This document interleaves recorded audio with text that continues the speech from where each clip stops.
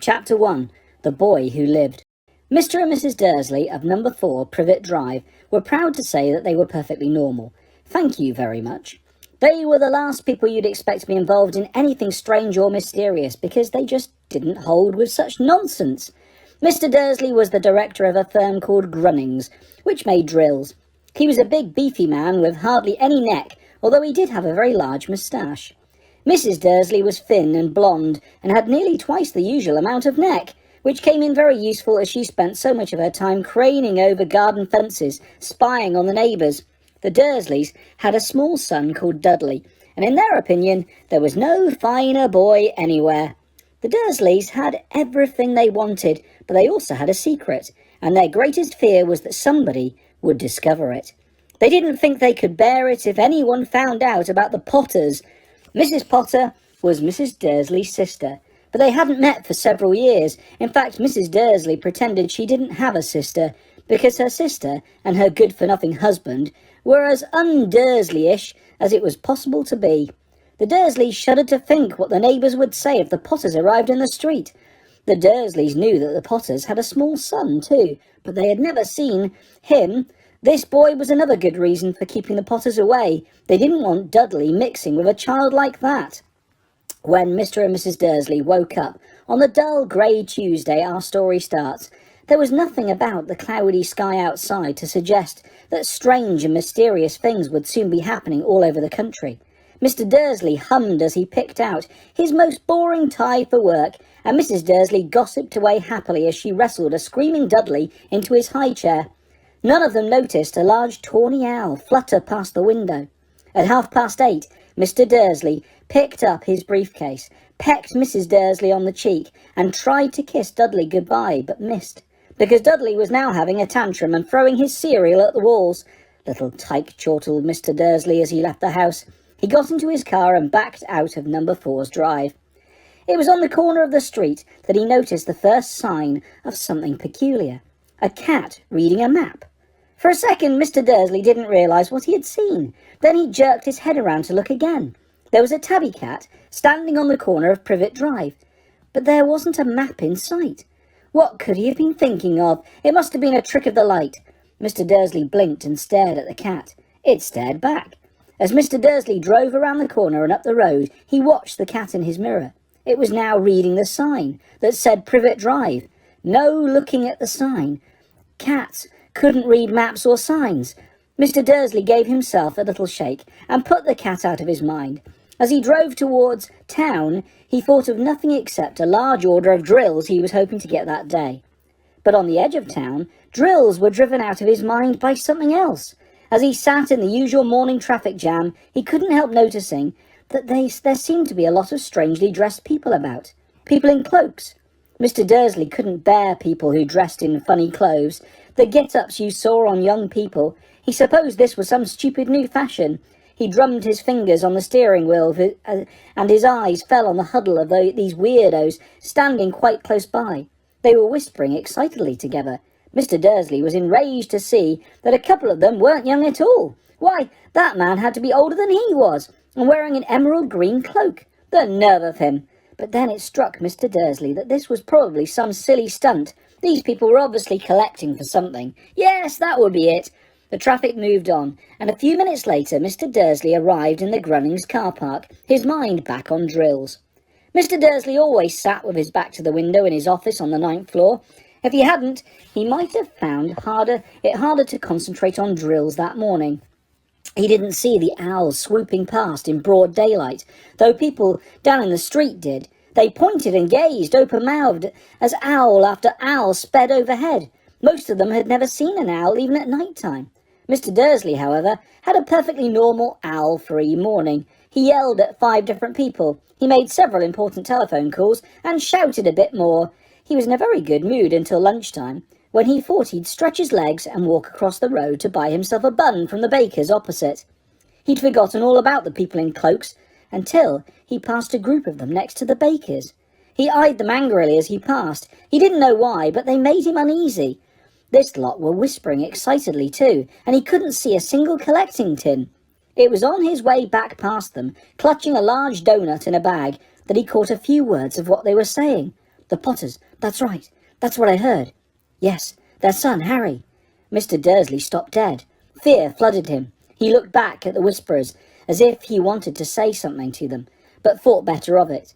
He dashed back across the road, hurried up to his office, snapped at his secretary not to disturb him, seized his telephone, and had almost finished dialing his home number when he changed his mind.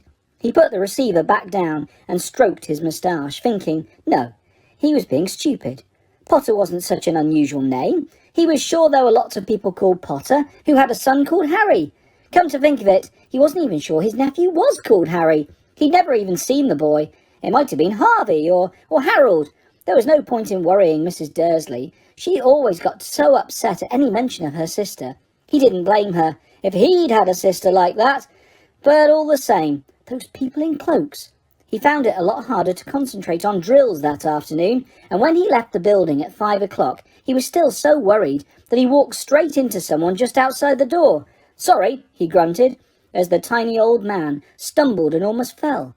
It was a few seconds before Mr. Dursley realised that the man was wearing a violet cloak.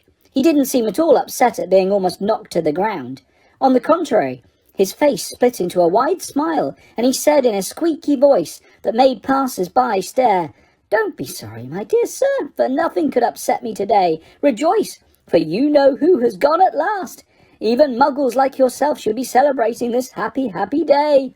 And the old man hugged Mr. Dursley around the middle and walked off. Mr. Dursley stood rooted to the spot. He had been hugged by a complete stranger. He also thought he'd been called a muggle, whatever that was. He was rattled. He hurried to his car and set off home, hoping he was imagining things, which he had never hoped before, because he didn't approve of imagination.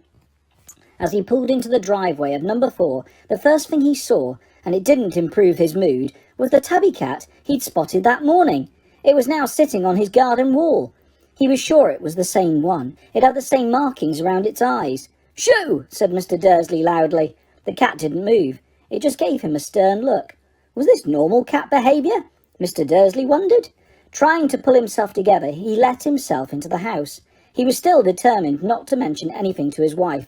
Mrs. Dursley had had a nice, normal day. She told him over dinner all about Mrs. Nextdoor's problems with her daughter and how Dudley had learnt a new word, shan't.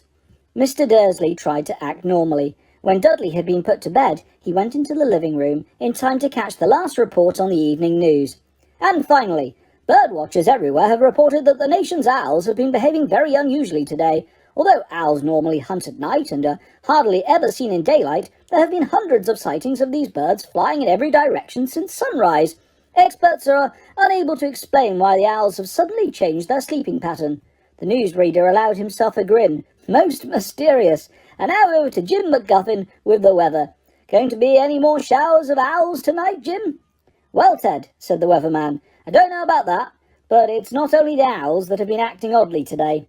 Viewers as far apart as Kent, Yorkshire and Dundee have been phoning in to tell me that instead of the rain I promised yesterday, they've had a downpour of shooting stars.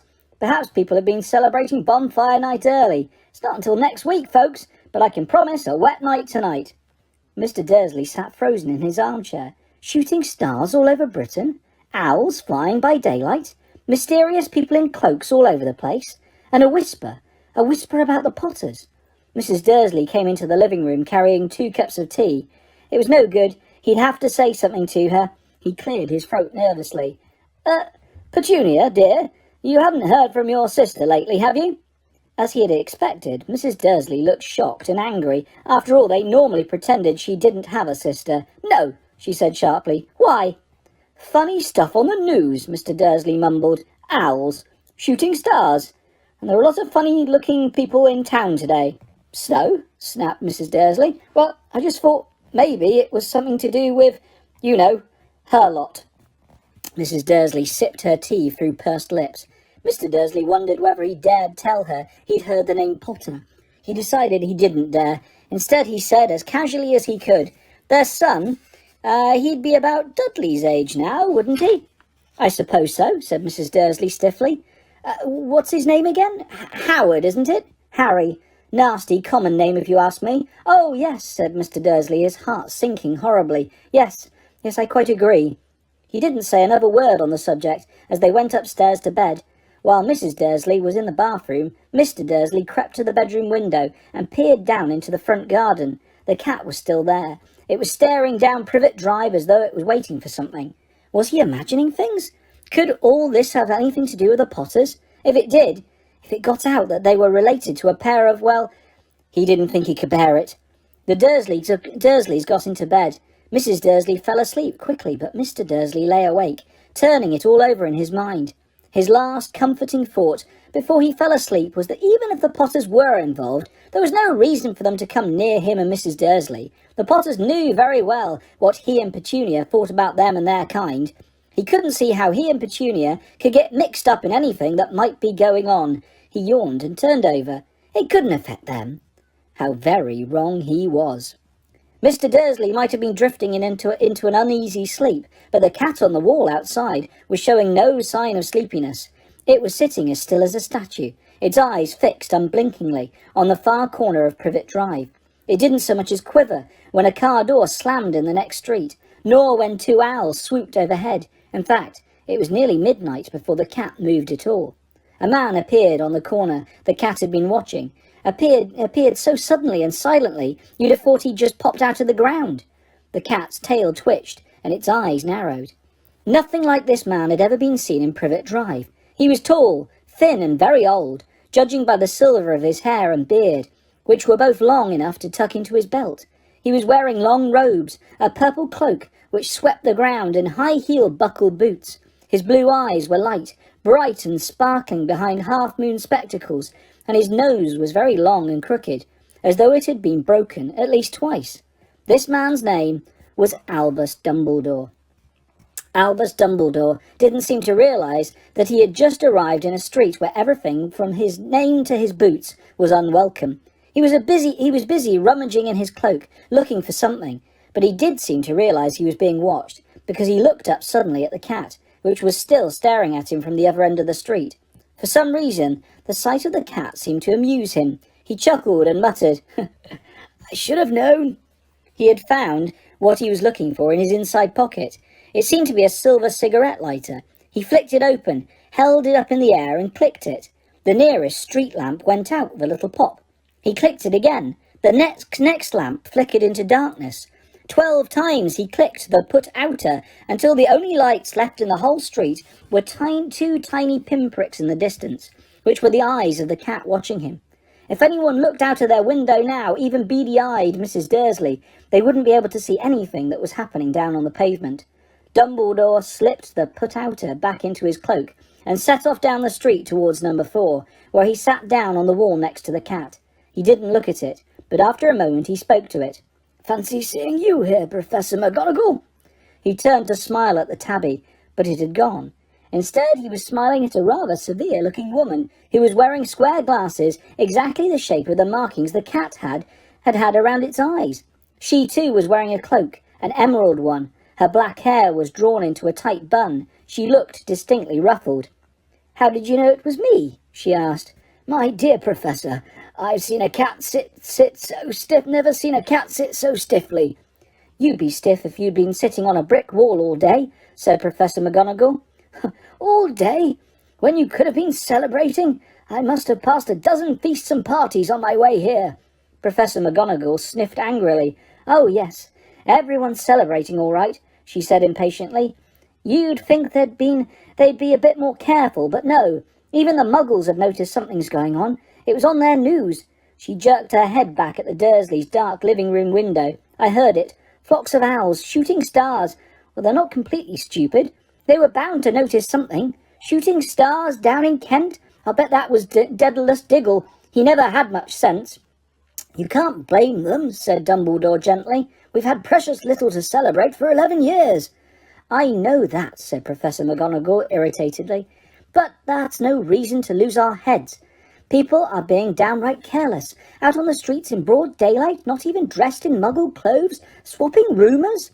She threw a sharp, sideways glance at Dumbledore here, as though hoping he was going to tell her something, but he didn't, so she went on. "A fine thing it would be if, on the very day you-know-who seems to have disappeared at last, the Muggles found out about us all.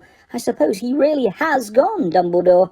It certainly seems so, said Dumbledore. We have much to be thankful for. Would you care for a sherbet lemon? A what? A sherbet lemon. They're a kind of muggle sweet I'm rather fond of. No, thank you, said Professor McGonagall coldly, as though she didn't think this was the moment for sherbet lemons. As I say, even if you know who has gone, my dear Professor, surely a sensible person like yourself can call him by his name. All this you-know-who nonsense. For 11 years I've been trying to persuade people to call him by his proper name, Voldemort. Professor McGonagall flinched, but Dumbledore, who was unsticking 2 sherbet lemons, seemed not to notice. It all gets so confusing if we keep saying you-know-who. I have never seen any reason to be frightened of saying Voldemort's name. I know you haven't, said Professor McGonagall, sounding half exasperated, half admiring. But you're different. Everyone knows you're the only one you know. Oh, all right, Voldemort was frightened of. You flatter me, said Dumbledore calmly. Voldemort had powers I will never have. Only because you're too, well, noble to use them. It's lucky it's dark. I haven't blushed so much since Madame Pomfrey told me she liked my new earmuffs. Professor McGonagall shot a sharp look at Dumbledore and said, The owls are nothing to the rumours that are flying around. You know what everyone's saying about why he's disappeared, about what finally stopped him. It seemed that Professor McGonagall had reached the point she was most anxious to discuss. The real reason she had been waiting on the cold, hard wall all day, for neither as a cat nor as a woman had she fixed Dumbledore with such a piercing stare as she did now. It was plain that whatever everyone was saying, she was not going to believe it until Dumbledore told her it was true. Dumbledore, however, was choosing another sherbet lemon, and did not answer. What they're saying, she pressed on, is that last night Voldemort turned up in Godric's Hollow. He went to find the Potters. The rumour is that Lily and James Potter are... that they're dead. Dumbledore bowed his head. Professor McGonagall gasped. Lily and James. I can't believe it. I didn't want to believe it. Oh, Albus. Dumbledore reached out and patted her on the shoulder. I know, he said heavily. Professor McGonagall's voice trembled as she went on. That's not all. They're saying he tried to kill the Potter's son, Harry, but he couldn't. He couldn't kill that little boy. No one knows why or how, but they're saying that when he couldn't kill Harry Potter, Voldemort's power somehow broke, and that's why he's gone. Dumbledore nodded glumly. It's true, faltered Professor McGonagall. After all he's done, all the people he's killed, he couldn't kill a little boy? It's just astounding, of all the things to stop him, but how in the name of heaven did Harry survive? We can only guess, said Dumbledore. We may never know. Professor McGonagall pulled out a lace handkerchief and dabbed at her eyes beneath her spectacles. Dumbledore gave a great sniff as he took a golden watch from his pocket and examined it. It was a very odd watch. It had 12 hands but no numbers. Instead, little planets were moving around the edge. It must have made sense to Dumbledore, though, because he put it back in his pocket and said, Hagrid's late. I suppose it was he who told you I'd be here, by the way. Yes, said Professor McGonagall, and I don't suppose you're going to tell me why you're here, of all places. I've come to bring Harry to his aunt and uncle. They're the only family he has left now. You can't mean the people who live here, cried Professor McGonagall, jumping to her feet and pointing at number 4. Dumbledore, you can't. I've been watching them all day. You couldn't find 2 people who are less like us. And they've got this son. I saw him kicking his mother all the way up the street, screaming for sweets. Harry Potter come and live here? It's the best place for him, said Dumbledore firmly. His aunt and uncle will be able to explain everything to him when he's older. I've written them a letter. A letter? Repeated Professor McGonagall faintly, sitting back down on the wall. Really, Dumbledore, you think you can explain all this in a letter? These people will never understand him. He'll be famous, a legend. I wouldn't be surprised if today was known as Harry Potter Day in future. There will be books written about Harry. Every child in our world will know his name. Exactly, said Dumbledore, looking very seriously over the top of his half-moon glasses. It will be enough to turn any boy's head. Famous before he can walk and talk. Famous for something he won't even remember. Can't you see how much better off he'll be, growing up away from all that until he's ready to take it? Professor McGonagall opened her mouth, changed her mind, swallowed, and then said, Yes, you're right, of course, but how is the boy getting here, Dumbledore? She eyed his cloak suddenly, as though she thought he might be hiding Harry underneath it. "Hagrid's bringing him." "You think it wise to trust Hagrid with something as important as this?" "I would trust Hagrid with my life," said Dumbledore. "I'm not saying his heart isn't in the right place," said Professor McGonagall grudgingly, "but you can't pretend he's not careless. He does tend to— What was that?" A low rumbling sound had broken the silence around them. It grew steadily louder as they looked up and down the street for some sign of a headlight. It swelled to a roar as they both looked up into the sky, and a huge motorbike fell out of the air and landed on the road in front of them. If the motorbike was huge, it was nothing to the man sitting astride it. He was almost twice as tall as a normal man, and at least 5 times as wide. He looked simply too big to be allowed, and so wild. Long tangles of bushy black hair and beard hid most of his face. He had hands the size of dustbin lids, and his feet in their leather boots were like baby dolphins. In his vast muscular arms he was holding a bundle of blankets. "Hagrid," said Dumbledore, sounding relieved. "At last. And where did you get that motorbike?" "Borrowed it, Professor Dumbledore, sir," said the giant, climbing carefully off the motorbike as he spoke. "Young Sirius Black lent it to me. I've got him, sir." "No problems, were there?" "No, sir. House was almost destroyed, but I got him out all right before the muggles started swarming around. He fell asleep as we was flying over Bristol." Dumbledore and Professor McGonagall bent forward over the bundle of blankets. Inside, just visible, was a baby boy, fast asleep. Under a tuft of jet-black hair over his forehead they could see a curiously shaped cut, like a bolt of lightning.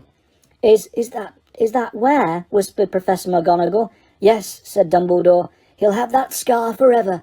"Couldn't you do something about it, Dumbledore?" "Even if I could, I wouldn't. Scars can come in useful. I have one myself above my left knee, which is a perfect map of the London Underground. Well, give him here, Hagrid. We'd better get this over with."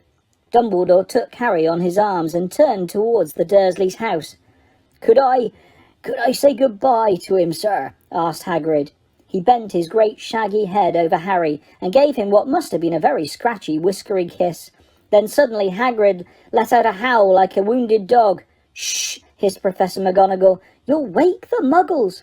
Sorry," sobbed Hagrid, taking out a large spotted handkerchief and burying his face in it. "But I can't stand it. Lily and James dead, and poor little Harry off to live with muggles." Yes, it's all very sad, but get a grip on yourself, Hagrid, or we'll be found," Professor McGonagall whispered, patting Hagrid gingerly on the arm as Dumbledore stepped over the low garden wall and walked to the front door. He laid Harry gently on the doorstep, took a letter out of his cloak, tucked it inside Harry's blankets, and then came back to the other two. For a full minute the 3 of them stood and looked at the little bundle. Hagrid's shoulders shook. Professor McGonagall blinked furiously, and the twinkling light that usually shone from Dumbledore's eyes seemed to have gone out. "Well," said the Dumbledore family, finally, "that's that. We've no business staying here. We may as well go and join the celebrations." "Yeah," said Hagrid in a very muffled voice. "I'd best get this bike away. Good night, Professor McGonagall. Professor Dumbledore, sir." Wiping his streaming eyes on his jacket sleeve, Hagrid swung himself onto the motorbike and kicked the engine into life. With a roar it rose into the air and off into the night. "I shall see you soon, I expect, Professor McGonagall," said Dumbledore, nodding to her. Professor McGonagall blew her nose in reply.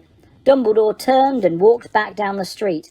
On the corner he stopped and took out the silver put-outer. He clicked it once, and 12 balls of light sped back to their street lamps, so that Privet Drive glowed suddenly orange, and he could make out a tabby cat slinking around the corner at the other end of the street.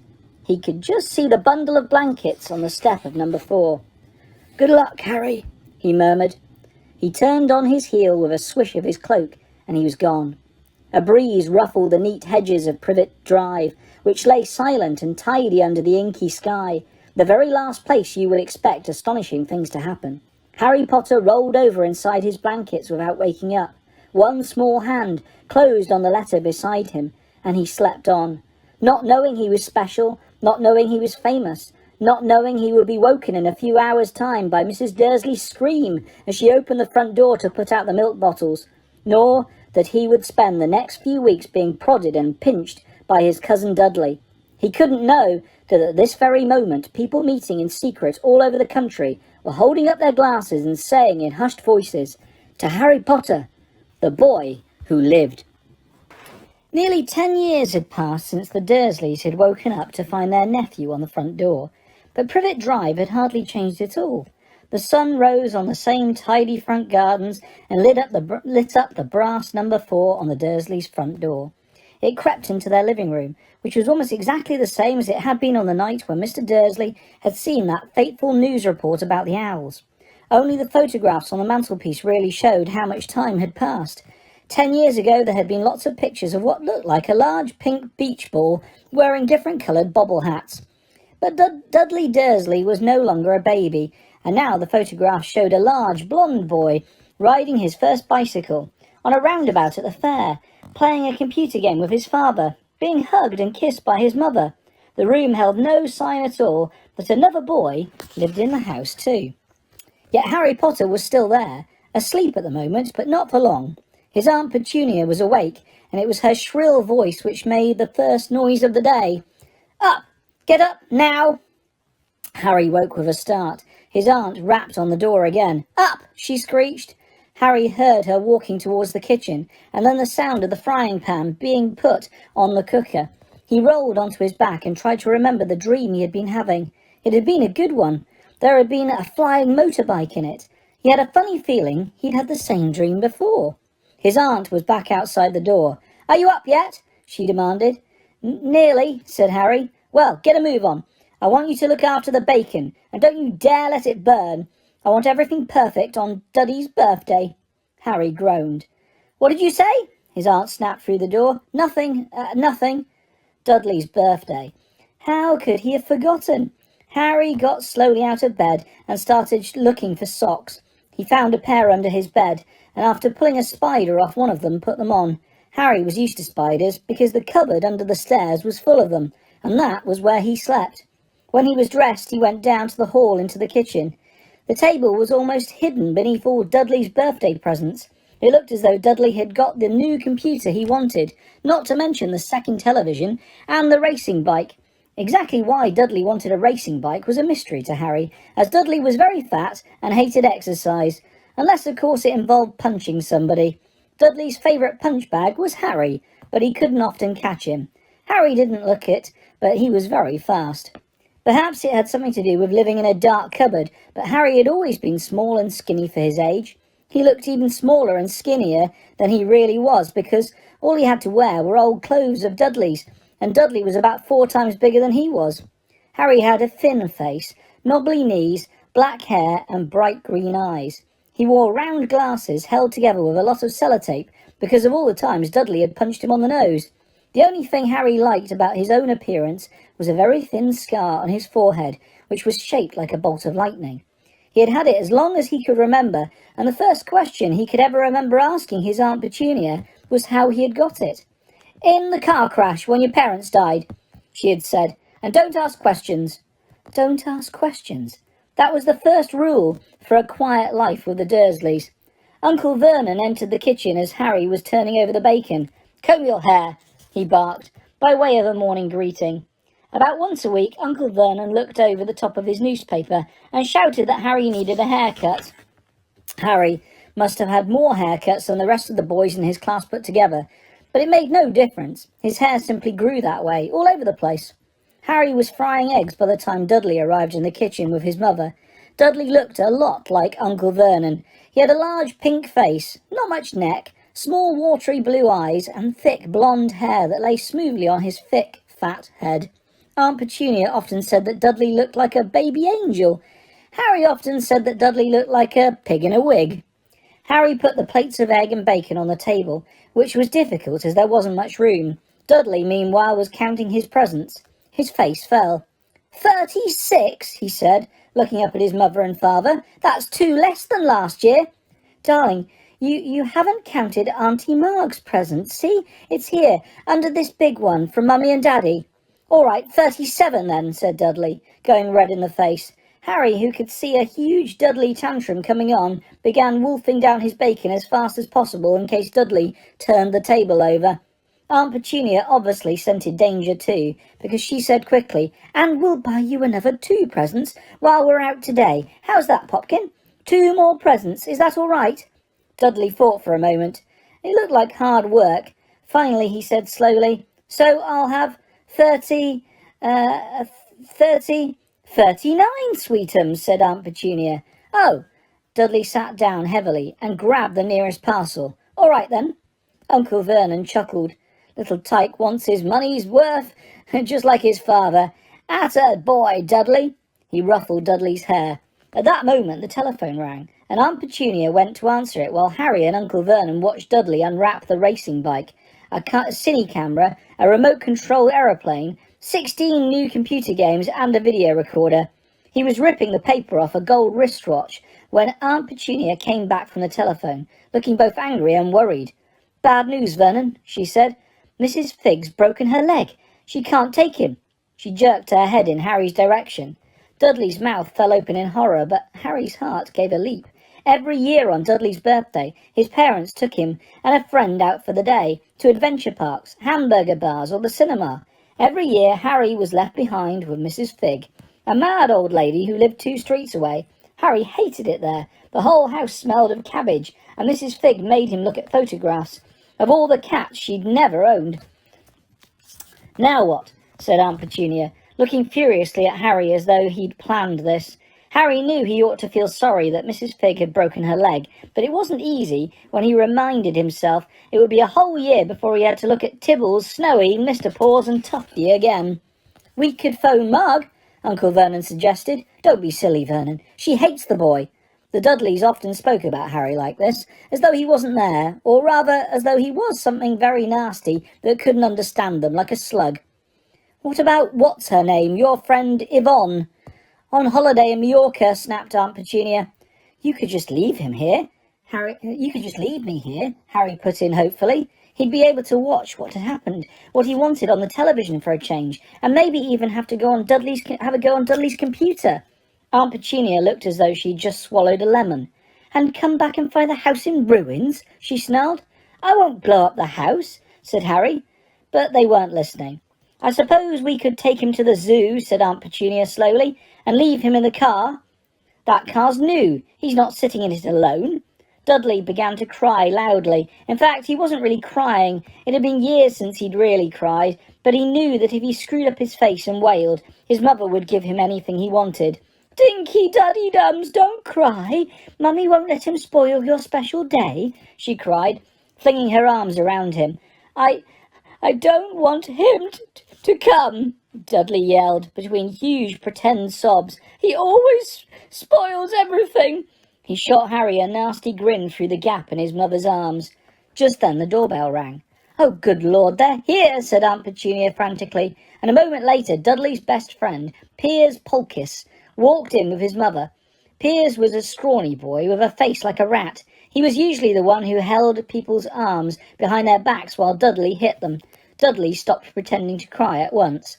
Half an hour later, Harry, who couldn't believe his luck, was sitting on the back of the Dursleys' car with Piers and Dudley, on the way to the zoo for the first time in his life. His aunt and uncle hadn't been able to think of anything else to do with him, but before they'd left, Uncle Vernon had taken Harry aside. "I'm warning you," he had said, putting his large purple face right up close to Harry's. "I'm warning you now, boy. Any funny business, anything at all, and you'll be in that cupboard from now until Christmas." I'm not going to do anything," said Harry. "Honestly." But Uncle Vernon didn't believe him. No one ever did.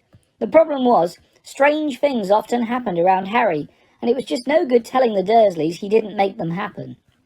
Once, Aunt Petunia, tired of Harry coming back from the barber's looking as though he hadn't been at all, had taken a pair of kitchen scissors and cut his hair so short he was almost bald except from his fringe, which she left to hide that horrible scar.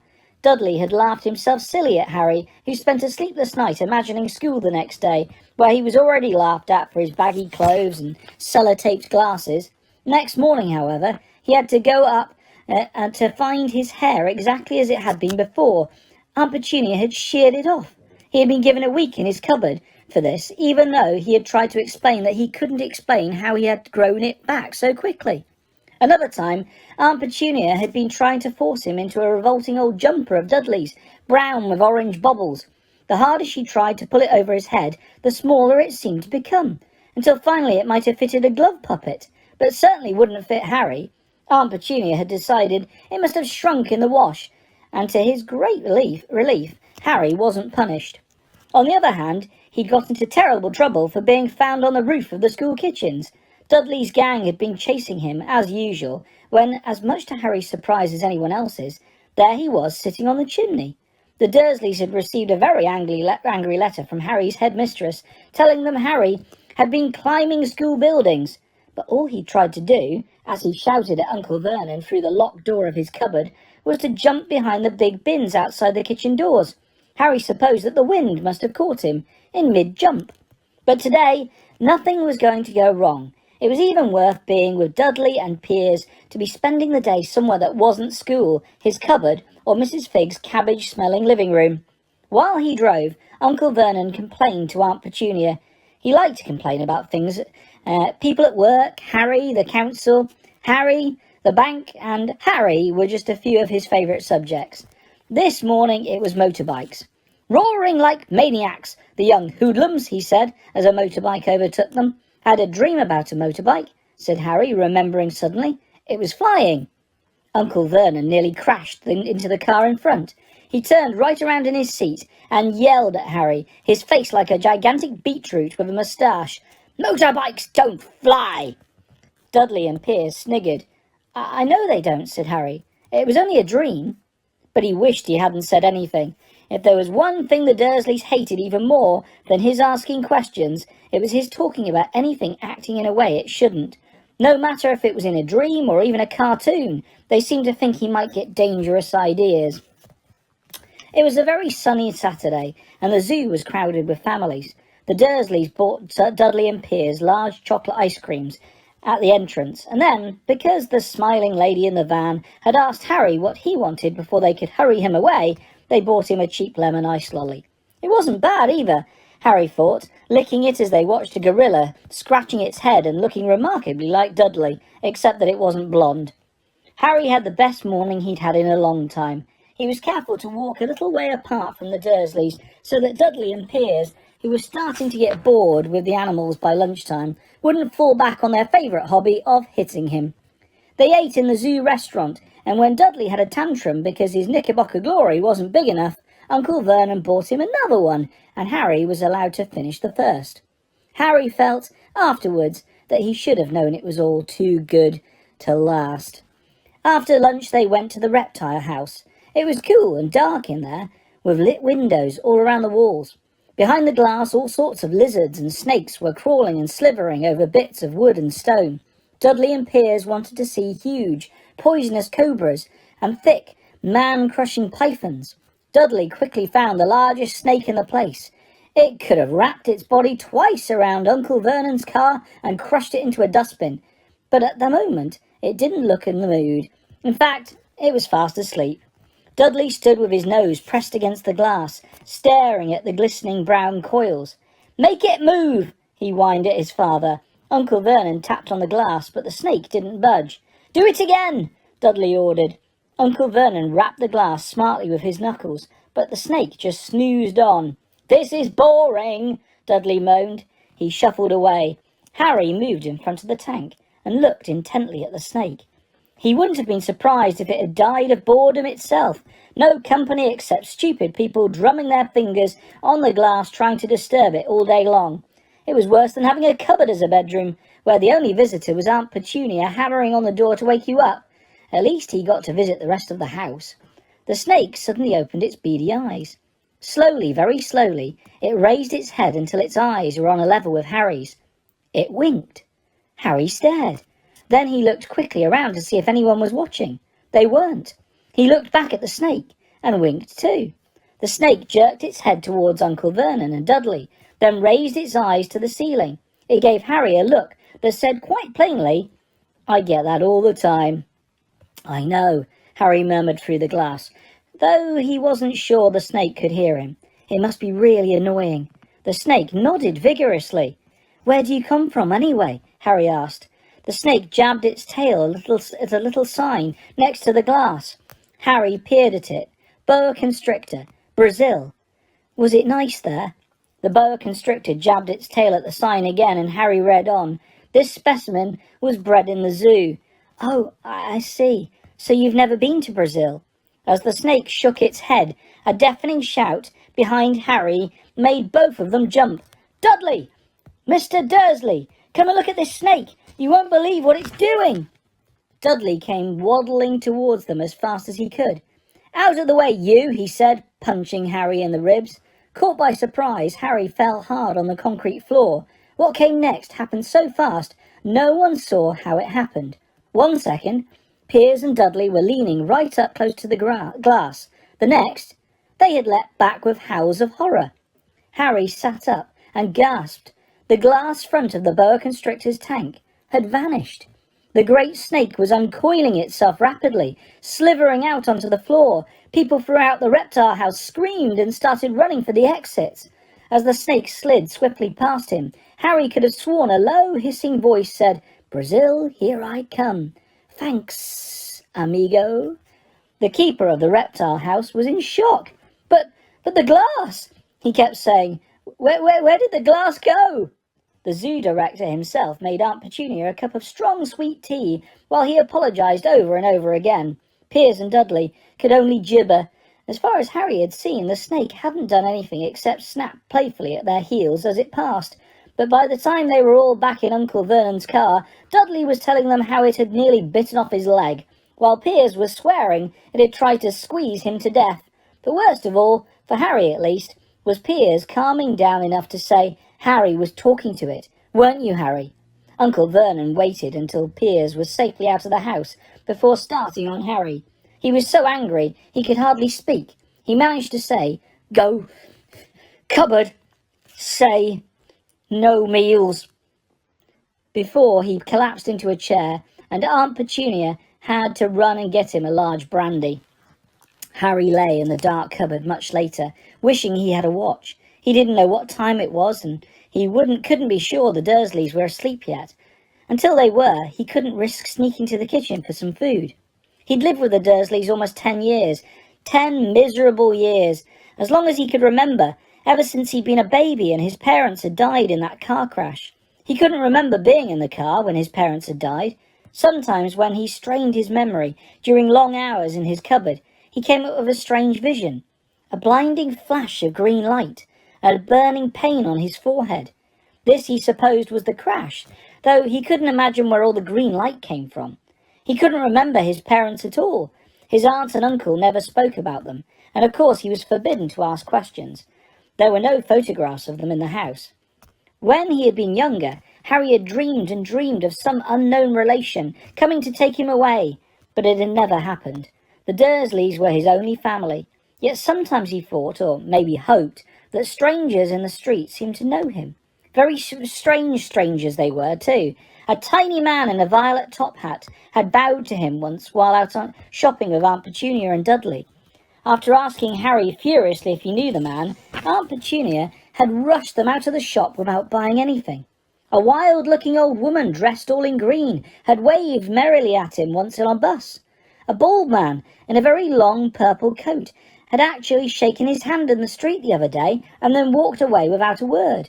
The weirdest thing about all these people was the way they seemed to vanish the second Harry tried to get a closer look. At school, Harry had no one.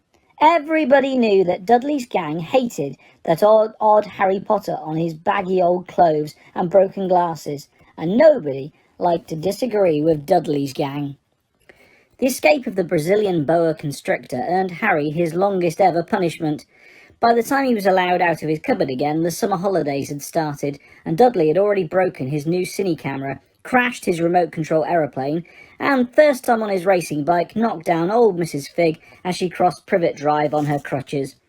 Harry was glad school was over, but there was no escaping Dudley's gang, who visited the house every single day. Piers, Dennis, Malcolm and Gordon were all big and stupid, but as Dudley was the biggest and stupidest of the lot, he was the leader. The rest of them were all quite happy to join in Dudley's favourite sport, Harry hunting.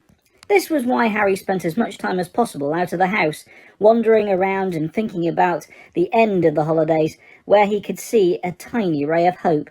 When September came, he would be going off to secondary school, and for the first time in his life he wouldn't be with Dudley.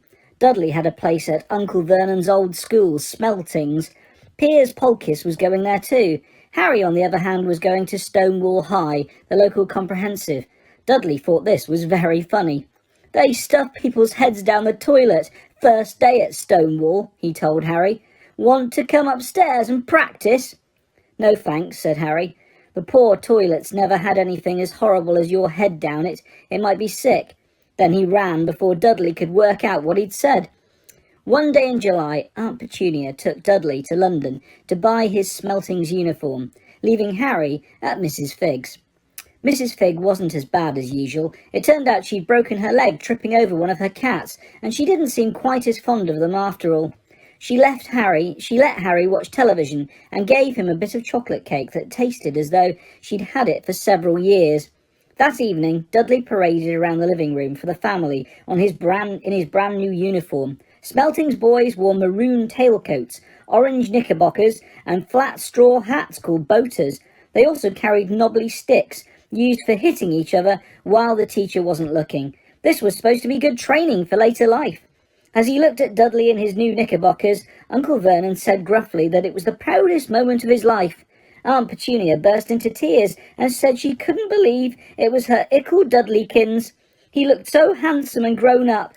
Harry didn't trust himself to speak. He thought two of his ribs might already have cracked from trying not to laugh. There was a horrible smell in the kitchen next morning when Harry went in for breakfast. It seemed to be coming from a large metal tub in the sink. He went to have a look. The tub was full of what looked like dirty rags swimming in grey water. "What's this?" he asked Aunt Petunia. Her lips tightened, as they always did if he dared to ask a question. "Your new school uniform," she said. Harry looked at the bowl again. "Oh," he said, "I didn't realise it had to be so wet." "Don't be stupid," snapped Aunt Petunia. "I'm dyeing some of Dudley's old things grey for you. It'll look just like everyone else's when I've finished." Harry seriously doubted this, but thought it best not to argue. He sat down at the table and tried not to think about how he was going to look on his first day at Stonewall High, like he was wearing bits of old elephant skin, probably. Dudley and Uncle Vernon came in, both with wrinkled noses because of the smell from Harry's new uniform. Uncle Vernon opened his newspaper as usual, and Dudley banged his smelting stick, which he carried everywhere, on the table. They heard the click of the letterbox and a flop of letters on the doormat. "Get the post, Dudley," said Uncle Vernon from behind his paper. "Make Harry get it." "Get the post, Harry." "Make Dudley get it." "Poke him with your smelting stick, Dudley." Harry dodged the smelting stick and went to get the post. 3 things lay on the doormat. A postcard from Uncle Vernon's sister Marge, who was holidaying on the Isle of Wight, a brown envelope that looked like a bill, and a letter for Harry. Harry picked it up and stared at it, his heart twanging like a giant elastic band. No one ever in his whole life had written to him. Who would? He had no friends, no other relatives. He didn't belong to the library, so he'd never even got rude notes asking for books back. Yet here it was, a letter, addressed so plainly there could be no mistake. Mr. H. Potter, The Cupboard Under the Stairs, 4 Privet Drive, Little Winging, Surrey. The envelope was thick and heavy, made of yellowish parchment, and the address was written in emerald green ink. There was no stamp. Turning the envelope over, his hand trembling, Harry saw a purple wax seal bearing a coat of arms, a lion, an eagle, a badger, and a snake, surrounding a large letter H. "Hurry up, boy!" shouted Uncle Vernon from the kitchen. "What are you doing? Checking the letter bombs?" He chuckled at his own joke. Harry went back to the kitchen, still staring at his letter. He handed Uncle Vernon the bill and the postcard, sat down and slowly began to open the yellow envelope. Uncle Vernon ripped open the bill, snorted in disgust and flipped over the postcard. "Marg's ill," he informed Aunt Petunia. "Ate a funny whelk." "Dad," said Dudley suddenly. "Dad, Harry's got something." Harry was on the point of unfolding his letter, which was written on the same heavy parchment as the envelope, when it was jerked sharply out of his hand by Uncle Vernon. "That's mine," said Harry, trying to snatch it back. "Who'd be writing to you?" sneered Uncle Vernon. shaking the letter open with one hand and glancing at it. His face went from red to green faster than a set of traffic lights. And it didn't stop there. Within seconds it was the greyish-white of old porridge. Petunia! He gasped. Dudley tried to grab the letter to read it, but Uncle Vernon held it high out of his reach. Aunt Petunia took it curiously and read the first line. For a moment it looked as though she might faint. She clutched her throat and made a choking noise. Vernon! Oh my goodness! Vernon! They stared at each other, seeming to have forgotten that Harry and Dudley were still in the room. Dudley wasn't used to being ignored. He gave his father a sharp tap on the head with his smelting stick. I want to read that letter, he said loudly. I want to read it, said Harry furiously, as it's mine. Get out, both of you, croaked Uncle Vernon, stuffing the letter back inside its envelope. Harry didn't move. I want my letter, he shouted. Let me see it, demanded Dudley. Out, roared Uncle Vernon, and he took both Harry and Dudley by the scruffs of their necks and threw them into the hall, slamming the kitchen door behind them. Harry and Dudley promptly had a furious but silent fight over who would listen at the keyhole. Dudley won, so Harry, his glasses dangling from one ear, lay flat on his stomach to listen at the crack between door and door. Vernon, Aunt Petunia was saying in a quivering voice, look at the address. How could they possibly know where he sleeps? You don't think they're watching the house? Watching? Spying? Might be following us, muttered Uncle Vernon wildly. But what should we do, Vernon? Should we write back? Tell them we don't want... Harry could see Uncle Vernon's shiny black shoes pacing up and down the kitchen. No, he said finally. No, we'll ignore it. If they don't get an answer, yes, that's best. We won't do anything. But I'm not having one in the house, Petunia. Didn't we swear when we took him in we'd stamp out the dangerous nonsense? That evening, when he got back from work, Uncle Vernon did something he'd never done before. He visited Harry in his cupboard. Where's my letter? Said Harry, the moment Uncle Vernon had squeezed through the door. Who's writing to me? No one. It was addressed to you by mistake, said Uncle Vernon shortly. I have burned it. It was not a mistake, said Harry angrily. It had my cupboard on it. Silence, yelled Uncle Vernon, and a couple of spiders fell from the ceiling. He took a few deep breaths and then forced his face into a smile, which looked quite painful. Yes, Harry, about this cupboard. Your aunt and I have been thinking. You're really getting a bit big for it. We think it might be nice if you moved into Dudley's second bedroom. Why? Said Harry. Don't ask questions, snapped his uncle. Take this stuff upstairs now. The Dursleys' house had 4 bedrooms, one for Uncle Vernon and Aunt Petunia, one for visitors, usually Uncle Vernon's sister Marg, one where Dudley slept, and one where Dudley kept all the toys and things that wouldn't fit into his first bedroom. It only took Harry one trip upstairs to move everything he owned from the cupboard to the room. He sat down on the bed and stared around him. Nearly everything in here was broken. The month-old cine camera was lying on top of a small working tank Dudley had once driven out over next door's dog. In the corner was Dudley's first ever television set, which he put his foot through when his favourite programme had been cancelled. There was a large bird cage, which had once held a parrot that Dudley had swapped at school for a real air rifle, which was up on a shelf, with the end all bent because Dudley had sat on it. Other shelves were full of books. They were the only things in the room that looked as though they'd never been touched. From downstairs came the sound of Dudley bawling at his mother. I don't want him in there. I need that room. Make him get out. Harry sighed and stretched out on the bed. Yesterday he'd have given anything to be up here. Today he'd rather be back in his cupboard with that letter than up here without it. Next morning at breakfast, everyone was rather quiet. Dudley was in shock. He'd screamed, whacked his father with his smelting stick, been sick on purpose, kicked his mother, and thrown his tortoise through the greenhouse roof, and he still didn't have his room back. Harry was thinking about this time yesterday, and bitterly wishing he'd opened the letter in the hall. Uncle Vernon and Aunt Petunia kept looking at each other darkly. When the post arrived, Uncle Vernon, who seemed to be trying to be nice to Harry, made Dudley go and get it. They heard him banging things with his smelting stick all the way down the hall. Then he shouted, There's another one! Mr. H. Potter! The smallest bedroom! 4 Privet Drive! With a strangled cry, Uncle Vernon leapt from his seat and ran down the hall, Harry right behind him.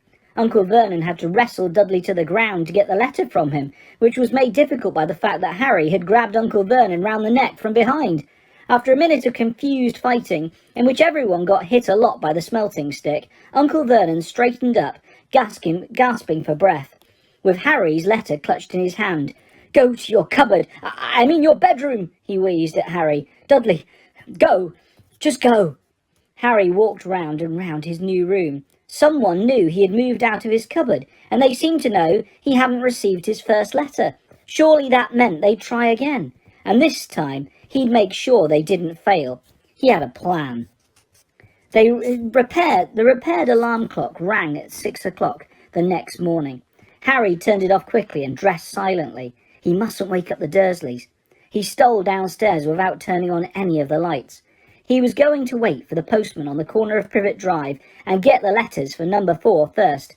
His heart hammered as he crept across the dark hall towards the front door. Ah! Harry leapt into the air. He'd trodden on something big and squashy on the doormat. Something alive.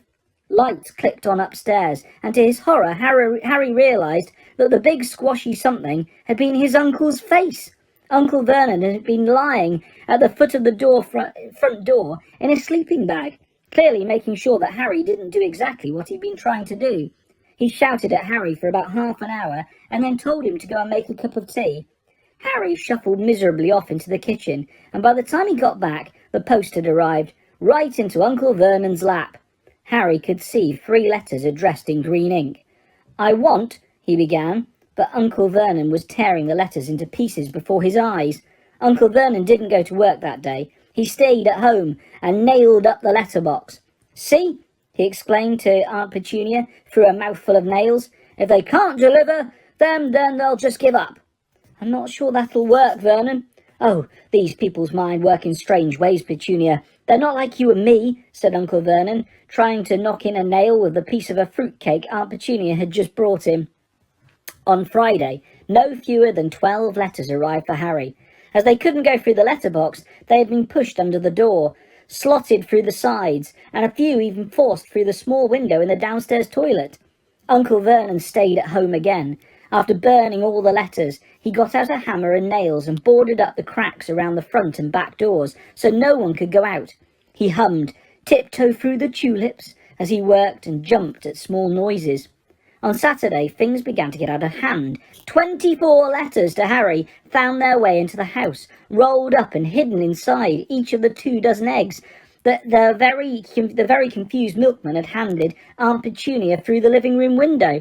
While Uncle Vernon made furious telephone calls to the post office and the dairy, trying to find someone to complain to, Aunt Petunia shredded the letters in her food mixer. "Who on earth wants to talk to you this badly?" Dudley asked Harry in amazement. On Sunday morning, Uncle Vernon sat down at the breakfast table, looking tired and rather ill, but happy. "No post on Sundays," he reminded them happily, as he spread marmalade on his newspapers. "No damn letters today." Something came whizzing down the kitchen chimney as he spoke, and caught him sharply on the back of the head. Next moment, 30 or 40 letters came pelting out of the fireplace like bullets. The Dursleys ducked, but Harry leapt into the air trying to catch one. "Out! Out!" Uncle Vernon seized Harry round the waist and threw him into the hall. When Aunt Petunia and Dudley had run out with their arms over their faces, Uncle Vernon slammed the door shut. They could hear the letters still streaming into the room, bouncing off the walls and floor. "That does it," said Uncle Vernon, trying to speak calmly, but pulling great tufts out of his moustache at the same time. "I want you all back here in 5 minutes, ready to leave. We're going away. Just pack some clothes, no arguments." He looked so dangerous with half his moustache missing that no one dared argue. 10 minutes later they had wrenched their way through the boarded-up doors and were in the car, speeding towards the motorway. Dudley was sniffling in the back seat. His father had hit him over the head for holding them up while he tried to pack his television, video and computer in his sports bag. They drove, and they drove. Even Aunt Petunia didn't dare ask where they were going. Even every now and then Uncle Vernon would take a sharp turning and drive in the opposite direction for a while. "Shake 'em off, shake 'em off," he would mutter whenever he did this. They didn't stop to eat or drink all day. By nightfall, Dudley was howling. He'd never had such a bad day in his life. He was hungry. He'd missed 5 television programmes he'd wanted to see, and he'd never gone so long without blowing up an alien on his computer. Uncle Vernon stopped at last outside a gloomy-looking hotel on the outskirts of a big city. Dudley and Harry shared a room with twin beds and damp, musty sheets. Dudley snored, but Harry stayed awake, sitting on the windowsill, staring down at the lights of passing cars and wondering. They ate stale cornflakes and cold tinned tomatoes on toast for breakfast next day. They had just finished when the owner of the hotel came over to their table. "Excuse me, but is one of you Mr. H. Potter? I've got about 100 of these at the desk." She held up a letter so they could read the green ink address. Mr. H. Potter, room 17, Railview Hotel, Cokeworth. Harry made a grab for the letter, but Uncle Vernon knocked his hand out the way. The woman stared. "I'll take them," said Uncle Vernon, standing up quickly and following her from the dining room. "Wouldn't it be better just to go home, dear?" Aunt Petunia suggested timidly, hours later. But Uncle Vernon didn't seem to hear her. Exactly what he was looking for, none of them knew. He drove them into the middle of a forest, got out, looked around, shook his head, got back in the car, and off they went again. The same thing happened in the middle of a ploughed field, halfway across a suspension bridge, and at the top of a multi-storey car park. "Daddy's gone mad, hasn't he?" Dudley asked Aunt Petunia dully late that afternoon. Uncle Vernon had parked at the coast, locked them all inside the car, and disappeared.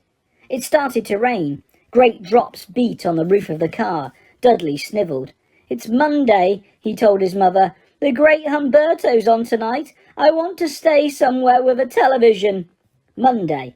This reminded Harry of something. If it was Monday, and you could usually count on Dudley to know the days of the week because of television, then tomorrow, Tuesday, was Harry's 11th birthday. Of course, his birthdays were never exactly fun. Last year the Dursleys had given him a coat hanger and a pair of Uncle Vernon's old socks. Still, you weren't 11 every day. Uncle Vernon was back and he was smiling. He was also carrying a long, thin package and didn't answer Aunt Petunia when she asked what he'd bought. "Found the perfect place," he said. "Come on, everyone, out." It was very cold outside the car. Uncle Vernon was pointing at what looked like a large rock way out to sea. Perched on the top of the rock was the most miserable little shack you could imagine. One thing was certain, there was no television in there. "Storm forecast for tonight," said Uncle Vernon gleefully, clapping his hands together, "and this gentleman's kindly agreed to lend us his boat." A toothless old man came ambling up to them, pointing with a rather wicked grin at an old rowing boat bobbing in the iron-grey water below them. "I've already got us some rations," said Uncle Vernon, "so all aboard." It was freezing in the boat. Icy sea spray and rain crept down their necks, and a chilly wind whipped their faces. After what seemed like hours, they reached the rock, where Uncle Vernon, slipping and sliding, led the way to the broken-down house. The inside was horrible. It smelled strongly of seaweed. The wind whistled through the gaps in the wooden walls, and the fireplace was damp and empty. There were only 2 rooms. Uncle Vernon's rations turned out to be a packet of crisps each, and 4 bananas. He tried to start a fire, but the empty crisp packets just smoked and shriveled up. "Could do with some of those letters now, eh?" he said cheerfully. He was in a very good mood. Obviously he thought nobody stood a chance of reaching them here in a storm to deliver post. Harry privately agreed, though the thought didn't cheer him up at all. As night fell, the promised storm blew up around them. Spray from the high waves splattered the walls of the hut, and the fierce wind rattled the filthy windows. Aunt Petunia found a few mouldy blankets in the second room and made up a bed for Dudley on the moth-eaten sofa. She and Uncle Vernon went off to the lumpy bed next door, and Harry was left to find the softest bit of floor he could and to curl up under the thinnest, most ragged blanket. The storm raged more and more ferociously as the night went on. Harry couldn't sleep. He shivered and turned over, trying to get comfortable, his stomach rumbling with hunger. Dudley's snores were drowned by the low rolls of thunder that started near midnight. The lighted dial of Dudley's watch, which was dangling over the edge of the sofa on his fat wrist, told Harry he'd be 11 in 10 minutes' time. He lay and watched his birthday tick nearer, wondering if the Dursleys would remember at all, wondering where the letter writer was now. 5 minutes to go. Harry heard something creak outside. He hoped the roof wasn't going to fall in, although he might be warmer if it did. 4 minutes to go. Maybe the house in Privet Drive would be so full of letters when they got back that he'd be able to steal one somehow. 3 minutes to go. What was that, the sea, slapping hard on the rock like that? And 2 minutes to go. What was the funny crunching noise? Was the rock crumbling into the sea? 1 minute to go, and he'd be 11. 30 seconds. 20. 10. 9. Maybe he'd wake Dudley up just to annoy him. 3. 2. 1. Boom! The whole shack shivered, and Harry sat bolt upright, staring at the door. Someone was outside, knocking to come in. The keeper of the keys. Boom! They knocked again. Dudley jerked awake. "Where's the cannon?" he said stupidly. There was a crash behind them, and Uncle Vernon came skidding into the room. He was holding a rifle in his hands. Now they knew what had been in the long, thin package he had brought with them. "Who's there?" he shouted. "I warn you, I'm armed." There was a pause. Then, smash! The door was hit with such force that it swung clean off its hinges and with a deafening crash landed flat on the floor. A giant of a man was standing in the doorway. His face was almost completely hidden by a long, shaggy mane of hair and a wild, tangled beard, but you could make out his eyes, glinting like black beetles under all his hair. The giant squeezed his way into the hut, stooping so that his head just brushed the ceiling. He bent down, picked up the door, and fitted it easily back into its frame. The noise of the storm outside dropped a little. He turned to look at them all. "Couldn't make us a cup of tea, could you? It's not been an easy journey." He strode over to the sofa where Dudley sat frozen with fear. "Budge up, you great lump," said the stranger. Dudley squeaked and ran to hide behind his mother, who was crouching terrified behind Uncle Vernon. "Ah, and here's Harry," said the giant. Harry looked up into the fierce, wild, shadowy face and saw that the beetle eyes were crinkled in a smile. "Last time I saw you was only a baby," said the giant. "Yeah, look a little like your dad, but you've got your mum's eyes." Uncle Vernon made a funny rasping noise. "I demand that you leave at once, sir," he said. You are breaking and entering." "Ah, shut up, Dursley, you great prune," said the giant. He reached over the back of the sofa, jerked the gun out of Uncle Vernon's hands, bent it into a knot as easily as if it had been made of rubber, and threw it into the corner of the room. Uncle Vernon made another funny noise, like a mouse being trodden on. "Anyway, Harry," said the giant, turning his back on the Dursleys, "a very happy birthday to you. Got summat for you here. I might have sat on it at some point, but it'll taste all right." From an inside pocket of his black overcoat, he pulled a slightly squashed box. Harry opened it with trembling fingers.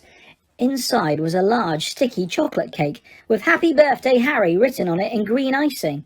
Harry looked up at the giant. He meant to say thank you, but the words got lost on the way to his mouth, and what he said instead was, "Who are you?" The giant chuckled. "True, I haven't introduced myself. Rubus Hagrid, keeper of keys and grounds at Hogwarts." He held out an enormous hand and shook Harry's whole arm. "What about the tea then, eh?" he said, rubbing his hands together. "I'd not say no to summat stronger if you've got it. Mind?" His eyes fell on the empty grate with the shriveled crisp packets in it and snorted. He bent down over the fireplace. They couldn't see what he was doing, but when he drew back a second later, there was a roaring fire there. It filled the whole damp hut with flickering light, and Harry felt the warmth wash over him as though he'd sunk into a hot bath. The giant sat back down on the sofa, which sagged under his weight, and began taking all sorts of things out of the pockets of the coat. A copper kettle, a squashy package of sausages, a poker, a teapot, several chip mugs, and a bottle of some amber liquid which he took a swig from before starting to make tea. Soon the hut was full of the sound and smell of sizzling sausage. Nobody said a thing while the giant was working. but as he slid the first 6 fat, juicy, slightly burnt sausages from the poker, Dudley fidgeted a little. Uncle Vernon said sharply, "Don't touch anything he gives you, Dudley." The giant chuckled darkly. "You great puddin' of a son. Don't need fattening any more. Dursley, don't worry." He passed the sausages to Harry, who was so hungry he had never tasted anything so wonderful. But he still couldn't take his eyes off the giant. Finally, as nobody seemed about to explain anything, he said, I'm sorry, but I still don't really know who you are." The giant took a gulp of tea and wiped his mouth with the back of his hand. "Call me Hagrid," he said. "Everyone does. And like I told you, I'm the keeper of the keys at Hogwarts. You'll know all about Hogwarts, of course." No," said Harry. Hagrid looked shocked. "Sorry," Harry said quickly. "Sorry?" barked Hagrid, turning to stare at the Dursleys, who shrank back into the shadows. "It's them as should be sorry. I know you weren't getting your letters, but I never thought you wouldn't even know anything about Hogwarts. For crying out loud, did you ever wonder where your parents learned it all?" "All what?" asked Harry. "All what?" Hagrid thundered. "Now wait just 1 second." He had leapt to his feet. In his anger he seemed to fill the whole hut. The Dursleys were cowering against the wall. "Do you mean to tell me," he growled at the Dursleys, "that this boy knows nothing about anything?" Harry thought this was going on a bit far. He had been to school, after all, and his marks weren't bad. I know some things," he said. "I can, do maths and stuff." But Hagrid simply waved his hand and said, "About our world, I mean. Your world, my world, your parents' world." "What world?" Hagrid looked as if he was about to explode. "Dursley!" he boomed. Uncle Vernon, who had gone very pale, whispered something that sounded like "Mimble-wimble." Hagrid stared wildly at Harry. "But you must know about your mum and dad," he said. "I mean, they're famous. You're famous." "What? My mum and dad weren't famous, were they?" "Yeah, you don't know? You don't know?" Hagrid ran his fingers through his hair, fixing Harry with a bewildered stare. "You don't know what they are," he said finally. Uncle Vernon suddenly found his voice. "Stop!" he commanded. "Stop right there, sir. I forbid you to tell the boy anything." A braver man than Vernon Dursley would have quailed under the furious look Hagrid now gave him. When Hagrid spoke, his every syllable trembled with rage. "You never told him what was in the letter Dumbledore left for him? I was there. I saw Dumbledore leave it, Dursley. And you've kept it from him all these years?" Kept what from me?" said Harry eagerly. "Stop! I forbid you!" yelled Uncle Vernon in panic. Aunt Petunia gave a gasp of horror. Go boil your heads, both of you," said Hagrid. "Harry, you're a wizard." There was a silence inside the hut. Only the sea and the whistling wind could be heard. "I'm a what?" gasped Harry. "A wizard, of course," said Hagrid, sitting back down on the sofa, which groaned and sank even lower. "And a thumping good 'un, I'd say, once you've been trained a bit. And with mum and dad like yours, well, what else would you be? And I reckon it's about time you read your letter." Harry stretched out his hand at last to take the yellowish envelope, addressed in an emerald green to Mr. H. Potter. The floor. Hut on the rock. The sea. He pulled out the letter and read. Hogwarts School of Witchcraft and Wizardry. Headmaster, Albus Dumbledore. Order of Merlin, First Class, Grand Sorcerer, Chief Warlock, Supreme Mugwump, International Confederation of Wizards. Dear Mr. Potter, we are pleased to inform you that you have a place at Hogwarts School of Witchcraft and Wizardry. Please find enclosed a list of all necessary books and equipment. Term begins on the 1st of September. We await your owl by no later than the 31st of July. Yours sincerely, Minerva McGonagall, Deputy Headmistress. Questions exploded inside Harry's head like fireworks, and he couldn't decide which to ask first. After a few minutes he stammered, "What does it mean?" "They await my owl." "Galloping Gorgons! That reminds me," said Hagrid, clapping a hand to his forehead with enough force to knock over a cart horse, and from yet another pocket inside his overcoat he pulled an owl. A real live, rather ruffled-looking owl, a long quill and a roll of parchment. With his tongue between his teeth, he scribbled a note, which Harry could read upside down. Dear Mr. Dumbledore, given Harry his letter, taking him to buy his things tomorrow. Weather's horrible. Hope you're well, Hagrid. Hagrid rolled up the note, gave it to the owl, which clamped it in his beak, went to the door and threw the owl out into the storm. Then he came back and sat down as though this was as normal as talking on the telephone. Harry realised his mouth was open and closed it quickly. Where was I? Said Hagrid. But at this moment, Uncle Vernon, still ashen-faced but looking very angry, moved into the firelight. He's not going, he said. Hagrid grunted. I'd like to see a great muggle like you stop him, he said. A what? Said Harry, interested. A muggle, said Hagrid. It's what we call non-magic folk like them. And it's your bad luck you grew up in a family of the biggest muggles I have ever laid eyes on. We swore when we took him we'd put a stop to that rubbish, said Uncle Vernon. Swore we'd stamp it out of him. Wizard indeed. You knew, said Harry. You knew. I'm a wizard. Knew? Shrieked Aunt Petunia suddenly. Knew? Of course we knew. How could you not be? My dratted sister being what she was. Oh, she got a letter just like that and disappeared off to that school and came home every holiday with her pockets full of frog spawn, turning teacups into rats. I was the only one who saw her for what she was, a freak. But for my mother and father, oh no, it was Lily this and Lily that. They were proud of having a witch in the family. She stopped to draw a deep breath and then went ranting on. It seemed she had been wanting to say all this for years. Then she met that Potter at school and they left and got married and had you. And of course, I knew you'd be just the same, just as strange, just as abnormal. And then, if you please, she went and got herself blown up and we got landed with you. Harry had gone very white. As soon as he found his voice, he said, Blown up? You told me they died in a car crash. Car crash? Roared Hagrid, jumping up so angrily that the Dursleys scuttled back to their corner. How could a car crash kill Lily and James Potter? It's an outrage, a scandal. Harry Potter not knowing his own story when every kid in our world knows his name. But why? What happened? Harry asked urgently. The anger faded from Hagrid's face. He looked suddenly anxious. I never expected this, he said in a low, worried voice. I had no idea. When Dumbledore told me there might be trouble getting hold of you, how much you didn't know. And Harry, I don't know if I'm the right person to tell you, but someone's gotta.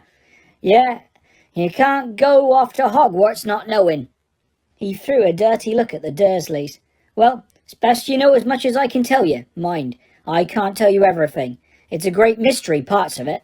He sat down, stared into the fire for a few seconds, and then said, It begins, I suppose, with a person called...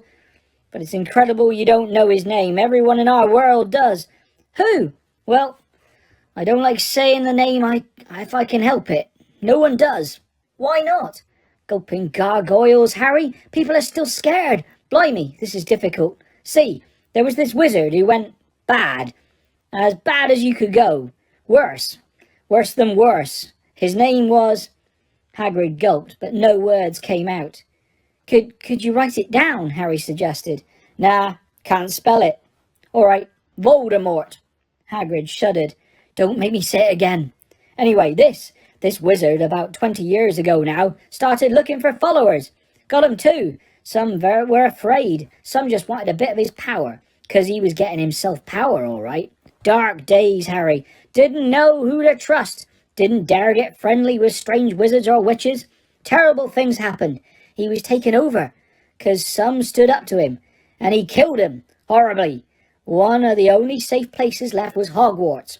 Reckon Dumbledore's the only one you know who was afraid of.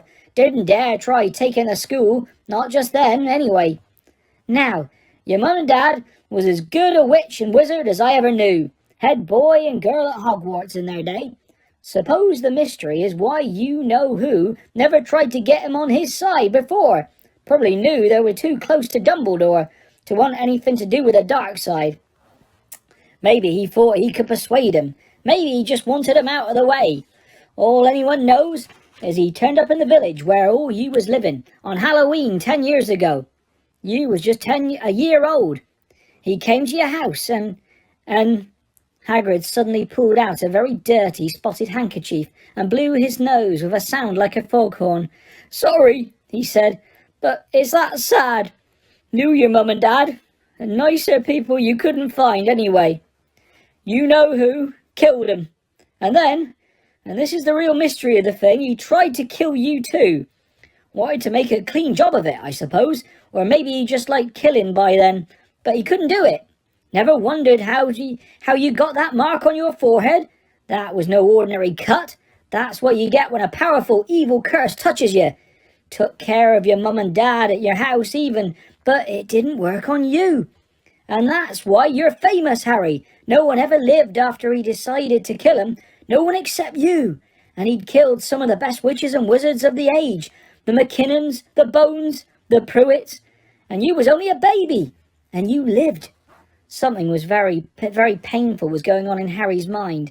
As Hagrid's story came to a close, he saw again the blinding flash of green light, more clearly than he had ever remembered it before, and he remembered something else, for the first time in his life. A high, cold, cruel laugh. Hagrid was watching him sadly. "Took you from the ruined house myself, on Dumbledore's orders. Brought you to this lot." "Load of old tosh," said Uncle Vernon. Harry jumped. He had almost forgotten that the Dursleys were there. Uncle Vernon certainly seemed to have got back to his courage. He was glaring at Hagrid, and his fists were clenched.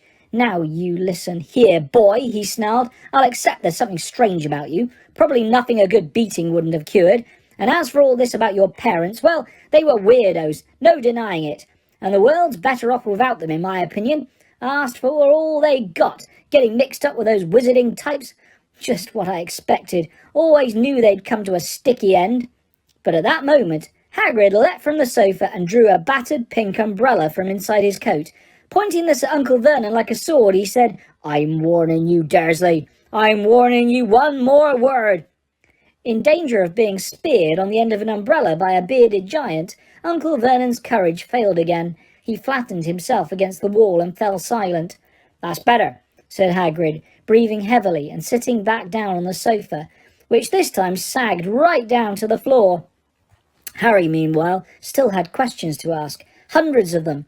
"But what happened to you know who?" "Good question, Harry. Disappeared. Vanished. Some night he tried to kill you.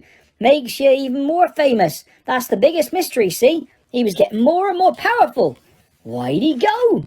Some say he died. Codswallop, in my opinion. Dunno if he had enough human left on him to die. Some say he's still out there, biding his time, but I don't believe it. People who was on his side came back to ours, some of them even out of kind of trances. Don't reckon they could have done it if he was coming back. Most of us reckon he's still out there somewhere, but lost his powers. Too weak to carry on. 'Cause something about you finished him, Harry. There was something going on that night he didn't count on. I don't know what it was, no one does, but something about you stumped him all right." Hagrid looked at Harry with warmth and respect blazing in his eyes, but Harry, instead of feeling pleased and proud, felt quite sure there had been a horrible mistake. A wizard? Him? How could he possibly be? He'd spent his life being clouted by Dudley and bullied by Aunt Petunia and Uncle Vernon. If he was really a wizard, why hadn't they been turned into warty toads every time they tried to lock him in his cupboard? If he'd once defeated the greatest sorcerer in the world, how come Dudley had always been able to kick him around like a football? "Hagrid," he said quietly, "I think you must have made a mistake. I don't think I can be a wizard." To his surprise, Hagrid chuckled. "Not a wizard, eh? Never made things happen when you were scared or angry?" Harry looked into the fire. Now he came to think about it, every odd thing that had ever made his aunt and uncle furious with him had happened when he, Harry, had been upset or angry. Chased by Dudley's gang, he had somehow found himself out of their reach, dreading going to school with that ridiculous haircut. He'd managed to make it grow back. And the very last time Dudley hit him, hadn't he got his revenge, without even realising he was doing it? Hadn't he set a boa constrictor on him? Harry looked back at Hagrid, smiling, and saw that Hagrid was positively beaming at him. "See?" said Hagrid. "Harry Potter, not a wizard. You wait, you'll be right famous at Hogwarts." But Uncle Vernon wasn't going to give in without a fight. "Haven't I told you he's not going?" he hissed. "He's going to Stonewall High, and he'll be grateful for it. I've read those letters, and he needs all sorts of rubbish, spell books, wands, and—" "If he wants to go, a great muggle like you won't stop him," growled Hagrid. "Stop Lily and James Potter's son going to Hogwarts? You're mad. His name's been down ever since he was born. He's off to the finest school of witchcraft and wizardry in the world. 7 years there, and he won't know himself. He'll be with youngsters of his own sort, for a change, and he'll be under the greatest headmaster Hogwarts has ever had, Albus Dumbledore. I'm not paying for some crackpot old fool to teach him magic tricks," yelled Uncle Vernon. But he had finally gone too far. Hagrid seized his umbrella and whirled it over his head. "Never," he thundered. "Insult Albus Dumbledore in front of me!" He brought the umbrella swishing down through the air to point at Dudley. There was a flash of violet light, a sound like a firecracker, a sharp squeal, and next second Dudley was dancing on the spot with his hands clasped over his fat bottom, howling in pain. When he turned his back on them, Harry saw a curly pig's tail poking through a hole in his trousers.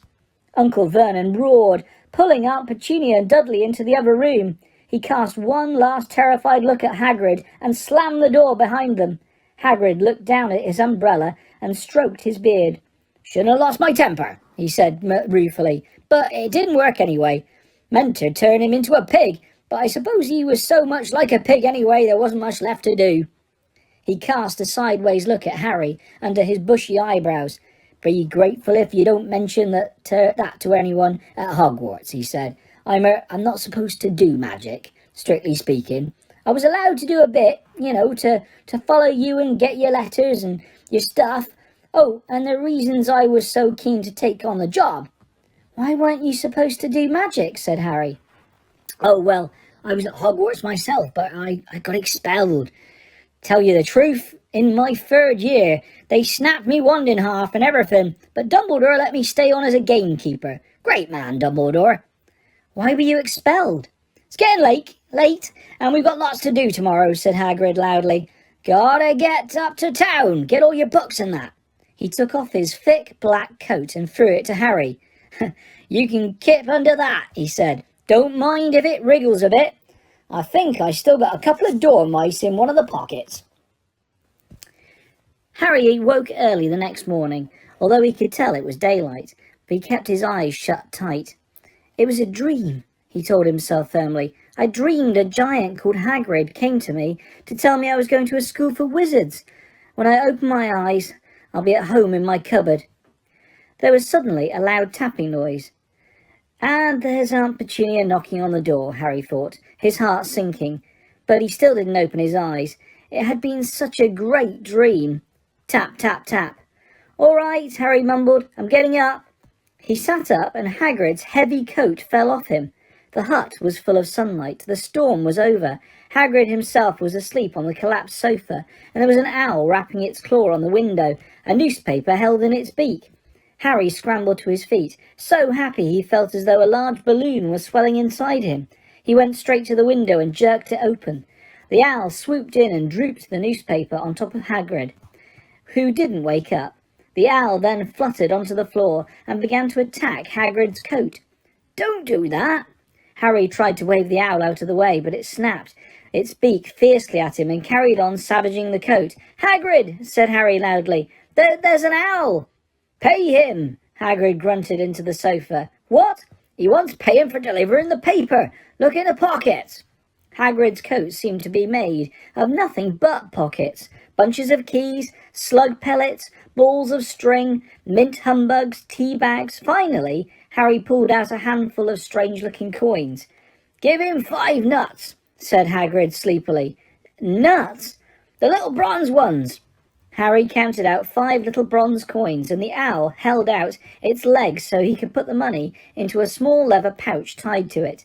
Then it flew off through the open window. Hagrid yawned loudly, sat up and stretched. "Best be off, Harry. Lots to do today. Gotta get up to London and buy all your stuff for school." Harry was turning over the wizard coins and looking at them.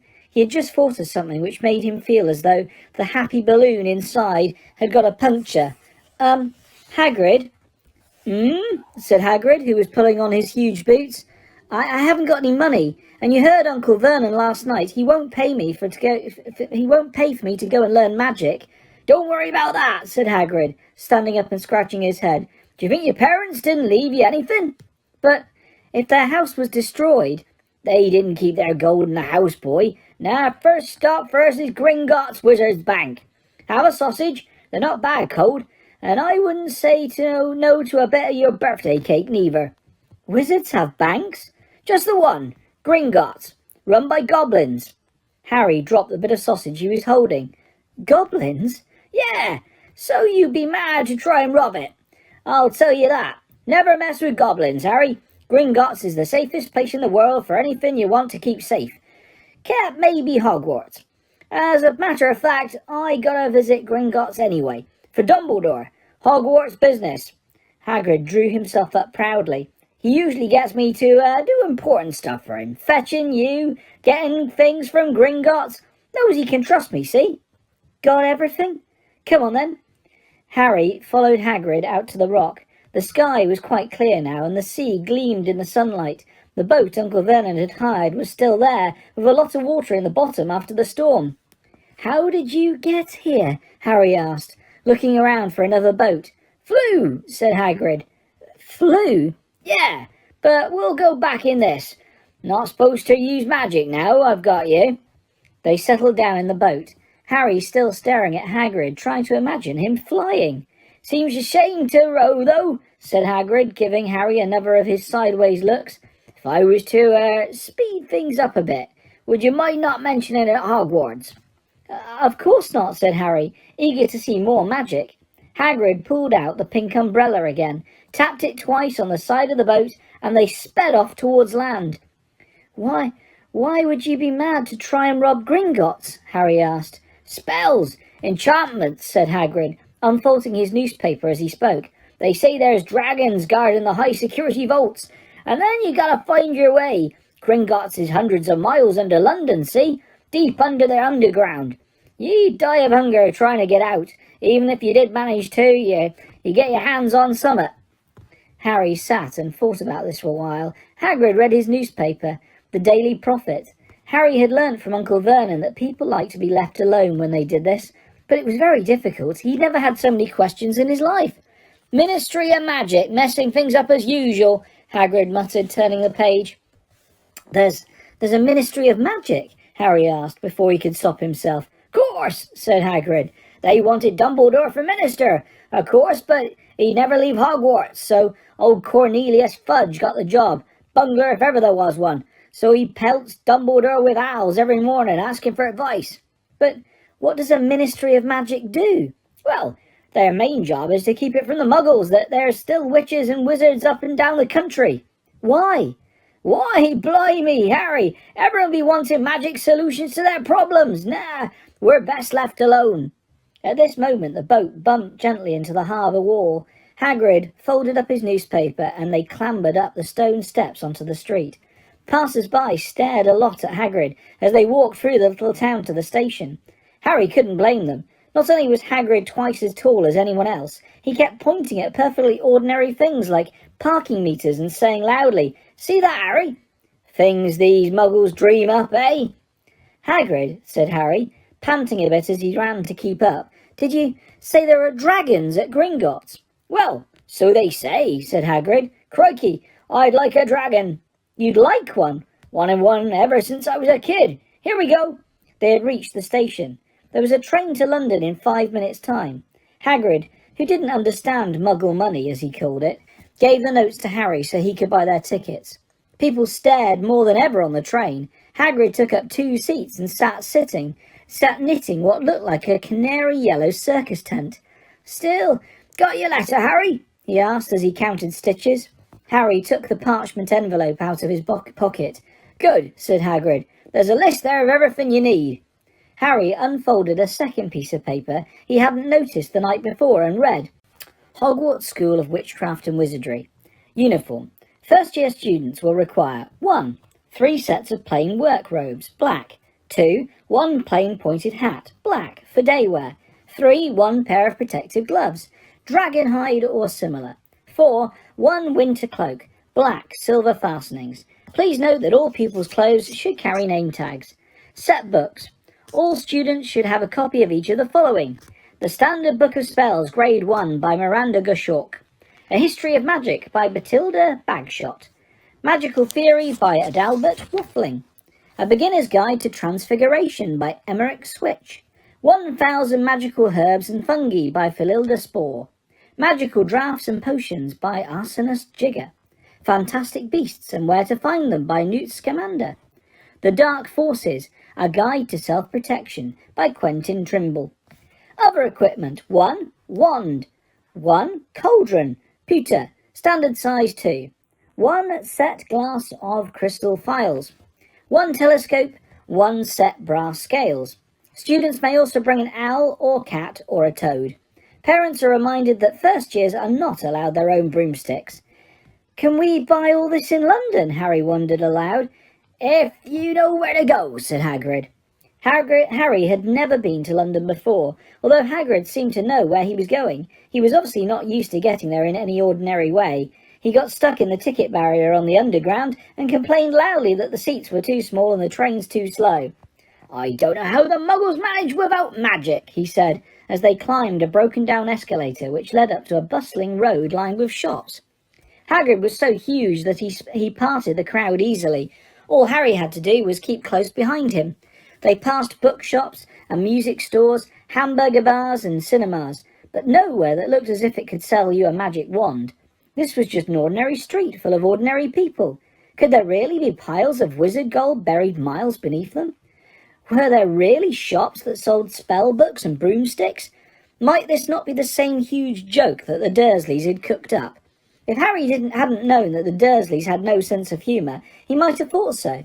Yet somehow, even though everything Hagrid had told him was so far unbelievable, Harry couldn't help trusting him. "This is it," said Hagrid, coming to a halt. "The Leaky Cauldron. It's a famous place." It was a tiny, grubby-looking pub. If Hagrid hadn't pointed it out, Harry wouldn't have noticed it was there. The people hurrying by didn't glance at it. Their eyes slid from the big bookshop on one side to the record shop on the other, as if they couldn't see the Leaky Cauldron at all. In fact, Harry had the most peculiar feeling that only he and Hagrid could see it. Before he could mention this, Hagrid had steered him inside. For a famous place, it was very dark and shabby. A few old women were sitting in a corner drinking tiny glasses of sherry. One of them was smoking a long pipe. A little man in a top hat was talking to the old barman. He was quite bald and looked like a gummy walnut. The low buzz of chatter stopped when they walked in. Everyone seemed to know Hagrid. They waved and smiled at him, and the barman reached for a glass, saying, "The usual, Hagrid?" "Can't, Tom. I'm on Hogwarts business," said Hagrid, clapping his great hand on Harry's shoulder and making Harry's knees buckle. "Good Lord," said the barman, peering at Harry. "Is this... Can this be?" The Leaky Cauldron had suddenly gone completely still and silent. "Bless my soul," whispered the old barman. "Harry Potter! What an honour!" He hurried out from behind the bar, rushing towards Harry and seized his hands, tears in his eyes. "Welcome back, Mr. Potter! Welcome back!" Harry didn't know what to say. Everyone was looking at him. The old woman with the pipe was puffing on it without realising it had gone out. Hagrid was beaming. Then there was a great scraping of chairs, and next moment Harry found himself shaking hands with everyone in the Leaky Cauldron. "Doris Crockford, Mr. Potter, can't believe I'm meeting you at last." "So proud, Mr. Potter. I'm just so proud. Always wanted to shake your hand. I'm all of a flutter." "Delighted, Mr. Potter. Just can't tell you. Diggle's the name. Daedalus Diggle." "I've seen you before," said Harry, as Daedalus Diggle's top hat fell off in excitement. "You bowed to me once in a shop." "He remembers!" cried Daedalus Diggle, looking around at everyone. "Did you hear that? He remembers me." Harry shook hands again and again. Doris Crockford kept coming back for more. A pale young man made his way forward, very nervously. One of his eyes was twitching. "Professor Quirrell," said Hagrid. "Harry, Professor Quirrell will be one of your teachers at Hogwarts." Potter," stammered Professor Quirrell. grasping Harry's hand. Can't tell you how pleased I am to meet you. What sort of magic do you teach, Professor Quirrell? The defence against the dark arts, muttered Professor Quirrell, as though he'd rather not think about it. No, not that you need it, eh, Potter? He laughed nervously. You'll be getting all your equipment, I suppose. I've got to pick up new books on vampires myself. He looked terrified at the very thought. But the others wouldn't let Professor Quirrell keep Harry to himself. It took almost 10 minutes to get away from them all. At last, Hagrid managed to make himself heard over the babble. Must get on! Lots to buy! Come on, Harry! Doris Crockford shook Harry's hand one last time, and Hagrid led them through the bar and out into the small walled courtyard, where there was nothing but a dustbin and a few weeds. Hagrid grinned at Harry. Told you, didn't I? Told you was famous. Even Professor Quirrell was trembling to meet you. Mind you, he's usually trembling. Is he always that nervous? Oh yeah, poor bloke. Brilliant mind. He was fine while he was studying out of books, but then he took a year off to get some first-hand experience. They say he met vampires in the Black Forest, and there was a nasty bit of trouble with a hag. Never been the same since. Scared of the students. Scared of his own subject. Now, where's me umbrella? Vampires? Hags? Harry's head was swimming. Hagrid, meanwhile, was counting bricks in the wall above the dustbin. 3 up, 2 across, he muttered. Right, stand back, Harry. He tapped the wall 3 times with the point of his umbrella. The brick he had touched quivered. It wriggled. In the middle, a small hole appeared. It grew wider and wider. A second later, they were facing an archway large enough even for Hagrid, an archway onto a cobbled street, which twisted and turned out of sight. Welcome, said Hagrid, to Diagon Alley. He grinned at Harry's amazement. They stepped through the archway. Harry looked quickly over his shoulder and saw the archway shrink instantly back into a solid wall. The sun shone brightly on a stack of cauldrons outside the nearest shop. Cauldrons, all sizes, copper, brass, pewter, silver, self-stirring, collapsible, said a sign hanging over them. Yeah, you'll be needing one, said Hagrid, but we gotta get your money first. Harry wished he had about 8 more eyes. He turned his head in every direction as they walked up the street, trying to look at everything at once. The shops, the things outside them, the people doing their shopping. A plump woman outside an apothecary's was shaking her head as they passed, saying, Dragon liver, 16 sickles an ounce. They're mad.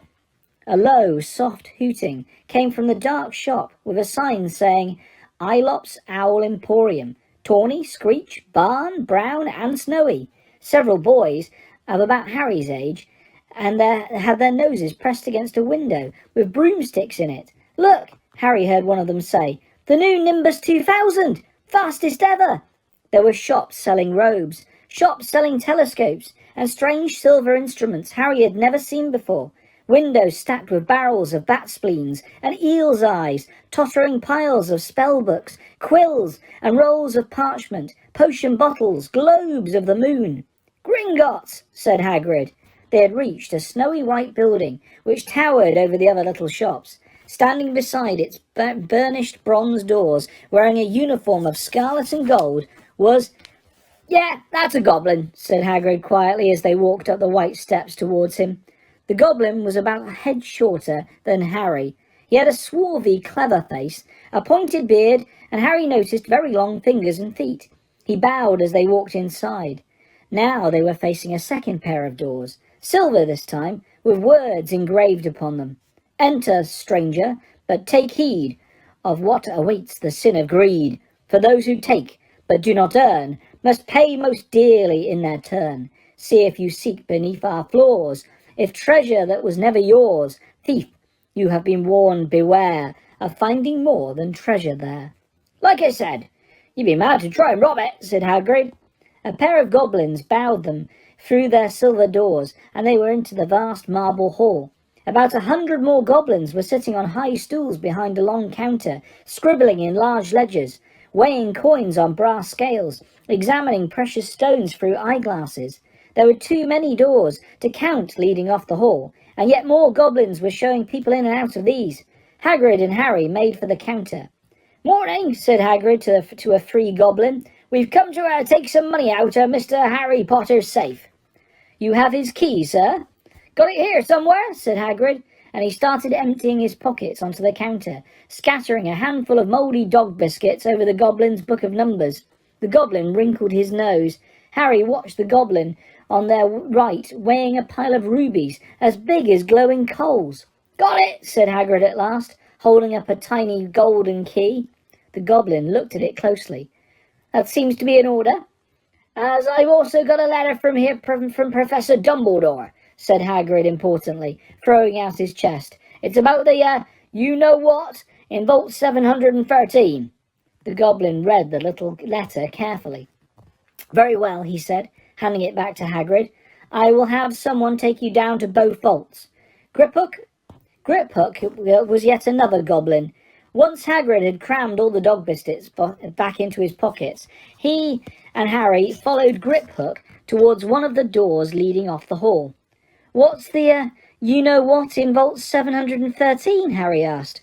"Can't tell you that," said Hagrid mysteriously. "Very secret. Hogwarts business. Dumbledore's trusted me. More's my job's worth to tell you that." Griphook held the door open for them. Harry, who had expected more marble, was surprised. They were in a narrow stone passageway lit with flaming torches. It sloped sleepily downwards, and there were little railway tracks on the floor.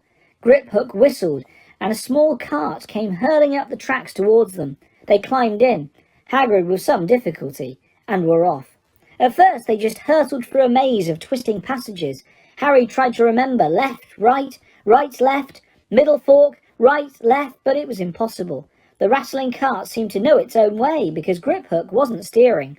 Harry's eyes stung as the cold air rushed past them, but he kept them wide open. Once he thought he saw a burst of fire at the edge of a passage, and twisted round to see if it was a dragon, but too late. They plunged even deeper, passing an underground lake, where huge stalactites and stalagmites grew from the ceiling and floor. I never know," Harry called to Hagrid over the noise of the cart. "What's the difference between a stalagmite and a stalactite?" "Stalagmite's got an M in it," said Hagrid. "And don't ask me questions just now. I think I'm going to be sick." He did look very green, and when the cart stopped at last beside a small door in the passage wall, Hagrid got out and had to lean against the wall to stop his knees trembling. Griphook unlocked the door. A lot of green smoke came billowing out. As it cleared, Harry gasped. Inside were mounds of gold coins, columns of silver, heaps of little bronze nuts. "All yours," smiled Hagrid. All Harry's. It was incredible. The Dursleys couldn't have known about this, or they'd have had it from him faster than blinking.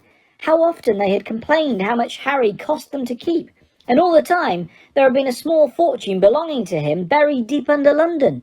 Hagrid helped Harry pile some of it into a bag. "The gold ones are galleons," he explained. 17 silver sickles to a galleon, and 29 nuts to a sickle. It's easy enough. Right. There should be enough for a couple of terms. We'll keep the rest for safe for you." He turned to Griphook. "Vault 713 now, please, and we can go more slowly." "One speed only," said Griphook. They were going even deeper now and gathering speed. The air became colder and colder as they hurtled round tight corners. They were rattling over the underground ravine, and Harry leant over the side to try and see what was down at the dark bottom. But Hagrid groaned and pulled him back by the scruff of his neck. Vault 713 had no keyhole. "Stand back," said Griphook importantly. He stroked the door gently with one of his long fingers, and it simply melted away. "If anyone but a Gringotts goblin tried that, they'd be sucked through the door and trapped in there," said Griphook. "How often do you check to see if anyone's inside?" Harry asked. "About once every 10 years, said Griphook, with a rather nasty grin. Something really extraordinary had to be inside this top security vault. Harry was sure, and he leant forward eagerly, expecting to see fabulous jewels at the very least. But at first he thought it was empty. Then he noticed a grubby little package, wrapped up in brown paper, lying on the floor. Hagrid picked it up and tucked it deep inside his coat. Harry longed to know what it was, but he knew better than to ask. "Come on, back in this infernal cart, and don't talk to me on the way back. It's best if I keep my mouth shut," said Hagrid. One wild cart ride later, they stood blinking in the sunlight outside Gringotts. Harry didn't know where to run first now that he had a bag full of money. He didn't have to know how many galleons there were to a pound to know that he was holding more money than he'd had in his whole life, more money than even Dudley had ever had. "Might as well get your uniform," said Hagrid, nodding towards Madame Malkin's robes for all occasions. "Listen, Harry, would you mind if I slipped off for a pick-me-up in the leaky cauldron? I hate them Gringotts carts." He did still look a bit sick, so Harry entered Madame Malkin's shop alone, feeling nervous. Madame Malkin was a squat, smiling witch dressed all in mauve. "Hogwarts, dear?" she said, when Harry started to speak. "Got the lot here. Another young man being fitted up just now, in fact." In the back of the shop, a boy with a pale, pointed face was standing on a footstool, while a second witch pinned up his long black robes. Madame Malkin stood Harry on a stool next to him, slipped a long robe over his head and began to pin it to the right length. "Hello," said the boy. "Hogwarts too?" "Yes," said Harry. "My father's next door buying my books, and mother's up the street looking at wands," said the boy.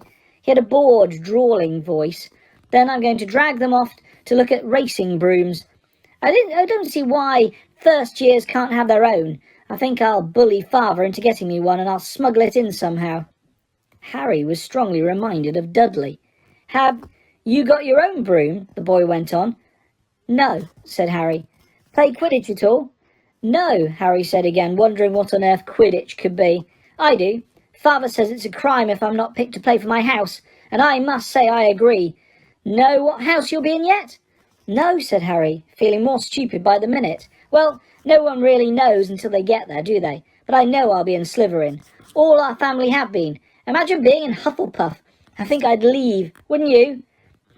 Said Harry, wishing he could say something a bit more interesting. "I say, look at that man," said the boy suddenly, nodding towards the front window.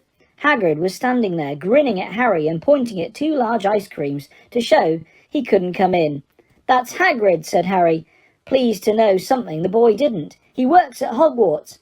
"Oh," said the boy, "I've heard of him. He's sort of a servant, isn't he?" He's the gamekeeper," said Harry. He was liking the boy less and less every second. "Yes, exactly. I heard he's a sort of savage, lives in a hut in the school grounds, and every now and then he gets drunk, tries to do magic, and ends up setting fire to his bed." "I think he's brilliant," said Harry coldly. "Do you?" said the boy with a slight sneer. "Why is he with you?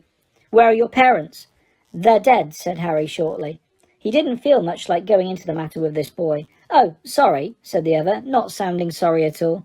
"But they were our kind, weren't they? They were a witch and wizard, if that's what you mean."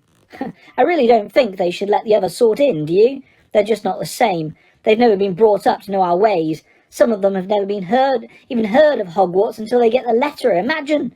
I think they should keep it in the old wizarding families. What's your surname, anyway?" But before Harry could answer, Madame Malkin said, "That's you done, my dear," and Harry, not sorry for an excuse to stop talking to the boy, hopped down from the footstool.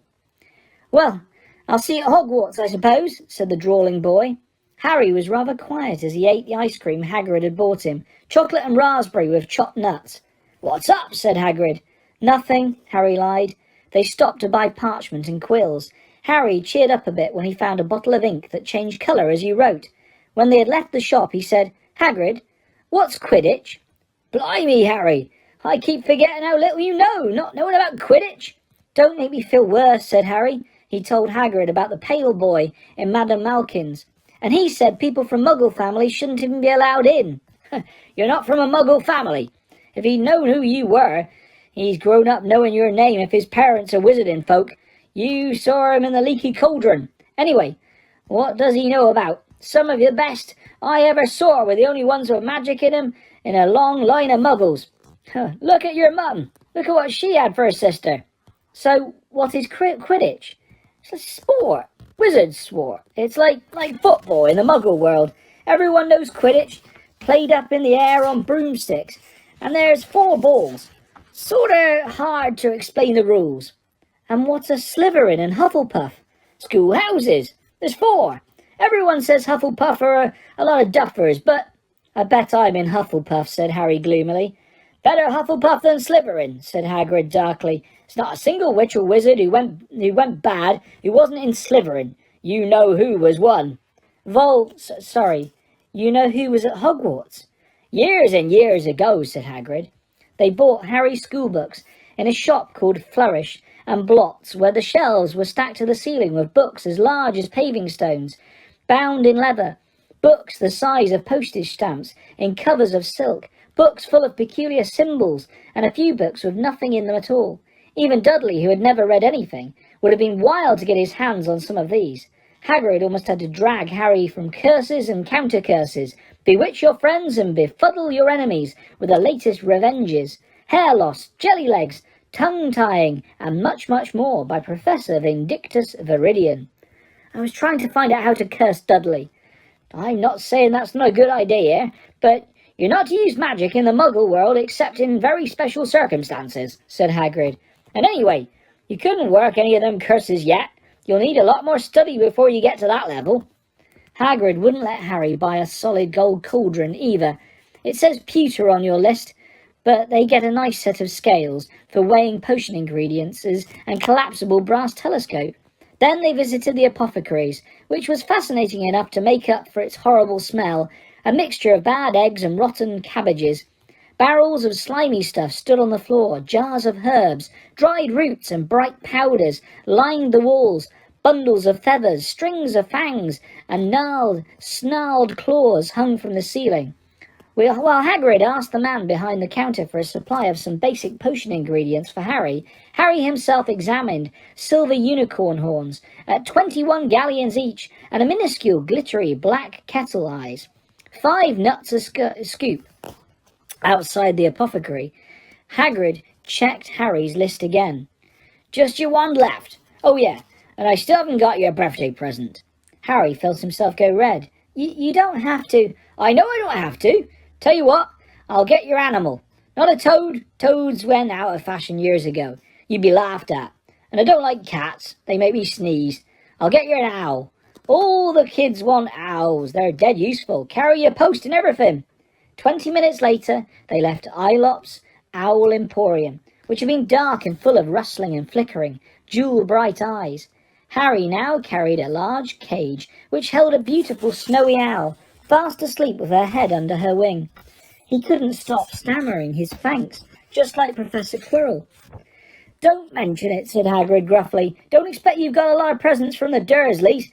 Just Ollivanders left now. Only place for wands, Ollivanders. And yeah, gotta have the best wand. A magic wand. This is what Harry had been really looking forward to. The last shop was narrow and shabby. Peeling gold letters over the door read Ollivanders, makers of the fine wand since 382 BC. A single wand lay on a faded purple cushion in the dusty window. A tinkling bell sang somewhere in the depths of the shop as they stepped inside. It was a tiny place, empty except for a single spindly chair which Hagrid sat on to wait. Harry felt strangely as though he had entered a very strict library. He swallowed a lot of new questions which had just occurred to him and looked instead at the thousands of narrow boxes piled neatly right up to the ceiling. For some reason, the back of his neck prickled. The very dust and silence in here seemed to tingle with some secret magic. "Good afternoon," said a soft voice. Harry jumped. Hagrid must have jumped too, because there was a loud crunching noise and he got quickly off the spindly chair. An old man was standing before them, his wide, pale eyes shining like moons through the gloom of the shop. "Hello," said Harry awkwardly. "Ah, yes," said the man. Yes. I thought I'd be seeing you soon, Harry Potter." It wasn't a question. "You have your mother's eyes. It seems only yesterday she was in here herself, buying her first wand. 10¼ inches long, swishy, made of willow. Nice wand for charm work." Mr. Ollivander moved closely to Harry. Harry wished he could blink. Those silvery eyes were a bit creepy. "Your father, on the other hand, favoured a mahogany wand, 11 inches, pliable. A little more power and excellent for transfiguration. Well, I say your father favoured it. It's really the wand that chooses the wizard, of course." Mr. Ollivander had come so close that he and Harry were almost nose to nose. Harry could see himself reflected in those misty eyes. "And that's where—" Mr. Ollivander touched the lightning scar on Harry's forehead with a long white finger. I'm sorry to say, I sold the wand that did it, he said softly. 13.5 inches. You powerful wand, very powerful, and in the wrong hands. Well, if I'd known what the wand was going to go out into the world and do... He shook his head and then, to Harry's relief, spotted Hagrid. Rubius! Rubius Hagrid! How nice to see you again. Oak 16 inches, rather bendy, wasn't it? It was, yes, sir, said Hagrid. Good wand, that one. But I suppose they snapped it in half when you got expelled, said Mr. Ollivander, suddenly stern. Yes, they did, yes, said Hagrid, shuffling his feet. I've still got the pieces, though, he added brightly. But you don't use them, said Ollivander sharply. Oh, no, sir, said Hagrid quickly. Harry noticed he gripped his pink umbrella very tightly as he spoke. Said Mr. Ollivander, giving Hagrid a piercing look. Well now, Mr. Potter, let me see. He pulled a long tape measure with silver markings out of his pocket. Which is your wand, arm? Well, I'm right-handed, said Harry. Hold out your arm. That's it. He measured Harry from shoulder to finger, then wrist to elbow, shoulder to floor, knee to armpit, and round his head. As he measured, he said, Every Ollivander wand has a core of a powerful magical substance, Mr. Potter. We use unicorn hairs, phoenix tail feathers, and the heartstrings of dragons. No two Ollivander wands are the same, just as no two unicorns, dragons, or phoenixes are quite the same.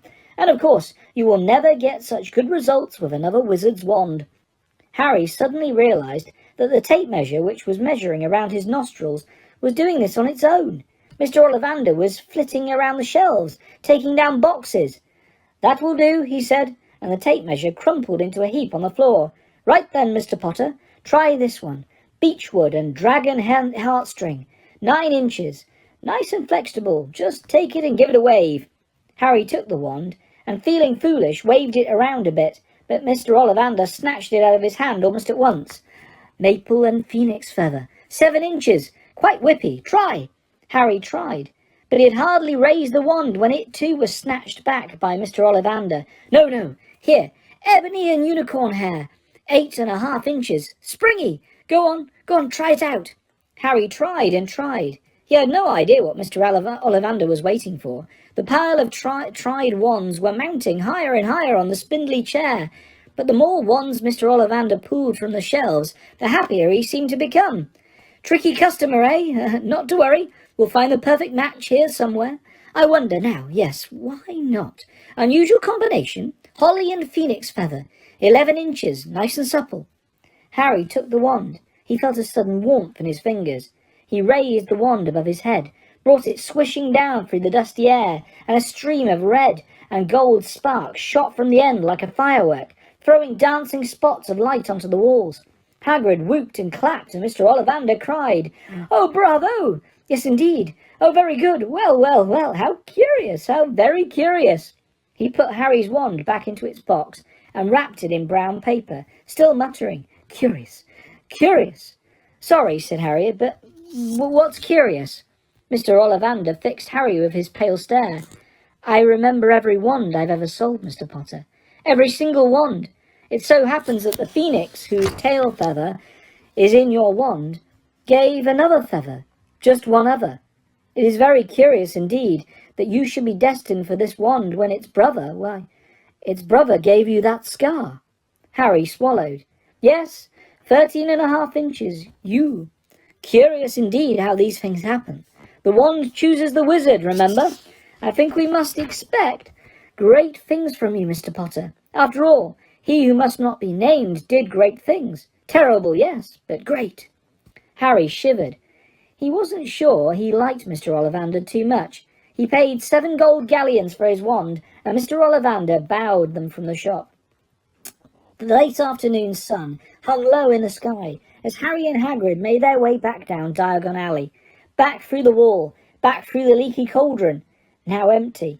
Harry didn't speak at all as they walked down the road. He didn't even notice how much people were gawping at him on the underground, laden as they were with all their funny-shaped packages, with the sleeping snowy owl on Harry's lap. Up another escalator, out onto Paddington Station. Harry only realised where they were when Hagrid tapped him on the shoulder. "Got time for a bite to eat? Before your train leaves," he said. He brought Harry a hamburger, and they sat down on plastic seats to eat them. Harry kept looking around. Everything looked so strange somehow. "You're all right, Harry. You're very quiet," said Hagrid. Harry wasn't sure he could explain. He just had the best birthday of his life, and yet he chewed his hamburger, trying to find the words. "Everyone thinks I'm special," he said at last. "All those people in the leaky cauldron, Professor Quirrell, Mr. Ollivander. But I don't know anything about magic at all. How can they expect great things? I'm famous, and I can't even remember what I'm famous for. I don't know what happened when the night my parents died." Hagrid leant across the table. Behind the wild beard and eyebrows, he wore a very kind smile. "Don't you worry, Harry. You'll learn fast enough. Everyone starts at the beginning at Hogwarts. You'll be just fine. Just be yourself. I know it's hard. You've been singled out, and that's always hard. But you'll have a great time at Hogwarts. I did. Still do, matter of fact." Hagrid helped Harry onto the train that would take him back to the Dursleys, then handed him an envelope. "Your ticket for Hogwarts," he said. "1st of September, King's Cross. It's all on your ticket. Any problems with the Dursleys, send me a letter with your owl. She'll know where to find me. See you soon, Harry." The train pulled out of the station. Harry wanted to watch Hagrid until he was out of sight. He rose in his seat and pressed his nose against the window, but he blinked, and Hagrid had gone. Harry's last month with the Dursleys wasn't fun. True, Dudley was now so scared of Harry he wouldn't stay in the same room, while Aunt Petunia and Uncle Vernon didn't shut Harry in his cupboard, force him to do anything, or shout at him. In fact, they didn't speak to him at all. Half terrified, half furious, they acted as though any chair with Harry in it was empty. Although this was an improvement in many ways, it did become a bit depressing after a while. Harry kept to his room, with his new owl for company. He had decided to call her Hedwig, a name he had found in a history of magic. His school books were very interesting. He lay on his bed reading late into the night, Hedwig swooping in and out of his open window as she pleased. It was lucky that Aunt Petunia didn't come in to hoover any more, because Hedwig kept bringing back dead mice. Every night before he went to sleep, Harry ticked off another day on the piece of paper he had pinned to the wall, counting down to September the 1st. On the last day of August, he thought he'd better speak to his aunt and uncle about getting to King's Cross Station next day, so he went down to the living room, where they were watching a quiz show on television. He cleared his throat to let them know he was there, and Dudley screamed and ran from the room. Uncle Vernon?" Uncle Vernon grunted to show he was listening. I need to be at King's Cross tomorrow to go to Hogwarts." Uncle Vernon grunted again. "Would it be all right if you gave me a lift?" Grunt. Harry supposed that meant yes. "Thank you." He was about to go back upstairs when Uncle Vernon actually spoke. "Funny way to get to a wizard's school, the train. Magic carpets all got punctures, have they?" Harry didn't say anything. "Where is the school anyway?" "I don't know," said Harry, realising this for the first time. He pulled the ticket Hagrid had given him out of his pocket. "I just take the train from platform 9 3/4 at 11 o'clock, he read. His aunt and uncle stared. "Platform what?" 9 3/4. "Don't talk rubbish," said Uncle Vernon. "There is no platform 9 3/4. It's on my ticket." "Barking," said Uncle Vernon. "Howling mad. The lot of them. You'll see. You just wait. All right, we'll take you to King's Cross. We're going up to London tomorrow anyway, or I wouldn't bother." "Why are you going to London?" Harry asked, trying to keep things friendly. "Taking Dudley to hospital," growled Uncle Vernon. "Got to have that ruddy tail removed before he goes to Smeltings." Harry woke at 5 o'clock the next morning and was too excited and nervous to go back to sleep. He got up and pulled on his jeans because he didn't want to walk into a station in his wizard's robes. He'd change on the train. He checked his Hogwarts list yet again to make sure he had everything he needed, saw that Hedwig was shut safely in her cage, and then paced the room, waiting for the Dursleys to get up. 2 hours later, Harry's huge, heavy trunk had been loaded into the Dursleys' car.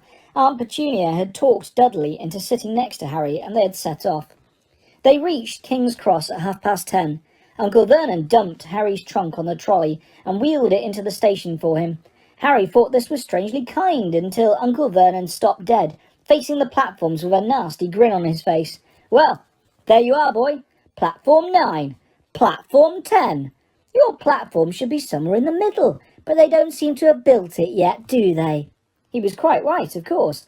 There was a big plastic number 9 over one platform, and a big plastic number 10 over the next one next to it, and in the middle, nothing at all. Have a good term, said Uncle Vernon, with an even nastier smile. He left without another word. Harry turned and saw the Dursleys drive away. All three of them were laughing. Harry's mouth went rather dry. What on earth was he going to do? He was starting to attract a lot of funny looks because of Hedwig. He'd have to ask someone. He stopped a passing guard, but didn't dare mention platform 9 3/4. The guard had never heard of Hogwarts, and when Harry couldn't even tell him what part of the country it was in, he started to get annoyed, as though Harry was being stupid on purpose. Getting desperate, Harry asked for the train that left at 11 o'clock, but the guard said there wasn't one. In the end, the guard strode away, muttering about time-wasters. Harry was now trying hard not to panic. According to the large clock over the arrivals board, he had 10 minutes left to get on the train to Hogwarts, and he had no idea how to do it. He was stranded in the middle of a station with a trunk he could hardly lift, a pocket full of wizard money, and a large owl. Hagrid must have forgotten to tell him something you had to do, like tapping the third brick on the left, or like to get into Diagon Alley. He wondered if he should get out his wand and start tapping the ticket box between platforms 9 and 10. At that moment, a group of people passed just behind him, and he caught a few words of what they were saying. Packed with muggles, of course. Harry swung around. The speaker was a plump woman who was talking to 4 boys, all with flaming red hair. Each of them was pushing a trunk, like Harry's, in front of him, and they had an owl. Heart hammering, Harry pushed his trolley after them. They stopped, and so did he, just enough to hear what they were saying. Now, what's the platform number? Said the boy's mother. 9 3/4, piped a small girl, also red-headed, who was holding her hand.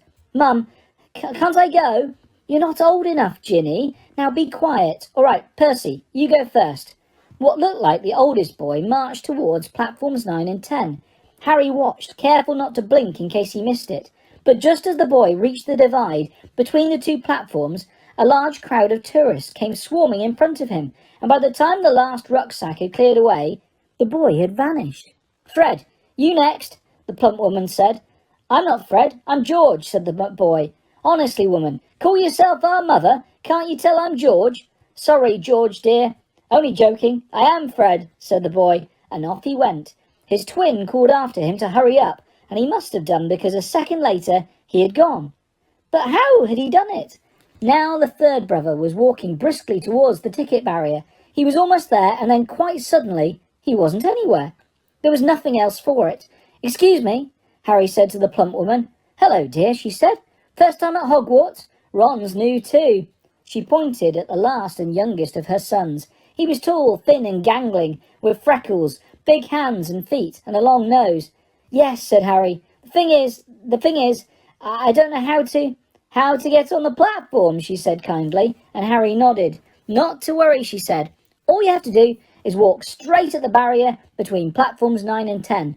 Don't stop, and don't be scared you'll crash into it. That's very important. Best do it as a bit of a run if you're nervous. Go on, go now before Ron. Okay, said Harry.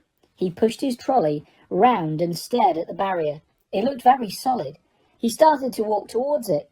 People jostled him on their way to the platforms 9 and 10. Harry walked more quickly. He was going to smash right into the ticket box, and then he'd be in trouble.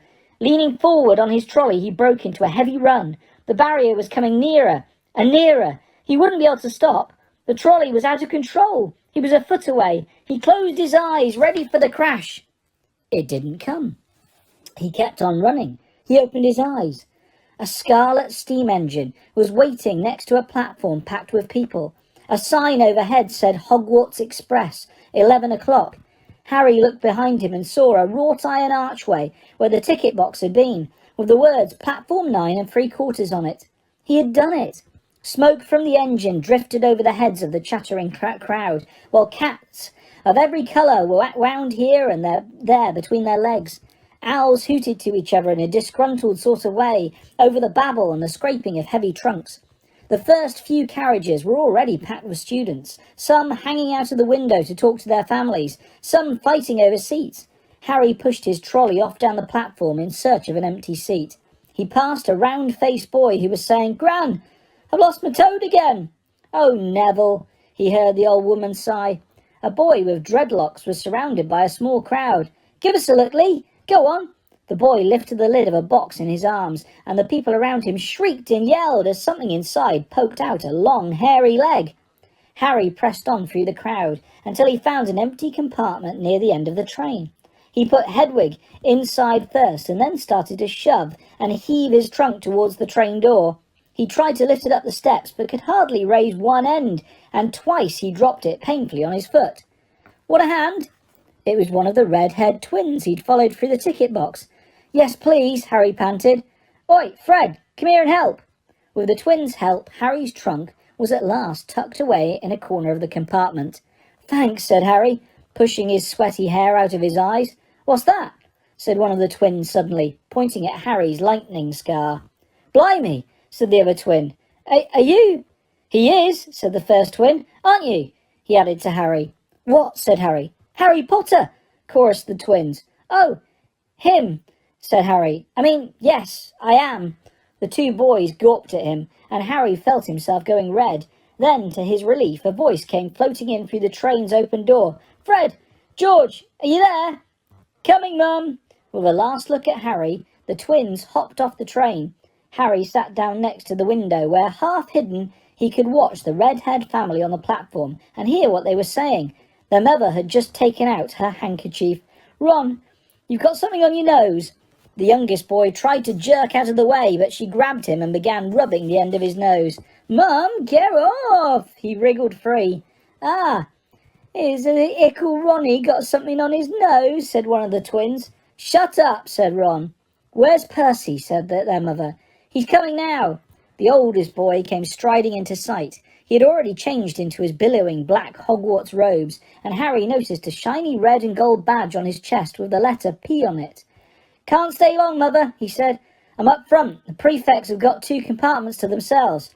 "Oh, are you a prefect, Percy?" said one of the twins with an air of great surprise. "You should have said something. We had no idea." "Hang on. I think I remember him saying something about it," said the other twin. "Once. Or twice. A minute. All summer." "Oh, shut up," said Percy the prefect. "How come Percy gets new robes anyway?" said one of the twins. "Because he's a prefect," said their mother fondly. "All right, dear. Well, have a good term. Send me an owl when you get there." She kissed Percy on the cheek and left. Then she turned to the twins.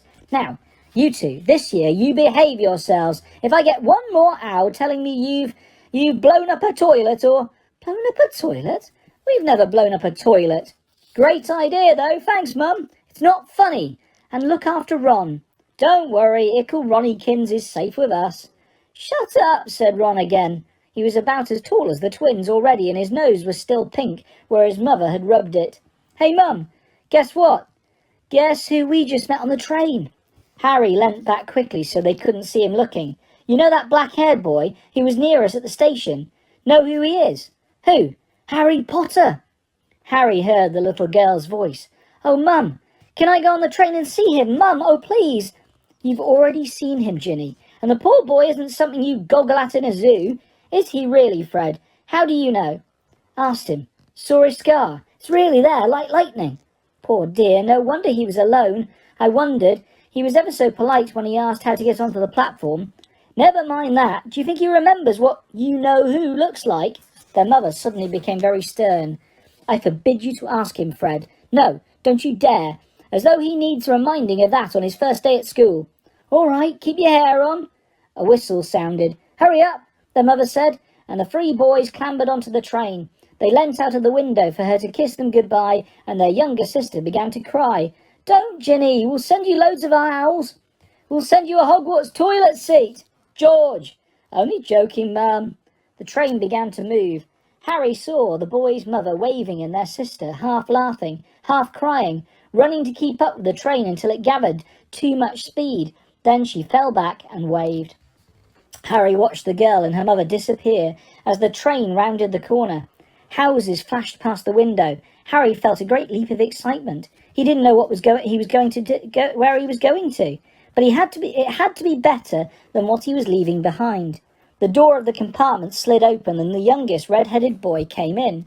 "Anyone sitting there?" he asked, pointing at the seat opposite Harry. "Everywhere else is full."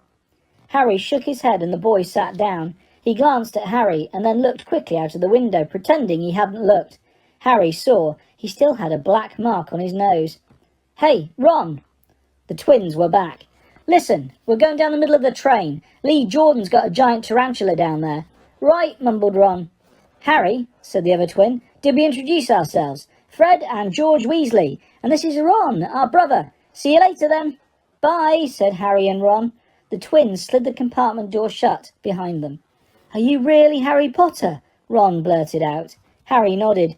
"Oh, well, I thought it might be one of Fred and George's jokes," said Ron.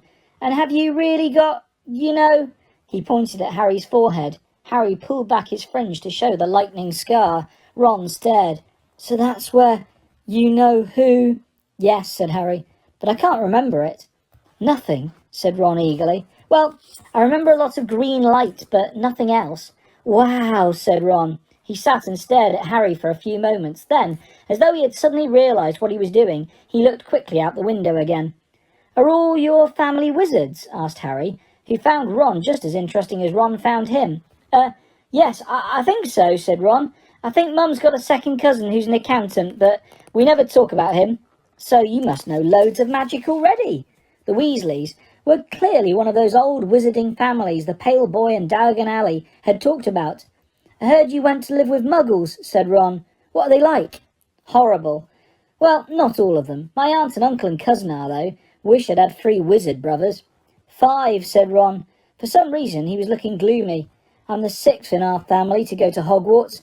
You could say I've got to live up to it. I've got a lot to live up to. Bill and Charlie have already left.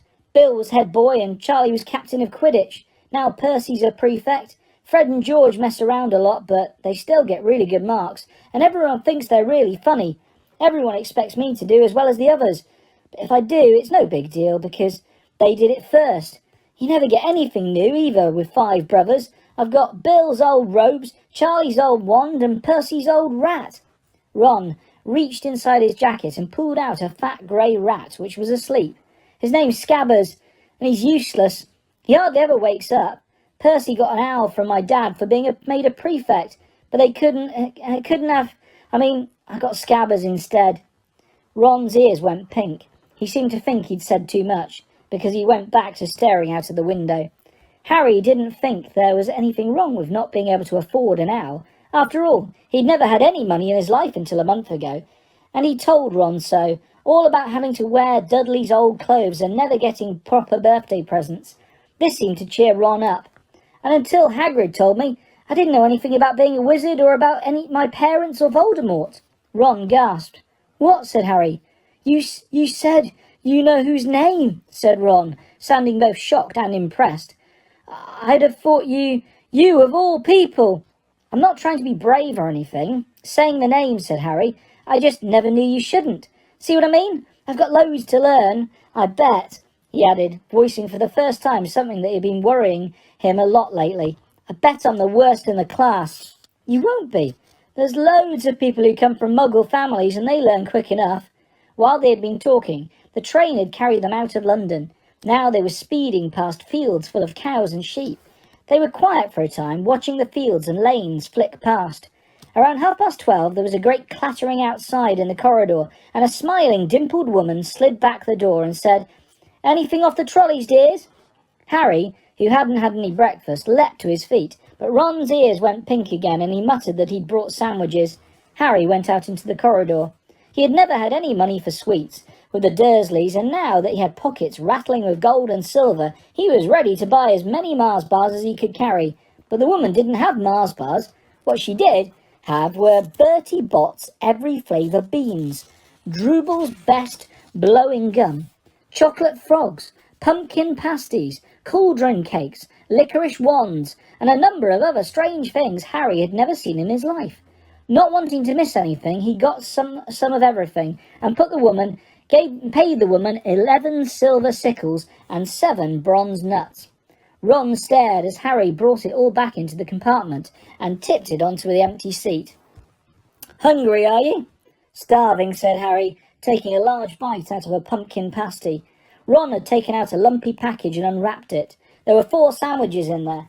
He pulled one of them apart and said, "She always forgets I don't like corned beef." "Swap you for one of these?" said Harry, holding up a pasty. "Go on." "You don't want this. It's all dry," said Ron. "She hasn't got much time," he added quickly. "You know, with 5 of us." "Go on, have a pasty," said Harry, who had never had anything to share before, or indeed anyone to share it with. It was a nice feeling, sitting there with Ron, eating their way through all Harry's pasties and cakes. The sandwiches lay forgotten.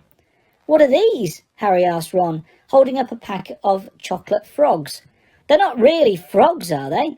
He was starting to feel that nothing would surprise him. "No," said Ron, "but see what the card is. I'm missing a gripper." "What?" "Oh, of course you wouldn't know. Chocolate frogs have cards inside them, you know, to collect. Famous witches and wizards.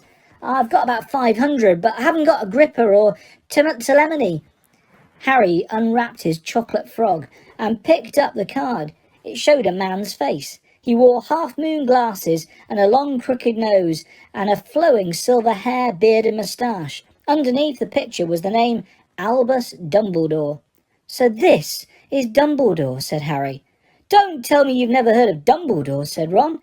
"Can I have a frog? I might get a gripper. Thanks." Harry turned over his card and read, "Albus Dumbledore, currently headmaster of Hogwarts.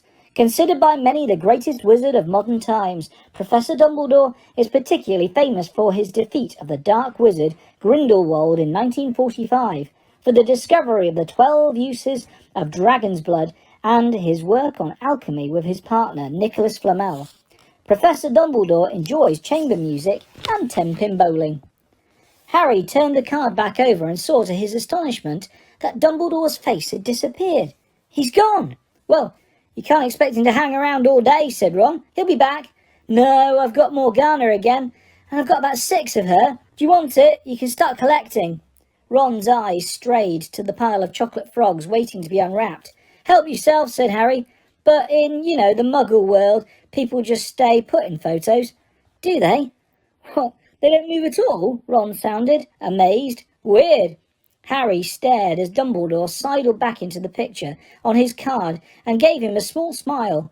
Ron was more interested in eating the frogs than looking at the famous witches and wizards cards, but Harry couldn't keep his eyes off them. Soon he had not only Dumbledore and Morgana, but Hengist of Woodcroft, Alberic Grunion, Circa, Persepolis, and Merlin. He finally tore his eyes away from the druidess Cleododna, who was scratching her nose to open a bag of Bertie Bott's every flavour beans. "You want to be careful with those," Ron warned Harry. "When they say every flavour, they mean every flavour. You get all the ordinary ones like chocolate and peppermint and marmalade, but then you get spinach and liver and tripe. George reckons he had a bogey-flavoured one once."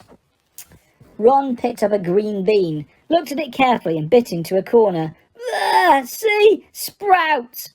They had a good time eating the every flavour beans. Harry got toast, coconut, baked bean, strawberry, curry, grass, coffee, sardine, and was even brave enough to nibble the end of a funny grey one Ron wouldn't touch, which turned out to be pepper. The countryside now flying past the window was becoming wilder. The neat fields had gone. Now there were woods, twisting rivers and dark green hills. There was a knock on the door of their compartment, and the round-faced boy Harry had passed on platform 9 3/4 came in. He looked tearful. "Sorry," he said, "but have you seen a toad at all?" When they shook their heads, he wailed, "I've lost him. He keeps getting away from me." "He'll turn up," said Harry. "Yes," said the boy miserably. "Well, if you see him..." He left. "Don't know why he's so bothered, Sir Ron. If I brought a toad, I'd lose it as quick as I could. Mind you, I brought scabbers, so I can't talk." The rat was still snoozing on Ron's lap. "He might have died, and you wouldn't know the difference," said Ron in disgust. "I tried to turn him yellow yesterday to make him more interesting, but the spell didn't work. I'll show you, look." He rummaged around in his trunk and pulled out a very battered-looking wand. It was chipped in places, and something white was glinting at the end. "Unicorn hairs nearly poking out. Anyway, He had just raised his wand when the compartment door slid open again. The toadless boy was back, but this time he had a girl with him. She was already wearing her new Hogwarts robes. "Has anyone seen a toad?" "Neville's lost one," she said. She had a bossy sort of voice, lots of bushy brown hair and rather large front teeth. "We've already told him we haven't seen it," said Ron, but the girl wasn't listening. She was looking at the wand in his hand. "Oh, are you doing magic? Let's see it then." She sat down. Ron looked taken aback. All right." He cleared his throat. "Sunshine daisies, butter mellow, turn this stupid fat rat yellow." He waved his wand, but nothing happened. Scabbers stayed grey and fast asleep. "Are you sure that's a real spell?" said the girl. "Well, it's not very good, is it? I've tried a few simple spells just for practice, and it's all worked for me. Nobody in my family's magic at all. It was ever such a surprise when I got my letter, but I was ever so pleased, of course. I mean, it's the very best school of witchcraft there is, I've heard. I've learnt all about our sets of books off by heart. Of course, I just hope it will be enough. I'm Hermione Granger, by the way. Who are you?" She said all this very fast. Harry looked at Ron and was relieved to see by his stunned face that he hadn't learnt all the set books off by heart either. I'm Ron Weasley," Ron muttered. "Harry Potter," said Harry. "Ah, you really?" said Hermione. "I know all about you, of course. I got a few extra books for background reading, and you're in modern magical history, and the rise and fall of the dark arts, and great wizarding events of the 20th century. "Am I?" said Harry, feeling dazed. "Goodness, didn't you know? I'd have found out everything I could if it was me," said Hermione. "Do either of you know what house you'll be in? I've been asking around, and I hope I'm in Gryffindor. It sounds by far the best. I hear Dumbledore himself was one, but I suppose Ravenclaw wouldn't be too bad. Anyway, we'd better go and look for Neville's toad. You two had better change, you know. I expect we'll be there soon." And she left, taking the toadless boy with her. "Whatever house I'm in, I hope she's not in it," said Ron. He threw his wand back into his trunk. "Stupid spell. George gave it to me. Bet he knew it was a dud." "What house are your brothers in?" asked Harry. "Gryffindor," said Ron. Gloom seemed to be settling on him again. "Mum and Dad were in it too. Don't know what they'll say if I'm not. I don't suppose Ravenclaw would be too bad, but imagine if they put me in Slytherin."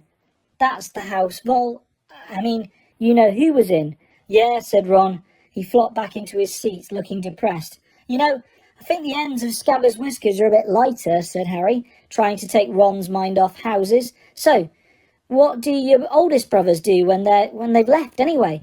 Harry was wondering what a wizard did once he'd finished school. "Charlie's in Romania studying dragons, and Bill's in Africa doing something for Gringotts," said Ron. "Did you hear about Gringotts? It's been all over the Daily Prophet, but I don't suppose you get that with the Muggles. Someone tried to rob a high-security vault." Harry stared. "Really? What happened to them?" "Nothing. That's why it's such big news. They haven't been caught. My dad says it must have been a powerful dark wizard to get around Gringotts, but they don't think they took anything. That's what's odd. Of course, everyone gets scared when something like this happens in case you know who's behind it." Harry turned this news over in his mind. He was starting to get a prickle of fear every time "you know who" was mentioned. He supposed this was all part of entering the magical world, but it had been a lot more comfortable saying Voldemort without worrying. "What's your Quidditch team?" Ron asked. I don't know any," Harry confessed. "What?" Ron looked dumbfounded. "Oh, you wait, it's the best game in the world." And he was off, explaining all about the 4 balls and the positions of the 7 players, describing famous games he'd been to with his brothers and the broomstick he'd like to get if he had the money. He was just taking Harry through the finer points of the game when the compartment door slid open yet again. But it wasn't Neville, the toadless boy, or Hermione Granger this time. 3 boys entered, and Harry recognised the middle one at once. It was the pale boy from Madame Malkin's robe shop. He was looking at Harry with a lot more interest than he'd shown back in Diagon Alley. "Is it true?" he said. "They're saying all down the train that Harry Potter's in this compartment. So it's you, is it?" "Yes," said Harry. He was looking at the other boys. Both of them were thick-set and looking extremely mean. Standing either side of the pale boy, they looked like bodyguards. "Oh, this is Crabbe, and this is Goyle," said the pale boy carelessly, noticing where Harry was looking. "And my name's Malfoy. Draco Malfoy." Ron gave a slight cough, which might have been hiding a snigger. Draco Malfoy looked at him. Think my name's funny, do you? No need to ask who you are. My father told me all the Weasleys had red hair, freckles, and more children than they can afford. He turned back to Harry. You'll soon find out. Some wizarding families are much better than others, Potter. You don't want to go making friends with the wrong sort. I can help you there. He held out his hand to shake Harry's, but Harry didn't take it. I think I can tell who the wrong sort are for myself, thanks, he said coolly. Draco Malfoy didn't go red, but a pink tinge appeared in his pale cheeks. I'd be careful if I were you, Potter, he said slowly. Unless you're a bit politer, you'll go the same way as your parents. They didn't know what was good for them either. You hang around with riff-raff like the Weasleys, and that Hagrid, and it'll rub off on you. Both Harry and Ron stood up. Ron's face was as red as his hair. Say that again, he said. Oh, you're going to fight us, are you? Malfoy sneered. Unless you get out now, said Harry, more bravely than he felt, because Crabbe and Goyle were a lot bigger than him and Ron. But we don't feel like leaving, do we, boys? We've eaten all our food, and you still seem to have some. Goyle reached towards the chocolate frogs next to Ron. Ron leapt forward, but before he'd so much as touched Goyle, Goyle let out a horrible yell. Scabbers, the rat, was hanging off his finger. Sharp little teeth sunk deep into Goyle's knuckle. Crabbe and Malfoy backed away as Goyle swung Scabbers round and round, howling, and when Scabbers finally flew off and hit the window, all three of them disappeared at once. Perhaps they thought there were more rats lurking among the sweets, or perhaps they'd heard footsteps, because a second later Hermione Granger had come in. What has been going on? She said, looking at the sweets all over the floor, and Ron picked up Scabbers by his tail. I think he's been knocked out, Ron said to Harry. He looked closer at Scabbers. No, I don't believe it. He's gone back to sleep. And so he had. You've met Malfoy before. Harry explained about their meeting in Diagon Alley. I've heard of his family, said Ron darkly. They were some of the first to come back to our side after you-know-who disappeared. Said they'd been bewitched. My dad doesn't believe it. He says Malfoy's father didn't need an excuse to go over to the dark side. He turned to Hermione. Can we help you with something? You better hurry up and put your robes on. I've just been up to the front to ask the driver, and he says we're nearly there. You haven't been fighting, have you? You'll be in trouble before we even get there. Scabbers has been fighting, not us, said Ron, scowling at her. Would you mind leaving while we change? All right. I only came in here because people outside are behaving very childishly, racing up and down the corridors, said Hermione in a sniffy voice. And you've got dirt on your nose, by the way, did you know? Ron glared at her as she left. Harry peered out of the window. It was getting dark. He could see mountains and forests under a deep purple sky. The train did seem to be slowing down. He and Ron took off their jackets and pulled out their long black robes. Ron's were a bit short for him. You could see his trainers underneath them. A voice echoed through the train. We will be reaching Hogwarts in 5 minutes' time. Please leave your luggage on the train. It will be taken to the school separately. Harry's stomach lurched with nerves, and Ron, who saw, looked pale under his freckles. They crammed their pockets with the rest of the sweets and joined the crowd thronging the corridor. The train slowed right down and finally stopped. People pushed their way towards the door and put on a tiny dark and out onto a tiny dark platform. Harry shivered in the cold night air. Then a lamp came bobbing over the heads of the students, and Harry heard a familiar voice. First years over here! All right there, Harry! Hagrid's big hairy face beamed over the sea of heads. Come on, follow me! Any more first years? Mind your step now! First years, follow me! Slipping and stumbling, they followed Hagrid down what seemed to be a steep, narrow path. It was so dark either side of them that Harry thought there must be thick trees there. Nobody spoke much. Neville, the boy who kept losing his toad, sniffed once or twice. You'll get your first sight of Hogwarts in a sec, Hagrid called over his shoulder. Just round this bend here. There was a loud ooh. The narrow path had opened suddenly onto the edge of a great black lake. Perched atop a high mountain on the other side, its windows sparkling in the starry sky, was a vast castle with many turrets and towers. No more than 4 to a boat, Hagrid called, pointing to a fleet of little boats sitting in the water by the shore. Harry and Ron were followed into their boat by Neville and Hermione. Everyone in, shouted Hagrid, who had a boat to himself. Right then, forward! And the fleet of little boats moved off all at once, gliding across the lake, which was as smooth as glass. Everyone was silent, staring up at the great castle overhead. It towered over them as they sailed nearer and nearer to the cliff on which it stood. "Heads down!" yelled Hagrid as the first boats reached the cliff. They all bent their heads, and the little boats carried them through a curtain of ivy which hid a wide opening in the cliff face. They were carried along a dark tunnel, which seemed to be taking them right underneath the castle, until they reached a kind of underground harbour, where they clambered out onto the rocks and pebbles. "Oi, you there! Is this your toad?" said Hagrid, who was checking the boats as people climbed out of them. "Trevor!" cried Neville blissfully, holding out his hands. Then they clambered up a passageway in the rock after Hagrid's lamp, coming out at last onto smooth, damp grass right in the shadow of the castle. They walked up a flight of stone steps and crowded around the huge oak front door. "Everyone here? You there? Still got your toad?" Hagrid raised a gigantic fist and knocked 3 times on the castle door. The door swung open at once. A tall, black-haired witch in emerald green robes stood there. She had a very stern face, and Harry's first thought was that this was not someone to cross. "The first year's Professor McGonagall," said Hagrid. "Thank you, Hagrid. I will take them from here." She pulled the door wide. The entrance hall was so big you could have fitted the whole of the Dursleys' house in it. The stone walls were lit with flaming torches like the ones at Gringotts. The ceiling was too high to make out, and a magnificent marble staircase facing them led to the upper floors. They followed Professor McGonagall across the flagged stone floor. Harry could hear the drone of hundreds of voices from a doorway on the right. The rest of the school must already be here. But Professor McGonagall showed the first years into a small empty chamber off the hall.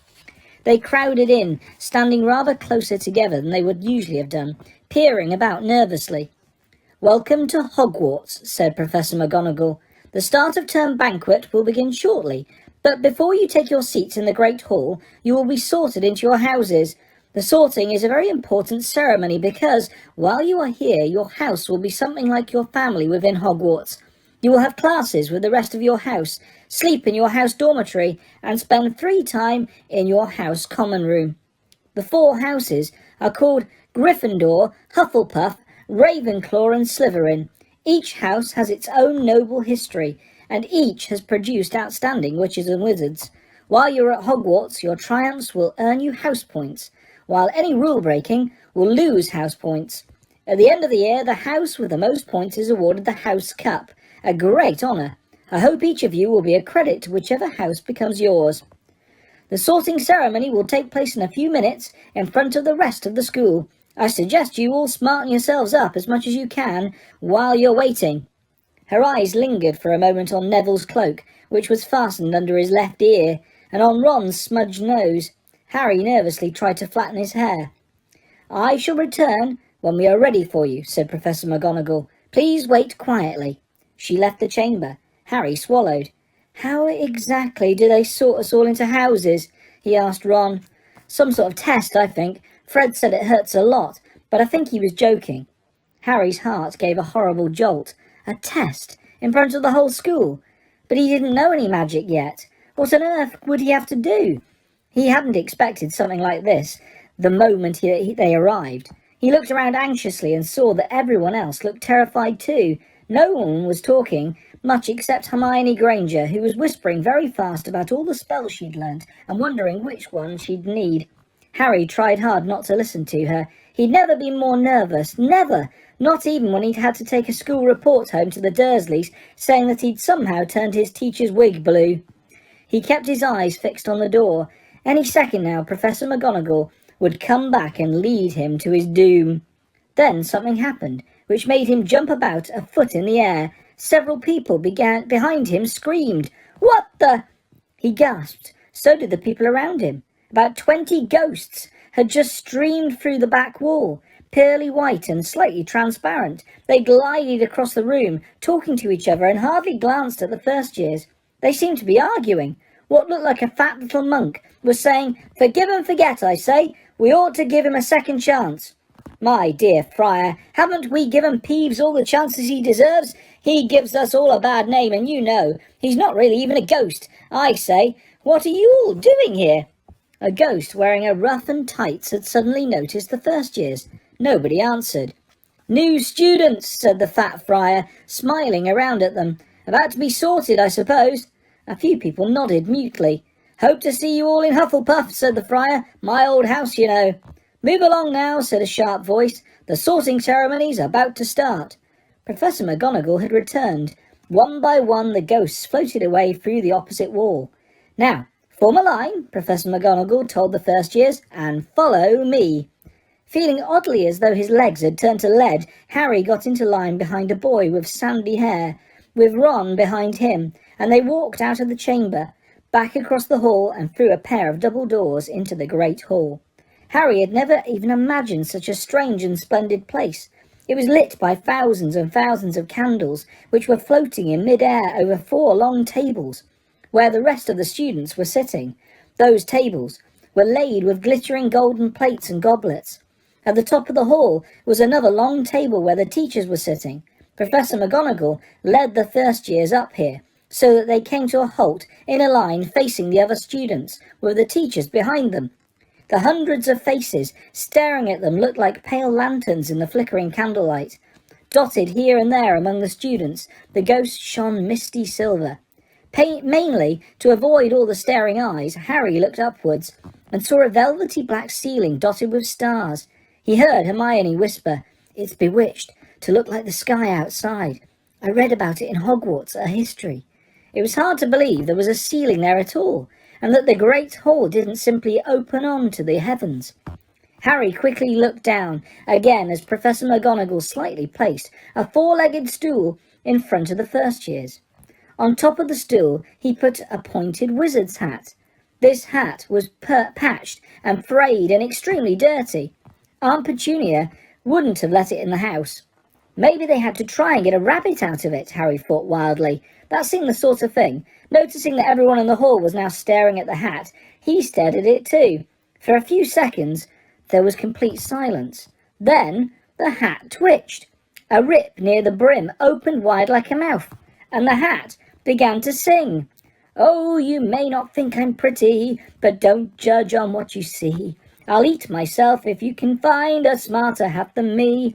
You can keep your bowlers black, your top hat sleek and tall, for I'm the Hogwarts sorting hat, and I can cap them all. There's nothing hidden in your head the sorting hat can't see. To try me on and I will tell you where you ought to be. You might belong in Gryffindor, where dwell the brave at heart. Their daring nerve and chivalry set Gryffindors apart. You might belong in Hufflepuff, where they are just and loyal. Those patient Hufflepuffs are true and unafraid of toil.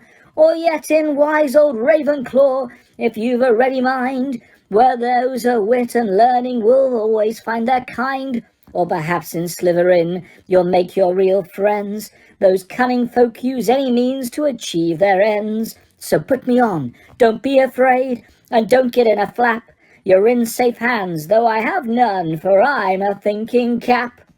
The whole hall burst into applause as the hat finished its song. It bowed to each of the 4 tables, and then became quite still again. "So, we've just got to try on the hat," Ron whispered to Harry. "I'll kill Fred. He was going on about wrestling a troll." Harry smiled weakly. Yes, trying on the hat was a lot better than having to do a spell, but he did wish they could have tried it on without everyone watching. The hat seemed to be asking rather a lot. Harry didn't feel brave or quick-witted or any of it at the moment. If only the hat had mentioned a house for people who felt a bit queasy, that would have been the one for him. Professor McGonagall now stepped forward, holding a long roll of parchment. "When I call your name, you will put on the hat and sit on the stool to be sorted," she said. "Abbott, Hannah." A pink-faced girl with blonde pigtails stumbled out of line, put on the hat, which fell right down over her eyes, and sat down. A moment's pause. "Hufflepuff!" shouted the hat. The table on the right cheered and clapped as Hannah went to sit down at the Hufflepuff table. Harry saw the ghost of the fat friar waving merrily at her. "Bones! Susan!" "Hufflepuff!" shouted the hat again, and Susan scuttled off to sit next to Hannah. "Boot! Terry!" "Ravenclaw!" The table's second from the left clapped this time. Several Ravenclaws stood up to shake hands with Terry as he joined them. Brocklehurst, Mandy, went to Ravenclaw too. But Brown Lavender became the first new Gryffindor, and the table on the far left exploded with cheers. Harry could see Ron's twin brothers catcalling. Bulstrode, Millicent, then became a Slytherin. Perhaps it was Harry's imagination. After all, he'd heard about Slytherin, but he thought they looked an unpleasant lot.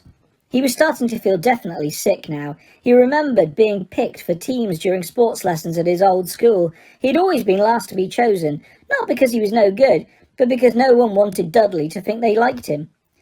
Finch, Fletchley, Justin, Hufflepuff. Sometimes Harry noticed the Hat shouted out the house at once, but at others it took a little while to decide. Finnegan, Seamus. The sandy-haired boy next to Harry in the line sat on the stool for almost a whole minute before the Hat declared him a Gryffindor. Granger, Hermione. Hermione almost ran to the stool and jammed the hat eagerly onto her head. Gryffindor, shouted the Hat. Ron groaned. A horrible thought struck Harry, as horrible thoughts always do when you're very nervous. What if he wasn't chosen at all? What if he just sat there with the hat over his eyes for ages until Professor McGonagall jerked it off his head and said there had obviously been a mistake and he'd better get back on the train? When Neville Longbottom, the boy who kept losing his toad, was called, he fell over on his way to the stool. The Hat took a long time to decide with Neville. When it finally shouted, Gryffindor, Neville ran off, still wearing it, and had to jog back amid gales of laughter to give it to McGonagall. Morag. McDougal, Morag.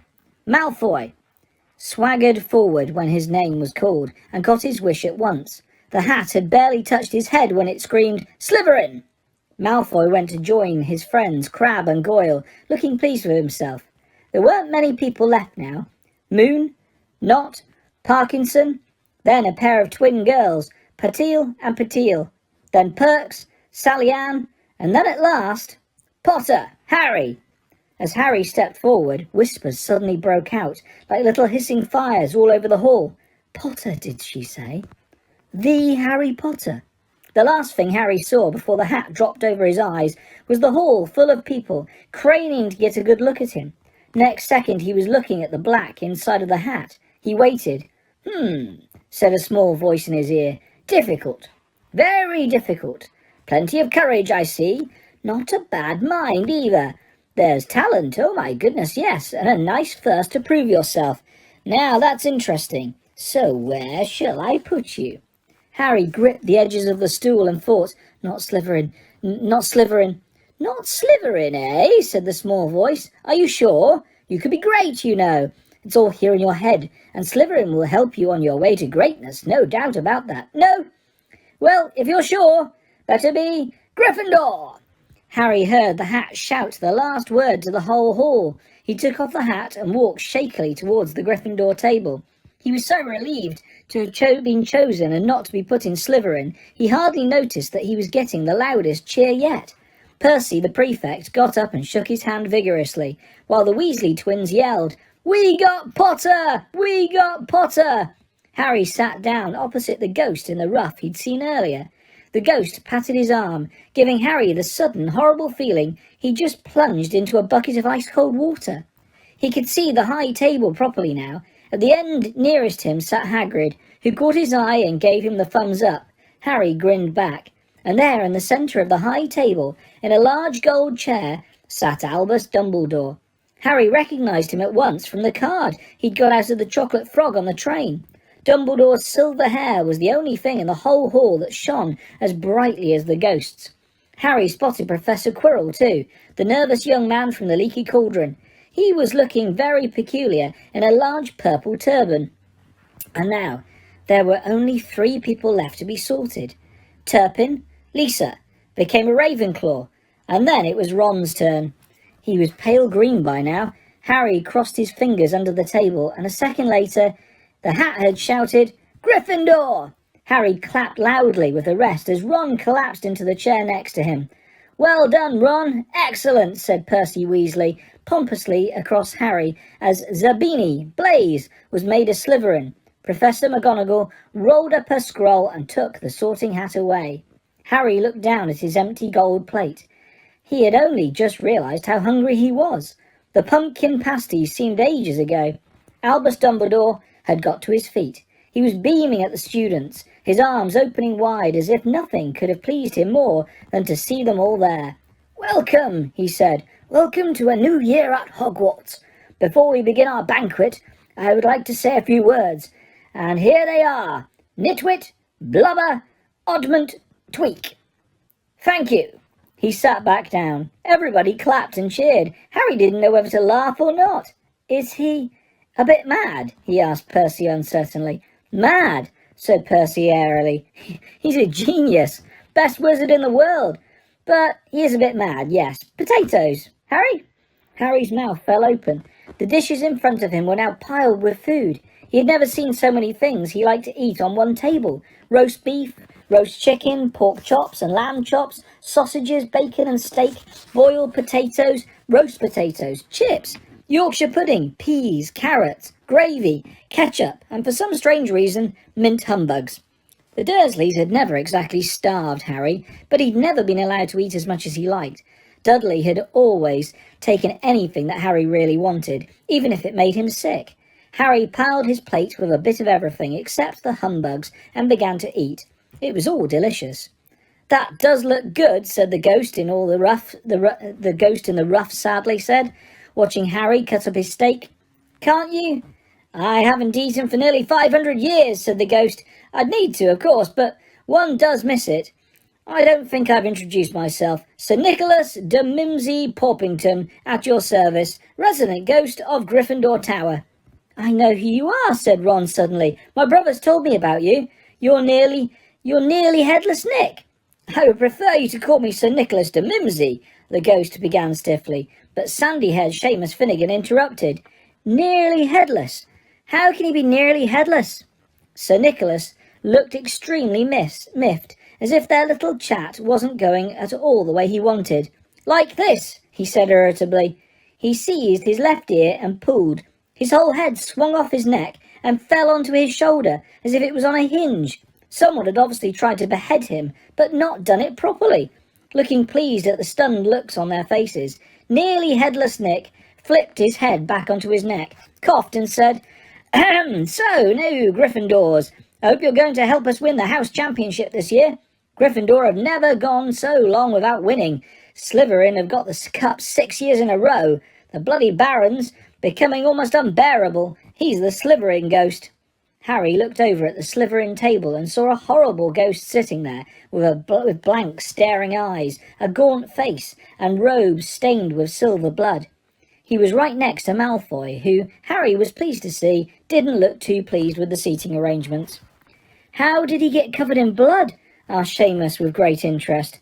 "I've never asked," said Nearly Headless Nick delicately. When everyone had eaten as much as they could, the remains of the food faded from the plates, leaving them sparkling clean as before.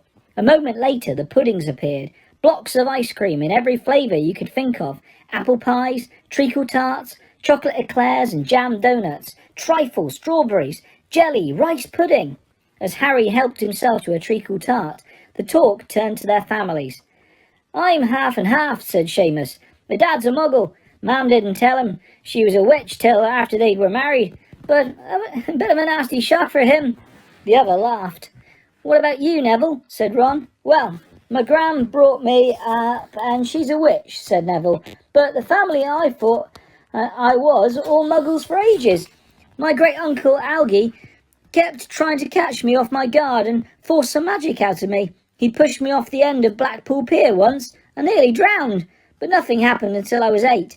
Great-uncle Algie came round for tea, and he was hanging me out of an upstairs window by the ankles when my great-auntie Enid offered him a meringue, and he accidentally let go. But I bounced all the way down to the garden and into the road. They were all really pleased. Gran was crying. She was so happy. And you should have seen their faces when I got in there. They thought I might not be magic enough to come, you see. Great-uncle Algie was so pleased, he bought me my toad." On Harry's other side, Percy Weasley and Hermione were talking about lessons. I do hope they start straight away. There's so much to learn. I'm particularly interested in transfiguration, you know, turning something into something else. Of course, it's supposed to be very difficult. You'll be starting small, just matches into needles and that sort of thing. Harry, who was starting to feel warm and sleepy, looked up at the high table again. Hagrid was drinking deeply from his goblet. Professor McGonagall was talking to Professor Dumbledore. Professor Quirrell, in his absurd turban, was talking to a teacher with greasy black hair, a hooked nose, and sallow skin. It happened very suddenly. The hook-nosed teacher looked past Quirrell's turban straight into Harry's eyes, and a sharp, hot pain shot across the scar on Harry's forehead. Ouch! Harry clapped a hand to his head. What is it? Asked Percy. Nothing. The pain had gone as quickly as it had come. Harder to shake off was the feeling Harry had got from the teacher's look, a feeling that he didn't like Harry at all. Who's that teacher talking to Professor Quirrell? He asked Percy. Oh, you know Quirrell already, do you? No wonder he's looking so nervous. That's Professor Snape. He teaches potions, but he doesn't want to. Everyone knows he's after Quirrell's job, knows an awful lot about the dark arts, Snape. Harry watched Snape for a while, but Snape didn't look at him again. At last the puddings too disappeared, and Professor Dumbledore got to his feet again. The hall fell silent. Ahem! Just a few more words. Now we are all fed and watered. I have a few start-of-term notices to give you. First years should note that the forest in the grounds is forbidden to all pupils, and a few of our older students would do well to remember that as well. Dumbledore's twinkling eyes flashed in the direction of the Weasley twins. I have also been asked by Mr. Filch, the caretaker, to remind you all that no magic should be used between classes in the corridors. Quidditch trials will be held in the second week of term. Anyone interested in playing for their house teams should contact Madam Hooch. And finally, I must tell you that this year, the third floor corridor on the right-hand side is out of bounds to everyone who does not wish to die a very painful death. Harry laughed, but he was one of the few who did. He's not serious, he muttered to Percy. Must be, said Percy, frowning at Dumbledore. It's odd, because he usually gives us a reason why we're not allowed to go somewhere. The forest's full of dangerous beasts. Everyone knows that. I do think he might have told us prefects, at least. And now, before we go to bed, let us sing the school song, cried Dumbledore. Harry noticed that the other teachers' smiles had become rather fixed. Dumbledore gave his wand a little flick, as if he was trying to get a fly off the end, and a long golden ribbon flew out of it, which rose high above the tables and twisted itself snake-like into words. Everyone pick their favourite tune, said Dumbledore, and off we go. And the school bellowed, Hogwarts, Hogwarts, Hoggy-warty Hogwarts, teach us something please, whether we be old and bald, or young with scabby knees. Our heads could do with filling with some interesting stuff, for now they're bare and full of air, dead flies and bits of fluff. So teach us things worth knowing, bring back what we forgot. Just do your best, we'll do the rest, and learn until our brains all rot. Everybody finished the song at different times. At last, only the Weasley twins were left singing along to a very slow funeral march. Dumbledore conducted their last few lines with his wand, and when they had finished, he was one of those who clapped loudest. Ah, music, he said, wiping his eyes, a magic beyond all we do here. And now, bedtime. Off you trot. The Gryffindor first-years followed Percy through the chattering crowds, out of the great hall and up the marble staircase. Harry's legs were like lead again, but only because he was so tired and full of food. He was too sleepy even to be surprised that the people in the portraits along the corridors whispered and pointed as they passed, or that twice Percy led them through doorways hidden behind sliding panels and hanging tapestries. They climbed more staircases, yawning and dragging their feet, and Harry was just wondering how much further they had to go when they came to a sudden halt. A bundle of walking sticks was floating in mid-air ahead of them, and as Percy took a step towards them, they started throwing themselves at him. Peeves! Percy whispered at the first-years. A poltergeist! He raised his voice. Peeves, show yourself! A loud, rude sound, like the air being let out of a balloon, answered. Do you want me to go to the bloody Baron?" There was a pop, and a little man with wicked dark eyes and a wide mouth appeared, floating cross-legged in the air, clutching the walking sticks. "Ooh," he said with an evil cackle. "Ickle fasties! What fun!" He swooped suddenly at them. Then they all ducked. "Go away, Peeves, or the Baron will hear about this, I mean it," barked Percy. Peeves stuck out his tongue and vanished, dropping the walking sticks on Neville's head. They heard him zooming away, rattling coats of armour as he passed. "You want to watch out for Peeves," said Percy, as they set off again. "The bloody Baron's the only one who can control him. He won't even listen to us prefects. Here we are." At the very end of the corridor hung a portrait of a very fat woman in a pink silk dress. "Password?" she said. "Caput Draconis," said Percy, and the portrait swung forward to reveal a round hole in the wall. They all scrambled through it. Neville needed a leg up, and found themselves in the Gryffindor common room, a cosy, round room full of squashy armchairs. Percy directed the girls through one door to their dormitory, and the boys through another. At the top of a spiral staircase, they were obviously in one of the towers. They found their beds at last. 5 four-posters, hung with deep red velvet curtains. Their trunks had already been brought up. Too tired to talk much, they pulled on their pyjamas and fell into bed. "Great food, isn't it?" Ron muttered to Harry through the hangings. "Get off, Scabbers! He's chewing my sheets." Harry was going to ask Ron if he'd had any of the treacle tart, but he fell asleep almost at once. Perhaps Harry had eaten a bit too much, because he had a very strange dream. He was wearing Professor Quirrell's turban, which kept talking to him, telling him he must transfer to Slytherin at once, because it was his destiny. Harry told the turban he didn't want to be in Slytherin. It got heavier and heavier. He tried to pull it off, but it tightened painfully, and there was Malfoy, laughing at him as he struggled with it. Then Malfoy turned into the hook-nosed teacher Snape, whose laugh became high and cold. There was a burst of green light, and Harry awoke, sweating and shaking. He rolled over and fell asleep again, and when he woke next day, he didn't remember the dream at all. "There, look." "Where?" "Next to the tall kid with the red hair." "Wearing the glasses? Did you see his face? Did you see his scar?" Whispers followed Harry from the moment he left his dormitory next day. People queuing outside classrooms stood on tiptoe to get a look at him, or doubled back to pass him in the corridors again, staring. Harry wished they wouldn't, because he was trying to concentrate on finding his way to classes. There was 142 staircases at Hogwarts, wide, sweeping ones, narrow, rickety ones, some that led somewhere different on a Friday, some with a vanishing step halfway up that you had to remember to jump. Then there were doors that wouldn't open unless you asked politely, or tickled them in exactly the right place, and doors that weren't really doors at all, but solid walls just pretending. It was also very hard to remember where everything was, because it all seemed to move around a lot. The people in the portraits kept going to visit each other, and Harry was sure the coats of armour could walk. The ghosts didn't help either. It was always a nasty shock when one of them glided suddenly through a door you were trying to open. Nearly Headless Nick was always happy to point new Gryffindors in the right direction, but Peeves the poltergeist was worth 2 locked doors and a trick staircase if you met him when you were late for class. He would drop waste paper baskets on your head, pull rugs from under your feet, pelt you with bits of chalk, or sneak up behind you, invisible, grab your nose and screech, "Got you, conk!" Even worse than Peeves, if that was possible, was the caretaker, Argus Filch. Harry and Ron managed to get on the wrong side of him on the very first morning.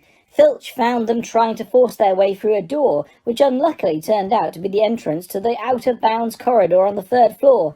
He wouldn't believe they were lost, was sure they were trying to break into it on purpose, and was threatening to lock them in the dungeons when they were rescued by Professor Quirrell, who was passing. Filch owned a cat called Mrs. Norris, a scrawny, dust-coloured creature with bulging, lamp-like eyes, just like Filch's. She patrolled the corridors alone. Break a rule in front of her, put just one toe out of line, and she'd whisk off for Filch, who'd appear, wheezing 2 seconds later. Filch knew the secret passageways of the school better than anyone, except perhaps the Weasley twins, and could pop up as suddenly as any of the ghosts. The students all hated him, and it was the dearest ambition of many to give Mrs. Norris a good kick. And then, once you had managed to find them, there were the lessons themselves. There was a lot more to magic, as Harry quickly found out, than waving your wand and saying a few funny words. They had to study the night skies through their telescopes every Wednesday at midnight and learn the names of different stars and the movements of the planets. 3 times a week they went out to the greenhouses behind the castle to study herbology with a dumpy little witch called Professor Sprout, where they learnt how to take care of the strange plants and fungi and found out what they were used for. Easily the most boring lesson was History of Magic, which was the only class taught by a ghost. Professor Binns had been very old indeed when he had fallen asleep in front of the staff room fire and got up next morning to teach, leaving his body behind him. Binns droned on and on while they scribbled down names and dates and got Emmerich the Evil and Uric the Oddball mixed up. Professor Flitwick, the charms teacher, was a tiny little wizard who had to stand on a pile of books to see over his desk. At the start of their first lesson, he took the register, and when he reached Harry's name, he gave an excited squeak and toppled out of sight. Professor McGonagall was again different. Harry had been quite right to think she wasn't a teacher to cross. Strict and clever, she gave them a talking to the moment they sat down in her first class. Transfiguration is some of the most complex and dangerous magic you will learn at Hogwarts, she said. Anyone messing around in my class will leave and not come back. You have been warned. Then she changed her desk into a pig, and back again. They were all very impressed and couldn't wait to get started, but soon realised they weren't going to be changing the furniture into animals for a long time. After making a lot of complicated notes, they were each given a match and started trying to turn it into a needle. By the end of the lesson, only Hermione Granger had made any difference to her match. Professor McGonagall showed the class how it had gone all silver and pointy, and gave Hermione a rare smile. The class everyone had really been looking forward to was Defence Against the Dark Arts, but Quirrell's lessons turned out to be a bit of a joke. His classroom smelled strongly of garlic, which everyone said was to ward off a vampire he'd met in Romania and was afraid would be coming back to get him one of these days. His turban, he told them, had been given to him by an African prince as a thank you for getting rid of a troublesome zombie, but they weren't sure they believed this story. For one thing, when Seamus Finnegan asked eagerly to hear how Quirrell had fought off the zombie, Quirrell went pink and started talking about the weather. For another, they had noticed that a funny smell hung around the turban, and the Weasley twins insisted that it was stuffed full of garlic as well, so that Quirrell was protected wherever he went. Harry was very relieved to find out that he wasn't miles behind everyone else. Lots of people had come from Muggle families, and like him, hadn't had any idea that they were witches and wizards. There was so much to learn that even people like Ron didn't have much of a head start. Friday was an important day for Harry and Ron. They finally managed to find their way down to the Great Hall for breakfast without getting lost once. "What have we got today?" Harry asked Ron as he poured sugar on his porridge. "Double potions with the Slytherins," said Ron. "Snape's head of Slytherin House. They say he always favours them. We'll be able to see if it's true." "Wish McGonagall favoured us," said Harry. Professor McGonagall was head of Gryffindor House, but it hadn't stopped her giving them a huge pile of homework the day before. Just then the post arrived. Harry had got used to this by now, but it had given him a bit of a shock on the first morning, when about 100 owls had suddenly streamed into the Great Hall during breakfast, circling the tables until they saw their owners and dropping letters and packages onto their laps. Hedwig hadn't brought Harry anything so far. She sometimes flew in to nibble his ear and have a bit of a toast before going off to sleep in the owlery with the other school owls. This morning, however, she fluttered down between the marmalade and the sugar bowl and dropped a note onto Harry's plate. Harry tore it open at once. "Dear Harry," it said in a very untidy scrawl, "I know you get Friday afternoons off, so would you like to come and have a cup of tea with me around 3? I want to hear all about your first week. Send us an answer back with Hedwig, Hagrid." Harry borrowed Ron's quill, scribbled "Yes, please, see you later" on the back of the note, and sent Hedwig off again. It was lucky that Harry had tea with Hagrid to look forward to, because the potions lesson turned out to be the worst thing that had happened to him so far. At the start of term banquet, Harry had got the idea that Professor Snape disliked him. By the end of the first potions lesson, He knew he'd been wrong. Snape didn't dislike Harry, he hated him. Potions lessons took place down in one of the dungeons. It was colder here than up in the main castle, and would have been quite creepy enough without the pickled animals floating in glass jars all around the walls. Snape, like Flitwick, started the class by taking the register, and like Flitwick, he paused at Harry's name. "Ah, yes," he said softly. "Harry Potter, our new celebrity." Draco Malfoy and his friends Crabbe and Goyle sniggered behind their hands. Snape finished calling the names and looked up at the class. His eyes were black like Hagrid's, but they had none of Hagrid's warmth. They were cold and empty, and made you think of dark tunnels. "You are here to learn the subtle science and exact art of potion making," he began. He spoke in barely more than a whisper, but they caught every word. Like Professor McGonagall, Snape had the gift of keeping a class silent without effort. "As there is little foolish wand-waving here, many of you will hardly believe this is magic. I don't expect you will really understand the beauty of the softly simmering cauldron with its shimmering fumes, the delicate power of liquids that creep through human veins, bewitching the mind, ensnaring the senses.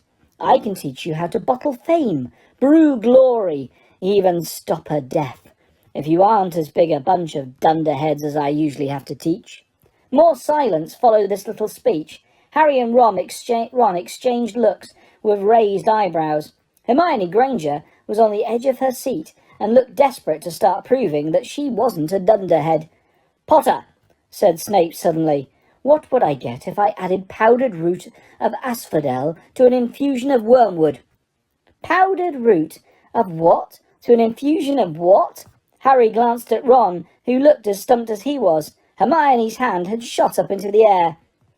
I don't know, sir," said Harry. Snape's lips curled into a sneer. "Fame clearly isn't everything." He ignored Hermione's hand. "Let's try again, Potter. Where would you look if I told you to find me a bezoar?" Hermione stretched her hand as high into the air as it would go without her leaving her seat, but Harry didn't have the faintest idea what a bezoar was. He tried not to look at Malfoy, Crabbe and Goyle, who were shaking with laughter. I don't know, sir." "Thought you wouldn't open a book before coming, eh, Potter?" Harry forced himself to keep looking straight into those cold eyes. He had looked through his books at the Dursleys, but did Snape expect him to remember everything in 1,000 magical herbs and fungi? Snape was still ignoring Hermione's quivering hand. "What is the difference, Potter, between monkshood and wolfsbane?" At this, Hermione stood up, her hand stretching towards the dungeon ceiling. "I don't know," said Harry quietly. "I think Hermione does, though. Why don't you try her?" A few people laughed. Harry caught Seamus's eye, and Seamus winked. Snape, however, was not pleased. "Sit down," he snapped at Hermione. "For your information, Potter, asphodel and wormwood make a sleeping potion. So powerful it is known as the draught of living death. A bezoar is a stone taken from the stomach of a goat, and it will save you from most poisons. As for monk's head and wolfsbane, they are the same plant, which also goes by the name of aconite. Well, why aren't you all copying that down?" There was a sudden rummaging for quills and parchment. Over the noise, Snape said, "And a point will be taken from Gryffindor House for your cheek, Potter." Things didn't improve for the Gryffindors as the potions lesson continued. Snape put them all into pairs and set them to mixing up simple potions to cure boils.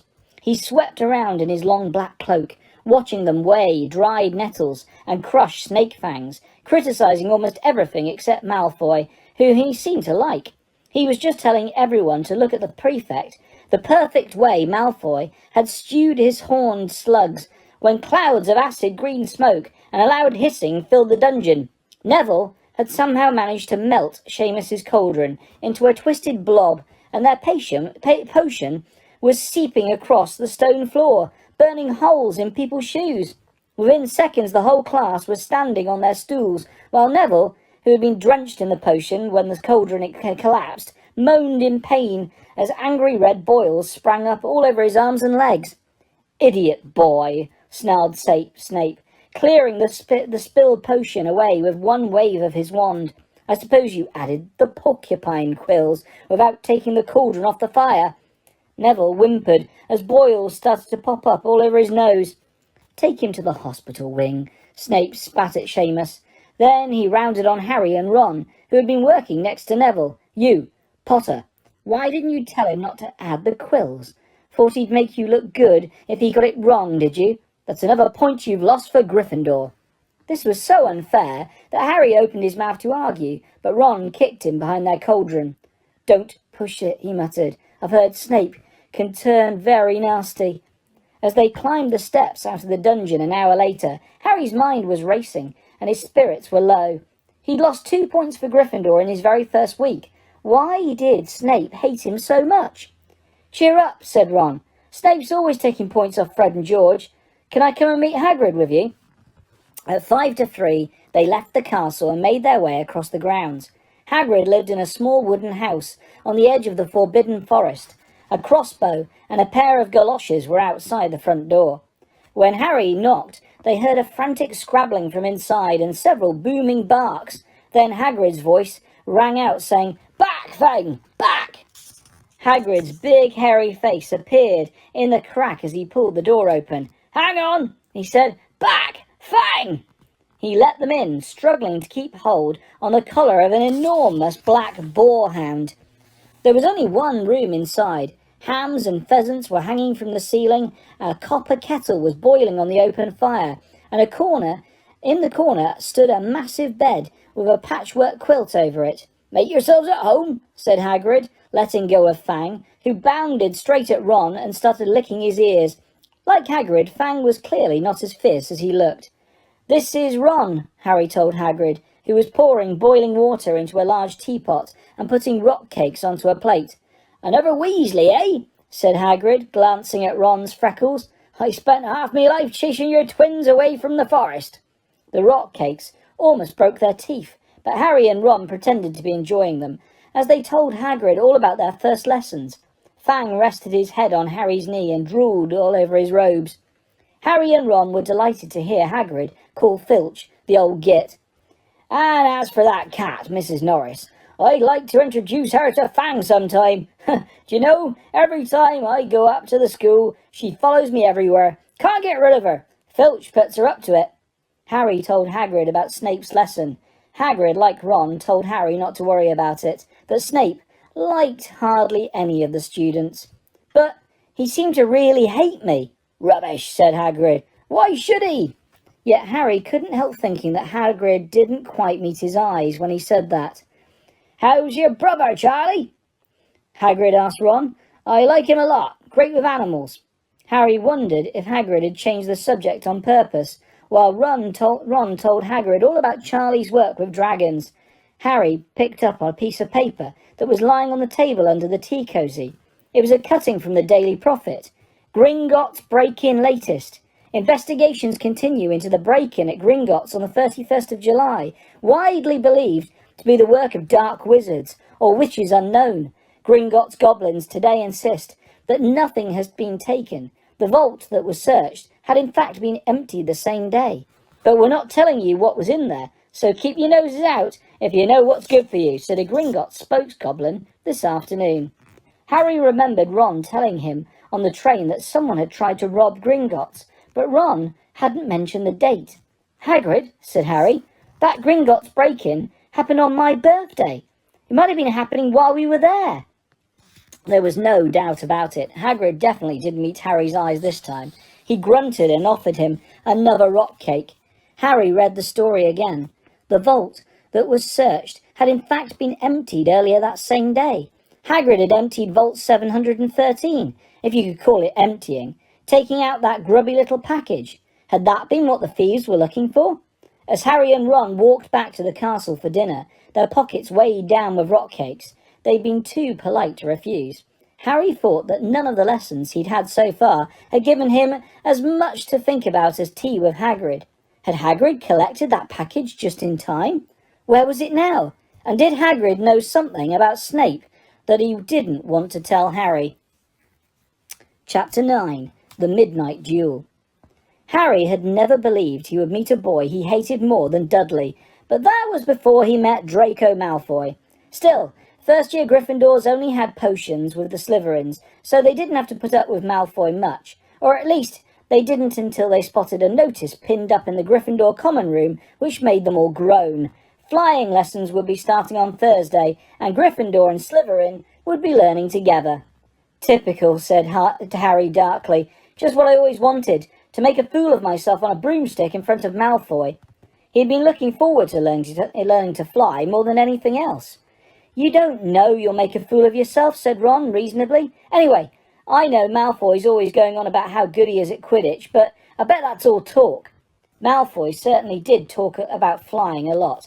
He complained loudly about first years never getting in the house Quidditch teams and told long, boastful stories, which always seemed to end with him narrowly escaping muggles in helicopters. He wasn't the only one, though. The way Seamus Finnegan told it, he'd spent most of his childhood zooming around the countryside on his broomstick. Even Ron would tell anyone who'd listen about the time he'd almost hit a hang glider on Charlie's old broom. Everyone from wizarding families talked about Quidditch constantly. Ron had already had a big argument with Dean Thomas, who shared their dormitory, about football. Ron couldn't see what was exciting about a game with only one ball, where no one was allowed to fly. Harry had caught Ron prodding Dean's poster of a West Ham football team, trying to make the players move. Neville had never been on a broomstick in his life, because his grandmother had never let him near one. Privately, Harry felt she'd had good reason, because Neville managed to have an extraordinary number of accidents, even with both feet on the ground. Hermione Granger was almost as nervous about flying as Neville was. This was something you couldn't learn by heart out of a book, not that she hadn't tried. At breakfast on Thursday, she bored them all stupid with flying tips she'd got out of a library book called Quidditch Through the Ages. Neville was hanging on to her every word, desperate for anything that might help him hang on to his broomstick later. But everybody else was very pleased when Hermione's lecture was interrupted by the arrival of the post. Harry hadn't had a single letter since Hagrid's note, something that Malfoy had been quick to notice, of course. Malfoy's eagle owl was always bringing him packages of sweets from home, which he opened gloatingly at the Slytherin table. A barn owl brought Neville a small package from his grandmother. He opened it excitedly and showed them a glass ball the size of a large marble, which seemed to be full of white smoke. It's a remembrall, he explained. Gran knows I forget things. This tells you if there's something you've forgotten to do. Look, you hold it tight like this and it turns red. Oh, his face fell because the remembrall had suddenly glowed scarlet. You've forgotten something. Neville was trying to remember what he'd forgotten when Draco Malfoy, who was passing the Gryffindor table, snatched the remembrall out of his hand. Harry and Ron jumped to their feet. They were half hoping for a reason to fight Malfoy, but Professor McGonagall, who could spot trouble quicker than any teacher in the school, was there in a flash. What's going on? Malfoy's got my remembrall, Professor. Scowling, Malfoy quickly dropped the remembrall back to the table. Just looking, he said, and he sloped away with Crabbe and Goyle behind him. At 3:30 that afternoon, Harry, Ron and the other Gryffindors hurried down the front steps into the grounds for the first flying lesson. It was a clear, breezy day, and the grass rippled under their feet as they marched down the sloping lawns towards a smooth lawn on the opposite side of the grounds to the Forbidden Forest, whose trees were swaying darkly in the distance. The Slytherins were already there, and so were 20 broomsticks lying in neat lines on the ground. Harry had heard Fred and George Weasley complain about the school brooms, saying that some of them started to vibrate if you flew too high, or always flew slightly to the left. Their teacher, Madam Hooch, arrived. She had short grey hair and yellow eyes like a hawk. Well, what are you waiting for? She barked. Everyone stand by a broomstick. Come on, hurry up. Harry glanced down at his broom. It was old, and some of the twigs stuck out at odd angles. Stick out your right hand over your broom, called Madam Hooch at the front, and say, up! Up! Everyone shouted. Harry's broom jumped up into his hand at once, but it was one of the few that did. Hermione Granger's had simply rolled over onto the ground, and Neville's hadn't moved at all. Perhaps brooms, like horses, could tell when you were afraid, thought Harry. There was a quaver in Neville's voice that said only too clearly that he wanted to keep his feet on the ground. Madam Hooch then showed them how to mount their brooms without sliding off the end, and walked up and down the rows correcting their grips. Harry and Ron were delighted when she told Malfoy he'd been doing it wrong for years. "Now, when I blow my whistle, you kick off from the ground hard," said Madam Hooch. "Keep your broom steady, rise a few feet, and then come straight back down by leaning forward slightly. On my whistle. 3, 2... But Neville, nervous and jumpy and frightened of being left on the ground, pushed off hard before the whistle had touched Madam Hooch's lips. "Come back, boy!" she shouted. But Neville was rising straight up like a cork shot out of a bottle. 12 feet, 20 feet. Harry saw his scared white face look down at the ground, falling away, saw him gasp, slip sideways off the broom, and wham! A thud and a nasty crack, and Neville lay face down on the grass in a heap. His broomstick was still rising higher and higher, and started to drift lazily towards the forbidden forest and out of sight. Madam Hooch was bending over Neville, her face as white as his. "Broken wrist," Harry heard her mutter. "Come on, boy. It's all right. Up you get." She turned to the rest of the class. "None of you is to move while I take this boy to the hospital wing. You leave these brooms where they are, or you'll be out of Hogwarts before you can say Quidditch. Come on, dear." Neville, his face tear-streaked, clutched his wrist, hobbled off with Madam Hooch, who had her own arm around him. No sooner were they out of earshot than Malfoy burst into laughter. "Did you see his face? The great lump!" The other Slytherins joined in. "Shut up, Malfoy," snapped Parvati Patil. "Ooh, sticking up for Longbottom," said Pansy Parkinson, a hard-faced Slytherin girl. "Never thought you'd like fat little crybabies, Parvati." "Look," said Malfoy, darting forward and snatching something out of the grass. "It's that stupid thing Longbottom's gran sent him." The remembrall glittered in the sun as he held it up. "Give that here, Malfoy," said Harry quietly. Everyone stopped talking to watch. Malfoy smiled nastily. "I think I'll leave it somewhere for Longbottom to collect. How about up a tree?" "Give it here," Harry yelled, but Malfoy had leapt onto his broomstick and taken off. He hadn't been lying. He could fly well. Hovering level with the topmost branches of an oak, he called, "Come and get it, Potter!" Harry grabbed his broom. "No!" shouted Hermione Granger. "Madam Hooch told us not to move. You'll get us all into trouble."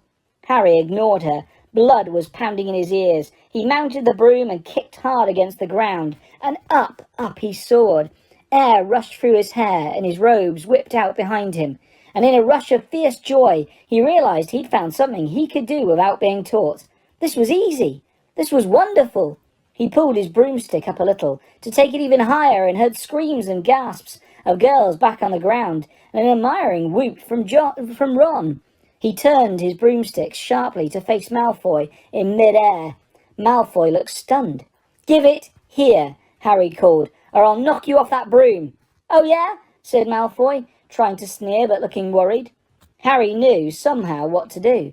He leant forward and grasped the broom tightly in both hands, and it shot towards Malfoy like a javelin. Malfoy only just got out of the way in time. Harry made a sharp about turn and held the broom steady. A few people below were clapping. "No Crabbe and Goyle up there to save your neck, Malfoy," Harry called. The same thought seemed to have struck Malfoy. "Catch it if you can, then," he shouted, and he threw the glass ball high into the air and streaked back towards the ground. Harry saw, as though in slow motion, the ball rise up in the air and then start to fall. He leant forward and pointed his broom handle down. Next second he was gathering speed in a steep dive, racing the ball, wind whistling in his ears. Mingled with the screams of people watching, he stretched out his hand. A foot from the ground he caught it, just in time to pull his broom straight, and he toppled gently onto the grass with the remembrall clutched safely in his hand. "Harry Potter!" His heart sank faster than he'd just dived. Professor McGonagall was running towards them. He got to his feet, trembling. "Never! In all my time at Hogwarts!" Professor McGonagall was almost speechless with shock, and her glasses flashed furiously. "How dare you! Might have broken your neck!" "It wasn't his fault, Professor." "Be quiet, Miss Patil." But Malfoy..." "That's enough, Mr. Weasley. Potter, follow me now." Harry caught sight of Malfoy, Crabbe and Goyle's triumphant faces as he left, walking numbly in Professor McGonagall's wake as she strode towards the castle. He was going to be expelled, he just knew it. He wanted to say something to defend himself, but there seemed to be something wrong with his voice. Professor McGonagall was sweeping along without even looking at him. He had to jog to keep up. Now he'd done it. He hadn't even lasted 2 weeks. He'd be packing his bags in 10 minutes. What would the Dursleys say when he turned up on their doorstep? Up the front steps, up the marble staircase inside, and still Professor McGonagall didn't say a word to him. She wrenched open doors and marched along corridors, with Harry trotting miserably behind her. Maybe she was taking him to Dumbledore. He thought of Hagrid, expelled but allowed to stay on as a gamekeeper. Perhaps he could be Hagrid's assistant. His stomach twisted as he imagined it, watching Ron and the others becoming wizards, while he stumped around the grounds carrying Hagrid's bag. Professor McGonagall stopped outside a classroom. She opened the door and poked her head inside. "Excuse me, Professor Flitwick, could I borrow Wood for a moment?" Wood? Thought Harry, bewildered. Was Wood a cane she was going to use on him? But Wood turned out to be a person, a burly fifth-year boy who came out of Flitwick's class looking confused. "Follow me, you two," said Professor McGonagall, and they marched on up the corridor, Wood looking curiously at Harry. "In here." Professor McGonagall pointed them into a classroom which was empty except for Peeves, who was busy writing rude words on the blackboard. "Out, Peeves!" she barked. Peeves threw the chalk into a bin, which clanged loudly, and he swooped out cursing. Professor McGonagall slammed the door behind him and turned to face the two boys. "Potter, this is Oliver Wood. Wood, I found you a seeker." Wood's expression changed from puzzlement to delight. "Are you serious, Professor?" "Absolutely," said Professor McGonagall crisply. "The boy's a natural. I've never seen anything like it. Was that your first time on a broomstick, Potter?" Harry nodded silently. He didn't have a clue what was going on, but he didn't seem to be being expelled, and some of the feeling started coming back to his legs. "He caught that thing in his hand after a 50-foot dive," Professor McGonagall told Wood. "Didn't even scratch himself. Charlie Weasley couldn't have done it." Wood was now looking as though all his dreams had come true at once. "Ever seen a game of Quidditch, Potter?" he asked excitedly. "Wood's captain of the Gryffindor team," Professor McGonagall explained. "He's just the build for a Seeker too," said Wood, now walking around Harry and staring at him. "Light, speedy. We'll have to get him a decent broom, Professor. A Nimbus 2000 or a Clean Sweep 7, I'd say. I shall speak to Professor Dumbledore and see if we can't bend the first-year rule. Heaven knows, we need a better team than last year. Flattened in that last match by Slytherin, I couldn't look Severus Snape in the face for weeks." Professor McGonagall peered sternly over her glasses at Harry. "I want to hear you're training hard, Potter, or I may change my mind about punishing you." Then she suddenly smiled. "Your father would have been proud," she said. "He was an excellent Quidditch player himself." "You're joking!" It was dinner time. Harry had just finished telling Ron what had happened when he'd left the grounds with Professor McGonagall. Ron had a piece of steak and kidney pie halfway to his mouth, but he'd forgotten all about it. "Seeker," he said, "but first year's never. You must be the youngest house player in about—" "A century," said Harry, shoveling pie into his mouth. He felt particularly hungry after the excitement of the afternoon. "Wood told me." Ron was so amazed, so impressed, he just sat and gaped at Harry. "I start training next week," said Harry. "Only don't tell anyone. Wood wants to keep it a secret." Fred and George Weasley now came into the hall, spotted Harry and hurried over. "Well done," said George in a low voice. "Wood told us. We're on the team too. Beat us." "I tell you, we're going to win that Quidditch Cup for sure this year," said Fred. "We haven't won once since Charlie left, but this year's team is going to be brilliant. You must be good, Harry. Wood was almost skipping when he told us. Anyway, we've got to go. Lee Jordan reckons he's found a new secret passageway out of the school. Bet it's that one behind the statue of Gregory the Smarmy that we found in our first week. See you." Fred and George had hardly disappeared when someone far less welcome turned up. Malfoy, flanked by Crabbe and Goyle. "Having a last meal, Potter? When are you getting the train back to the Muggles?" "You're a lot braver now. You're back on the ground and you've got your little friends with you," said Harry coolly. There was of course, nothing at all little about Crabbe and Goyle. But as the high table was full of teachers, neither of them could do more than crack their knuckles and scowl. "I'd take you on any time on my own," said Malfoy. "Tonight, if you want. Wizard's duel. Wands only. No contact. What's the matter? Never heard of a wizard's duel before, I suppose?" "Of course he has," said Ron, wheeling round. "I'm his second. Who's yours?" Malfoy looked at Crabbe and Goyle, sizing them up. "Crabbe," he said. "Midnight, all right? We'll meet you in the trophy room. That's always unlocked." When Malfoy had gone, Ron and Harry looked at each other. "What is a wizard's duel?" said Harry. "And what do you mean you're my second?" "Well, a second's there to take over if you die," said Ron casually, getting started on his last on his cold pie. Catching the look on Harry's face, he quickly added, "But people only die in proper duels, with real wizards. The most you and Malfoy will be able to do is send sparks at each other. Neither of you knows enough magic to do any real damage. I bet he expected you to refuse anyway." "And what if I wave my wand and nothing happens?" "Throw it away. Punch him on the nose," Ron suggested. "Excuse me?" They both looked up. It was Hermione Granger. "Can't a person eat in peace in this place?" said Ron. Hermione ignored him and spoke to Harry. "I couldn't help overhearing what you and Malfoy were saying." "Bet you could," Ron muttered. "And you mustn't go wandering around the school at night. Think of the points you'll lose Gryffindor if you're caught, and you're bound to be. It's really very selfish of you." "And it's really none of your business," said Harry. "Goodbye," said Ron. All the same, it wasn't what you'd call the perfect end to the day, Harry thought, as he lay awake much later listening to Dean and Seamus falling asleep. Neville wasn't back from the hospital wing. Ron had spent all evening giving him advice such as, "If he tries to curse you, you'd better dodge it, because I can't remember how to block them." There was a very good chance they were going to get caught by Filch or Mrs. Norris, and Harry felt he was pushing his luck, breaking another school rule today. On the other hand, Malfoy's sneering face kept looming up out of the darkness. This was his big chance, to beat Malfoy face to face. He couldn't miss it. 11:30, Ron muttered at last. "We'd better go." They pulled on their dressing gowns, picked up their wands, and crept across the tower room, down the spiral staircase and into the Gryffindor common room.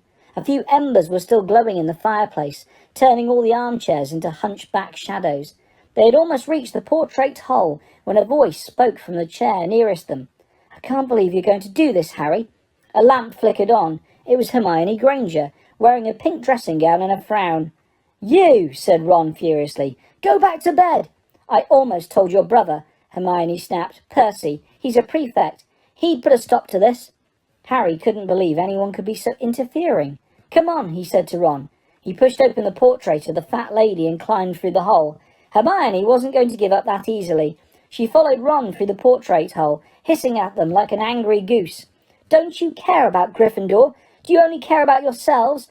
I don't want Slytherin to win the House Cup, and you'll lose all the points I got from Professor McGonagall for knowing about switching spells." "Go away." "All right, but I warned you. You just remember what I said when you're in the train home tomorrow. You're so—" But what they were, they didn't find out. Hermione had turned to the portrait of the fat lady and get back inside. Hermione had turned to the portrait of the fat lady to get back inside and found herself facing an empty painting. The fat lady had gone on a nighttime visit, and Hermione was locked out of Gryffindor Tower. "Now what am I going to do?" she asked shrilly. "That's your problem," said Ron. "We've got to go. We're going to be late." They hadn't even reached the end of the corridor when Hermione caught up with them. "I'm coming with you," she said. "You are not. Do you think I'm going to stand out here and wait for Filch to catch me? If he finds all three of us, I'll tell him the truth, that I was trying to stop you, and you can back me up." "You've got some nerve," said Ron loudly. "Shut up, both of you," said Harry sharply. "I heard something." It was a sort of snuffling. "Mrs. Norris," breathed Ron, squinting through the dark. It wasn't Mrs. Norris, it was Neville. He was curled up on the floor, fast asleep, but jerked suddenly awake as they crept nearer. "Thank goodness you found me. I've been out here for hours. I couldn't remember the new password to get into bed." "Keep your voice down, Neville. The password's pig snout.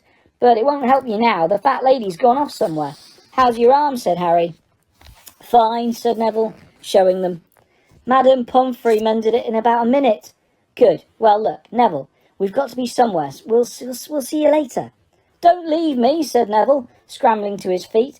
"I don't want to stay here alone with bloody barons. The bloody baron's been passed twice already." Ron looked at his watch and then glared furiously at Hermione and Neville. "If either of you get us caught, I'll never rest until I've learnt that curse of the bogies Quirrell told us about and use it on you." Hermione opened her mouth, perhaps to tell Ron exactly how to use the curse of the bogies, but Harry hissed at her to be quiet and beckoned them all forward. They flitted along corridors, striped with bars of moonlight from the high windows, and every turn Harry expected to run into Filch or Mrs. Norris, but they were lucky. They sped up a staircase to the 3rd floor and tiptoed towards the trophy room. Malfoy and Crabbe weren't there yet. The crystal trophy cases glimmered where the moonlight caught them. Cups, shields, plates, and statues winked silver and gold in the darkness. They edged along the walls, keeping their eyes on the doors at either end of the room. Harry took out his wand, in case Malfoy leapt in and started at once. The minutes crept by. "He's late. Maybe he's chickened out," Ron whispered. Then a noise in the next room made them jump. Harry had only just raised his wand when they heard someone speak, and it wasn't Malfoy. "Sniff around, my sweet. They might be lurking in a corner." It was Filch, speaking to Mrs. Norris. Horror-struck, Harry waved madly at the other three to follow him as quickly as possible. They scurried silently towards the door, away from Filch's voice. Neville's robes had barely whipped around the corner when they heard Filch enter the trophy room. "They're in here somewhere," they heard him mutter. "Probably hiding." "This way." Harry mouthed to the others, and petrified they began to creep down a long gallery full of suits of armour. They could hear Filch getting nearer. Suddenly, Neville let out a frightened squeak and broke into a run. He tripped, grabbed Ron around the waist, and the pair of them toppled right into a suit of armour. The clanging and crashing were enough to wake the whole castle. "Run!" Harry yelled, and the 4 of them sprinted down the gallery, not looking back to see whether Filch was following. They swung around the doorpost and galloped down one corridor, then another, Harry in the lead without any idea where they were and where they were going. They ripped through a tapestry and found themselves in a hidden passageway, hurtled along it, and came out near their charms classroom, which they knew was miles from the trophy room. "I think we've lost them," Harry panted, leaning against the cold wall and wiping his forehead. Neville was bent double, wheezing and spluttering. I told you," Hermione gasped, clutching at the stitch in her chest. I told you." "We've got to get back to Gryffindor Tower," said Ron, "quickly as possible." "Malfoy tricked you," Hermione said to Harry. "You realise that, don't you? He was never going to meet you. Filch knew someone was going to be in the trophy room. Malfoy must have tipped him off." Harry thought she was probably right, but he wasn't going to tell her that. "Let's go." It wasn't going to be that simple. They hadn't gone more than a dozen paces when a doorknob rattled and something came shooting out of a classroom in front of them. It was Peeves. He caught sight of them and gave a squeal of delight. "Shut up, Peeves, please! You'll get us thrown out." Peeves cackled. "Wandering around at midnight, ickle thirsties? Ha ha ha ha! Naughty, naughty, you'll get caughty." "Not if you don't give us away, Peeves, please." Should I tell Filch, should I?" said Peeves in a saintly voice, but his eyes glittered wickedly. "It's for your own good, you know." "Get out of the way," snapped Ron, taking a swipe at Peeves. This was a big mistake. "Students out of bed!" Peeves bellowed. "Students out of bed! Down the charms corridor!" Ducking under Peeves, they ran for their lives, right to the end of the corridor, where they slammed into a door, and it was locked. "This is it," Ron moaned, and they pushed helplessly at the door. "We're done for. This is the end." They could hear footsteps, Filch running as fast as he could towards Peeves' shout. "Oh, move over," Hermione snarled. She grabbed Harry's wand, tapped the lock and whispered, "Alabomora." The lock clicked and the door swung open. They piled through it, shut it quickly, and pressed their ears against it, listening. "Which way did they go, Peeves?" Filch was saying. "Quick, tell me." "Say, please." "Don't mess me about, Peeves. Now, where did they go?" "Shan't say anything if you don't say please," said Peeves in his annoying sing-song voice. "All right, please." "Nothing." "Ha ha! Told you I wouldn't say wouldn't say nothing if you didn't say please. Ha ha ha!" And they heard the sound of Peeves whooshing away and Filch cursing in rage. "He thinks the door is locked," Harry whispered. "I think we'll be okay. Get off, Neville." For Neville had been tugging on the sleeve of Harry's dressing gown for the last minute. "What?" Harry turned around and saw quite clearly what. For a moment he was sure he'd walked into a nightmare. This was too much, on top of everything that had happened so far. They weren't in a room, as he had supposed. They were in a corridor, the forbidden corridor on the 3rd floor. And now they knew why it was forbidden. They were looking straight into the eyes of a monstrous dog, a dog which filled the whole space between ceiling and floor. It had 3 heads, 3 pairs of rolling mad eyes, 3 noses, twitching and quivering in their direction, 3 drooling mouths, saliva hanging in slippery ropes from yellowish fangs. It was standing quite still, all 6 eyes staring at them, and Harry knew that the only reason they weren't already dead was that their sudden appearance had taken it by surprise. But it was quickly getting over that. There was no mistaking what those thunderous growls meant. Harry groped for the doorknob. Between Filch and death, he'd take Filch. They fell backwards. Harry slammed the door shut, and they ran. They almost flew back down the corridor. Filch must have hurried off to look for them somewhere else, because they didn't see him anywhere. But they hardly cared. All they wanted to do was put as much space as possible between them and that monster. They didn't stop running until they reached the portrait of the fat lady on the 7th floor. "Where on earth have you all been?" she asked, looking at their dressing gowns hanging off their shoulders and their flushed, sweaty faces. "Never mind that. Pig snout! Pig snout!" panted Harry, and the portrait swung forward. They scrambled into the common room and collapsed, trembling into armchairs. It was a while before any of them said anything. Neville, indeed, looked as if he'd never speak again. "What do you think they're doing? Keeping a thing like that locked up in a school," said Ron finally. "If any dog needs exercise, that one does." Hermione had got both her breath and her bad temper back again. "You don't use your eyes, any of you, do you?" she snapped. "Didn't you see what it was standing on?" "The floor," Harry suggested. "I wasn't looking at its feet. I was too busy with its heads." "No, not the floor. It was standing on a trapdoor. It's obviously guarding something." She stood up, glaring at them. "Hope you're pleased with yourselves. We could all have been killed, or worse, expelled. Now, if you don't mind, I'm going to bed." Ron stared after her, his mouth open. "No, we don't mind," he said. "You'd think we dragged her along, wouldn't you?" But Hermione had given Harry something else to think about as he climbed back into bed. The dog was guarding something. What had Hagrid said? Gringotts was the safest place in the world for something you wanted to hide, except perhaps Hogwarts. It looked as though Harry had found out where the grubby little package from Vault 713 was.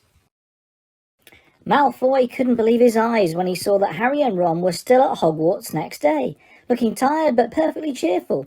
Indeed, by next morning, Harry and Ron thought that meeting the 3-headed dog had been an excellent adventure, and they were quite keen to have another one. In the meantime, Harry filled Ron in about the package that seemed to have been removed from Gringotts to Hogwarts, and they spent a lot of time wondering what could possibly need such heavy protection. "It's either really valuable or really dangerous," said Ron. "Or both," said Harry. But as all they knew for sure about the mysterious object was that it was about 2 inches long, they didn't have much chance of guessing what it was without further clues. Neither Neville or Hermione showed the slightest interest in what lay underneath the dog and the trapdoor. All Neville cared about was never going near the dog again. Hermione was now refusing to speak to Harry and Ron, but she was such a bossy know-it-all that they saw this as an added bonus. All they really wanted now was a way of getting back at Malfoy, and to their great delight, just such a thing arrived with the post about a week later. As the owls flooded into the great hall as usual, everyone's attention was caught at once by a long, thin package carried by 6 large screech owls. Harry was just as interested as everyone else to see what was in the large parcel, and was amazed when the owls soared down and dropped it right in front of him, knocking his bacon to the floor. They had hardly fluttered out of the way when another owl dropped a letter on top of the parcel. Harry ripped open the letter first, which was lucky because it said, "Do not open the parcel at the table. It contains your new Nimbus 2000, but I don't want everybody knowing you've got a broomstick or they'll all want one. Oliver Wood We'll meet you tonight on the Quidditch pitch at 7 o'clock for your first training session. Professor M. McGonagall." Harry had difficulty hiding his glee as he handed the note to Ron to read. "A Nimbus 2000, Ron moaned enviously. "I've never even touched one." They left the hall quickly, wanting to unwrap the broomstick in private before their first lesson. But halfway across the entrance hall they found the way upstairs barred by Crabbe and Goyle. Malfoy seized the package from Harry and felt it. "That's a broomstick," he said, throwing it back to Harry with a mixture of jealousy and spite on his face. "You'll be for it this time, Potter. First years aren't allowed them." Ron couldn't resist it. "It's not any old broomstick," he said. "It's a Nimbus 2000. What did you say you've got at home, Malfoy? A Comet 260? Ron grinned at Harry. "Comets look flashy, but they're not in the same league as the Nimbus." "What would you know about it, Weasley? You couldn't afford half the handle," Malfoy snapped back. "I suppose you and your brothers have to save up, twig by twig." Before Ron could answer, Professor Flitwick appeared at Malfoy's elbow. "Not arguing, I hope, boys," he squeaked. "Potter's been sent a broomstick, Professor," said Malfoy quickly. Yes, that's right," said Professor Flitwick, beaming at Harry. "Professor McGonagall told me all about the special circumstances, Potter. And what model is it?" A Nimbus 2000, sir," said Harry, fighting not to laugh at the look of horror on Malfoy's face. "And it's really thanks to Malfoy here that I've got it," he added. Harry and Ron headed upstairs, smothering their laughter at Malfoy's obvious rage and confusion. "Well, it's true," Harry chortled as they reached the top of the marble staircase. "If he hadn't stolen Neville's Remembrall, I wouldn't be in the team." "So I suppose you think that's a reward for breaking rules?" came an angry voice from just behind them. Hermione was stomping up the stairs, looking disapprovingly at the package in Harry's hand. "I thought you weren't speaking to us," said Harry. "Yes, don't stop now," said Ron. "It's doing us so much good." Hermione marched away with her nose in the air. Harry had a lot of trouble keeping his mind on his lessons that day. It kept wandering up to the dormitory, where his new broomstick was lying under his bed, or straying off to the Quidditch pitch, where he'd be learning to play that night.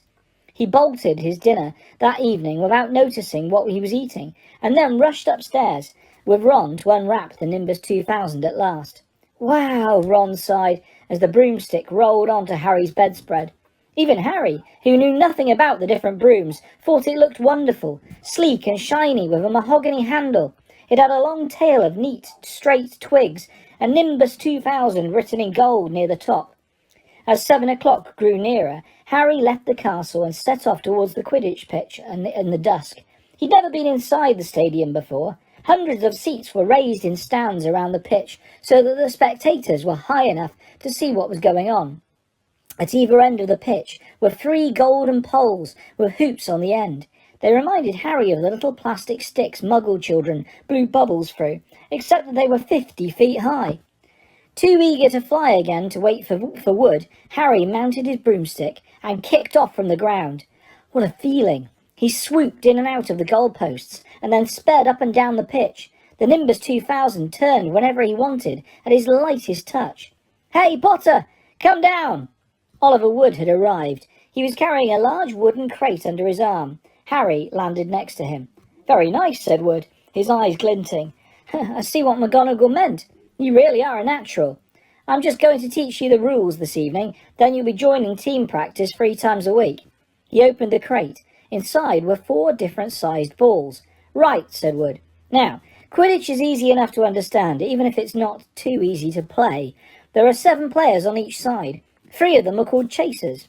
3 chasers, Harry repeated, as Wood took out a bright red ball about the size of a football. "This ball's called the quaffle," said Wood. "The chasers throw the quaffle to each other and try to get it through one of the hoops to score a goal. 10 points every time the quaffle goes through one of the hoops. Follow me?" "The chasers throw the quaffle and put it through the hoops to score," Harry recited. "So that's sort of like basketball or on broomsticks with 6 hoops, isn't it?" "What's basketball?" said Wood curiously. "Never mind," said Harry quickly. "Now, there's another player on each side who's called the keeper. I'm keeper for Gryffindor. I have to fly around our hoops and stop the other team from scoring." 3 chasers, 1 keeper," said Harry, who was determined to remember it all. "And they play with the quaffle." "Okay, got that. So, What are they for? He pointed at the 3 balls left inside the box. I'll show you now, said Wood. Take this. He handed Harry a small club, a little like a rounder's bat. I'm going to show you what the bludgers do, Wood said. These 2 are the bludgers. He showed Harry 2 identical balls, jet black and slightly smaller than the red quaffle. Harry noticed that they seemed to be straining to escape the straps, holding them inside the box. Stand back, Wood warned Harry. He bent down and freed one of the bludgers. At once the black ball rose high in the air and then pelted straight at Harry's face. Harry swung at it with the bat to stop it breaking his nose and sent it zigzagging away into the air.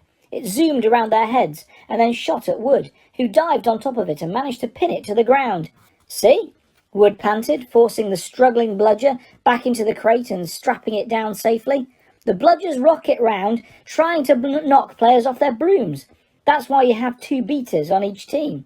The Weasley twins are ours. It's their job to protect their side from the bludgers and try and knock them towards the other team. So, think you've got all that? 3 chasers try and score the quaffle. The keeper guards the goalposts. The beaters keep the bludgers away from their team, Harry reeled off. Very good, said Wood. Have the bludgers ever killed anyone? Harry asked, hoping he sounded offhand. Never at Hogwarts. We've had a couple of broken jaws, but nothing worse than that. Now, the last member of the team is the Seeker.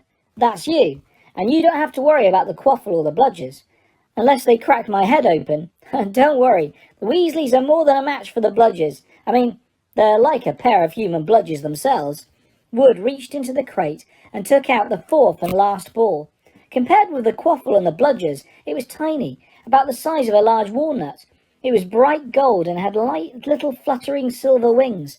This, said Wood, is the golden snitch. It is the most important ball of the lot. It's very hard to catch because it's so fast and difficult to see. It's the Seeker's job to catch it.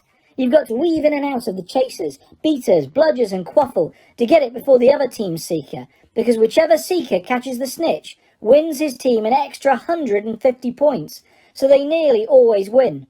That's why Seekers get fouled so much. A game of Quidditch only ends when the snitch is caught, so it can go on for ages. I think the record is 3 months. They had to keep bringing on substitutes so the players could get some sleep. Well, that's it. Any questions? Harry shook his head. He understood what he had to do, all right. It was doing it that was going to be the problem. We won't practice with the snitch yet, said Wood, carefully shutting it back inside the crate. It's too dark. We might lose it. Let's try you out with a few of these. He pulled a bag of ordinary golf balls out of his pocket, and a few minutes later he and Harry were up in the air, Wood throwing the golf balls as hard as he could in every direction for Harry to try and catch. Harry didn't miss a single one, and Wood was delighted. After half an hour, night had really fallen and they couldn't carry on. That Quidditch Cup will have our name on it this year, said Wood, happily as they trudged back to the castle. I wouldn't be surprised if you turn out better than Charlie Weasley, and he could have played for England if he hadn't gone off chasing dragons. Perhaps it was because he was now so busy, what with Quidditch practice 3 evenings a week on top of all his homework, but Harry could hardly believe it when he realised that he'd already been at Hogwarts for 2 months. The castle felt more like home than Privet Drive had ever done. His lessons, too, were becoming more and more interesting now that they had mastered their basics. On Halloween morning, they woke to the delicious smell of baking pumpkin wafting through the corridors. Even better, Professor Flitwick announced in Charms that he thought they were ready to start making objects fly, something they had all been dying to try since they'd seen him make Neville's toad zoom around the classroom. Professor Flitwick put the class into pairs to practice. Harry's partner was Seamus Finnegan, which was a relief because Neville had been trying to catch his eye. Ron, however, was to be working with Hermione Granger. It was hard to tell whether Ron or Hermione was angrier about this. She hadn't spoken to either of them since the day Harry's broomstick had arrived. Now, don't forget that nice wrist movement we've been practicing, squeaked Professor Flitwick, perched on top of his pile of books as usual. Swish and flick, remember, swish and flick. And saying the magic words properly is very important too. Never forget Wizard Baruffio, who said S instead of F and found himself on the floor with a buffalo on his chest. It was very difficult. Harry and Seamus swished and flicked, but the feather they were supposed to be sending skywards just lay on the desktop. Seamus got so impatient that he prodded it with his wand and set fire to it. Harry had to put it out with his hat. Ron, at the next table, wasn't having much more luck. Wingardium Leviosa, he shouted, waving his long arms like a windmill. You're saying it wrong, Harry heard Hermione snap. It's Wingardium Leviosa. Make the gar nice and long. You do it then, if you're so clever, Ron snarled. Hermione rolled up the sleeves of her gown, flicked her wand and said, Wingardium Leviosa. Their feather rose off the desk and hovered about 4 feet above their heads. Oh, well done, cried Professor Flitwick, clapping. Everyone see here, Miss Granger's done it. Ron was in a very bad temper by the end of the class. It's no wonder no one can stand her, he said to Harry as they pushed their way into the crowded corridor. She's a nightmare, honestly. Someone knocked into Harry as they hurried past him. It was Hermione. Harry caught a glimpse of her face and was startled to see that she was in tears.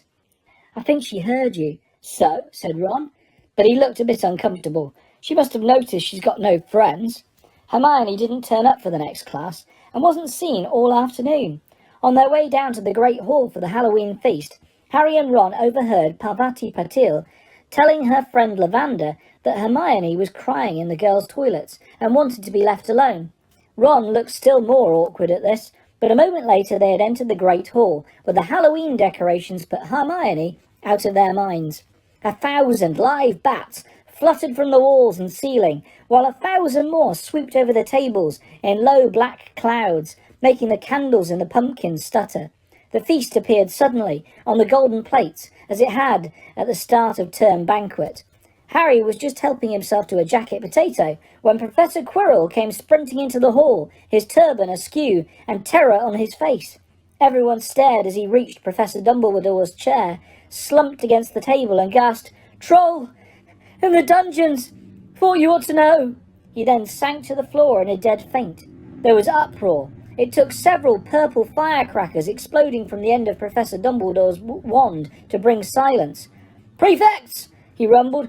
Lead your houses back to the dormitories immediately. Percy was in his element. Follow me. Stick together, first years. No need to fear the troll if you follow my orders. Stay close behind me now. Make way. First years coming through. Excuse me, I'm a prefect. How could a troll get in? Harry asked as they climbed the stairs. Don't ask me. They're supposed to be really stupid, said Ron. Maybe Peeves let it in for a Halloween joke. They passed different groups of people, hurrying in different directions. As they jostled their way through a crowd of confused Hufflepuffs, Harry suddenly grabbed Ron's arm. I've just thought. Hermione! What about her? She doesn't know about the troll. Ron bit his lip. Oh, all right, he snapped. But Percy had better not see us. Ducking down, they joined the Hufflepuffs, going the other way, slipped down a deserted side corridor, and hurried off towards the girls' toilets. They had just turned the corner when they heard quick footsteps behind them. Percy, hissed Ron, pulling Harry behind a large stone griffin. Peering around it, however, they saw not Percy but Snape. He crossed the corridor and disappeared from view. What's he doing? Harry whispered. Why isn't he down in the dungeons with the rest of the teachers? Search me. Quietly as possible, they crept along the next corridor after Snape's fading footsteps. He's heading for the 3rd floor, Harry said, but Ron held up his hand. Can you smell something? Harry sniffed, and a foul stench reached his nostrils, a mixture of old socks and the kind of public toilet no one seems to clean. And then they heard it, a low grunting and the shuffling footsteps of gigantic feet. Ron pointed. At the end of the passage to the left, something huge was moving towards them. They shrank into the shadows and watched as it emerged into a patch of moonlight. It was a horrible sight. 12 feet tall, its skin was dull, granite grey, its great lumpy body like a boulder with its small bald head perched on top like a coconut. It had short legs, thick as tree trunks, with flat, horny feet. The smell coming from it was incredible. It was holding a huge wooden club which dragged along the floor because its arms were so long. The troll stopped next to a doorway and peered inside. It waggled its long ears, making up its tiny mind, then slouched slowly into the room. The key's in the lock, Harry muttered. We could lock it in. Good idea, said Ron nervously. They edged towards the open door, mouths dry, praying the troll wasn't about to come out of it. With one great leap, Harry managed to grab the key, slam the door, and lock it. Yes! Flushed with their victory, they started to run back to the passage, but as they reached the corner, they heard something that made their hearts stop. A high, petrified scream, and it was coming from the chamber they'd just locked up. Oh no, said Ron, pale as the bloody Baron. It's the girls' toilet, Harry gasped. Hermione, they said together. It was the last thing they wanted to do, but what choice did they have? Wheeling around, they sprinted back to the door and turned the key. Fumbling in their panic, Harry pulled the door open, and they ran inside. Hermione Granger was shrinking against the wall opposite, looking as if she was about to faint. The troll was advancing on her, knocking the sinks off the wall as it went. Confuse it, Harry said desperately to Ron, and seizing a tap, he threw it as hard as he could against the wall. The troll stopped a few feet from Hermione. It lumbered around, blinking stupidly, to see what had made the noise.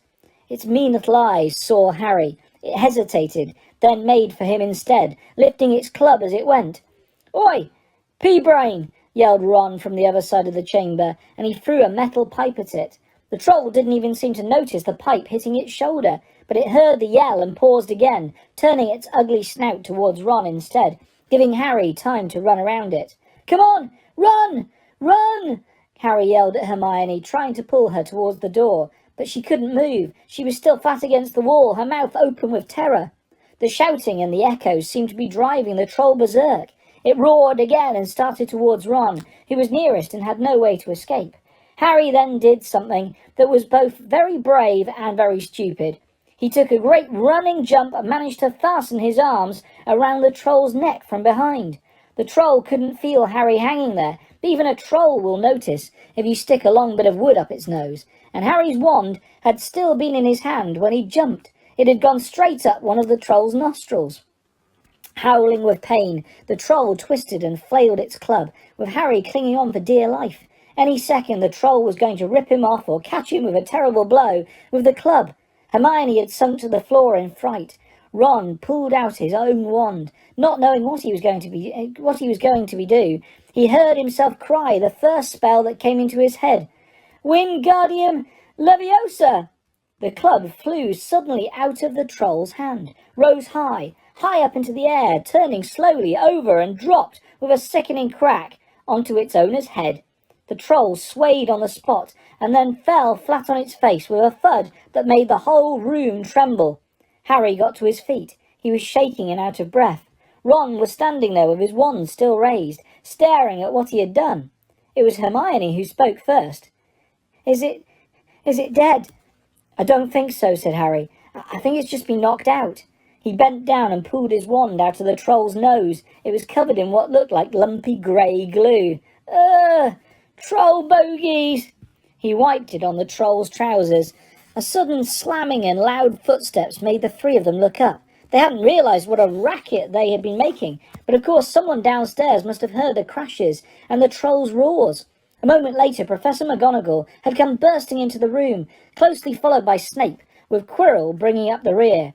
Quirrell took one look at the troll, let out a faint whimper and sat quickly down on the toilet, clutching his heart.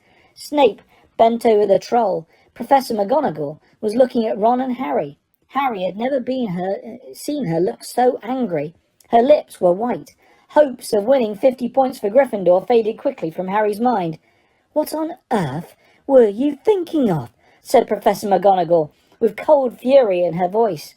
Harry looked at Ron, who was still standing with his wand in the air. You're lucky you weren't killed. Why aren't you in your dormitory? Snape gave Harry a swift, piercing look. Harry looked at the floor. He wished Ron would put his wand down. Then a small voice came out of the shadows. Please, Professor McGonagall, they were looking for me. Miss Granger. Hermione had managed to get to her feet at last. I went looking for the troll because I thought I could deal with it on my own, because I've read all about them. Ron dropped his wand, and Hermione Granger telling a downright lie to a teacher. If they hadn't found me, I'd be dead now. Harry stuck his wand up its nose, and Ron knocked it out with his own club. They didn't have time to come and fetch anyone. It was about to finish me off if they hadn't arrived when they arrived. Harry and Ron tried to look as though this story wasn't new to them. Well, in that case, said Professor McGonagall, staring at the three of them, Miss Granger, you foolish girl, how could you think of tackling a mountain troll on your own? Hermione hung her head. Harry was speechless. Hermione was the last person to do anything against the rules, and here she was, pretending she had, to get them out of trouble. It was as if Snape had started handing out sweets. Miss Granger, 5 points will be taken from Gryffindor for this, said Professor McGonagall. I'm very disappointed in you. If you're not hurt at all, you'd better get off to Gryffindor Tower. Students are finishing the feast in their houses. Hermione left. Professor McGonagall turned to Harry and Ron. Well, I still say you were lucky, but not many first years could have taken on a full-grown mountain troll. You each win Gryffindor 5 points. Professor Dumbledore will be informed of this. You may go. They hurried out of the chamber and didn't speak at all until they had climbed 2 floors up.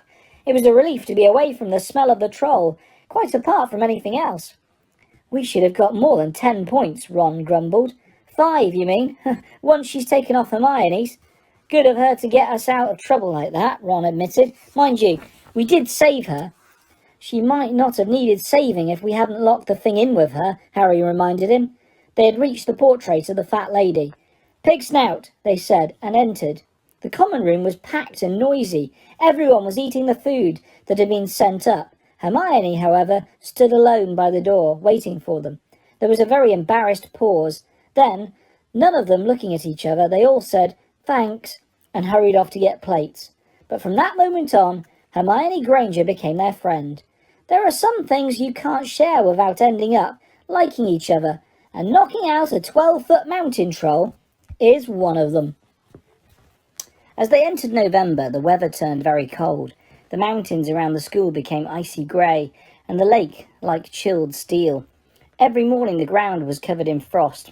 Hagrid could be seen from the upstairs windows defrosting broomsticks on the Quidditch pitch, bundled up in a long moleskin overcoat, rabbit fur gloves, and enormous beaver-skin boots. The Quidditch season had begun. On Saturday, Harry would be playing in his first match after weeks of training, Gryffindor versus Slytherin. If Gryffindor won, they would move up to second place in the house championship. Hardly anyone had seen Harry play because Wood had decided that as their secret weapon, Harry should be kept, well, secret. But the news that he was playing Seeker had leaked out somehow, and Harry didn't know which was worse. People telling him he'd be brilliant, or people telling him that they'd be running around underneath him holding a mattress. It was really lucky that Harry now had Hermione as a friend. He didn't know how he'd have got through all his homework without her. With what with all of the last-minute Quidditch practice Wood was making them do, she had also let him Quidditch through the ages, which turned out to be a very interesting read. Harry learnt that there were 700 ways of committing a Quidditch foul, and that all of them had happened during a World Cup match in 1473, that Seekers were usually the smallest and fastest players, and that most serious Quidditch accidents seemed to happen to them, that although people rarely died playing Quidditch, referees had been known to vanish and turn up months later in the Sahara Desert.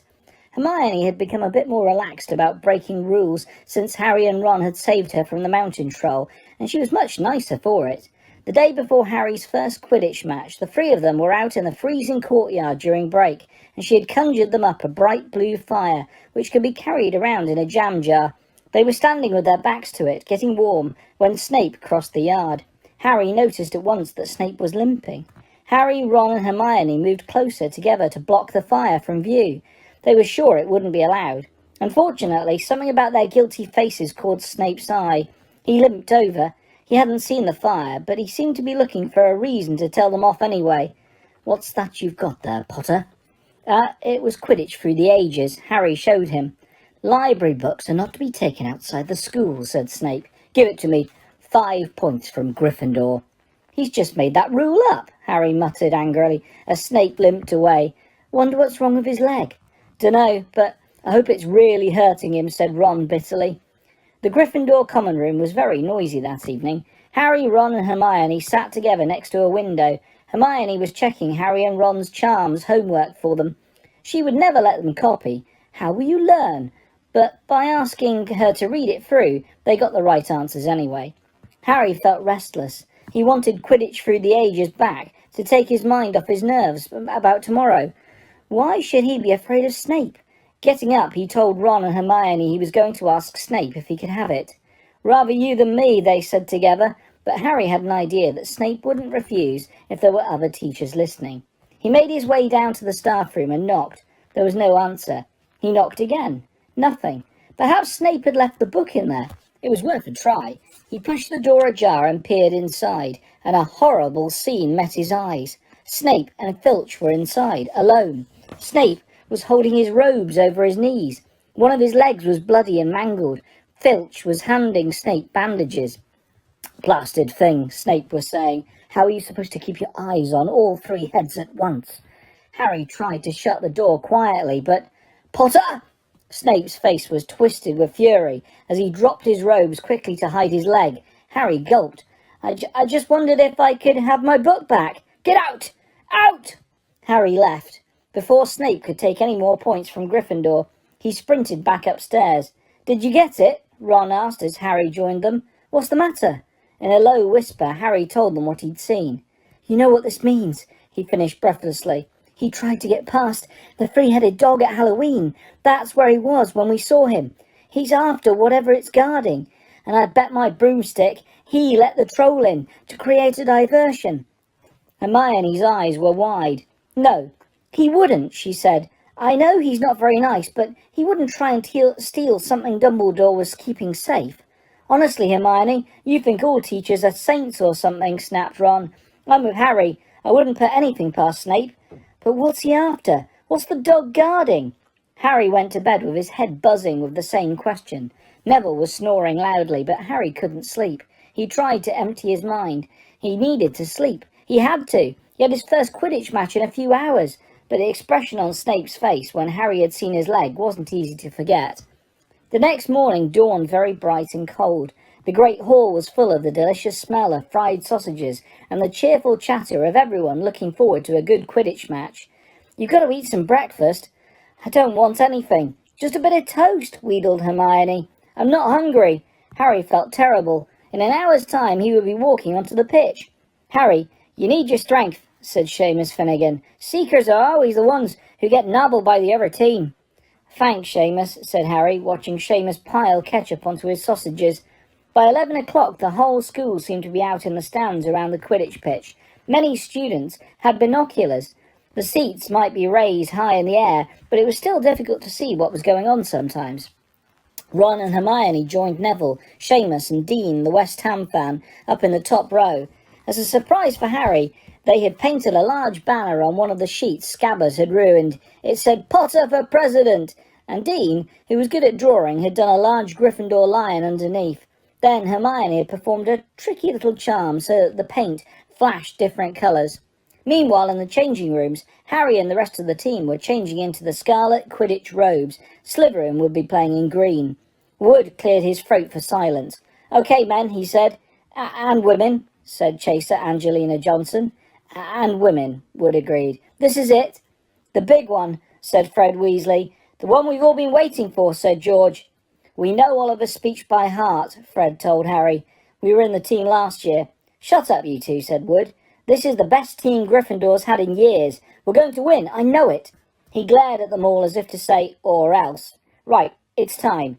Good luck, all of you." Harry followed Fred and George out of the changing room and, hoping his knees weren't going to give way, walked onto the pitch to loud cheers. Madame Hooch was refereeing. She stood in the middle of the pitch waiting for the two teams, her broom in her hand. "Now, I want a nice fair game, all of you," she said, once they were all gathered around her. Harry noticed that she seemed to be speaking particularly to the Slytherin captain, Marcus Flint, a fifth year. Harry thought Flint looked as if he had some troll blood on him. Out of the corner of his eye he saw the fluttering banner high above, flashing "Potter for President" over the crowd. His heart skipped. He felt braver. "Mount your brooms, please." Harry clambered onto his Nimbus 2000.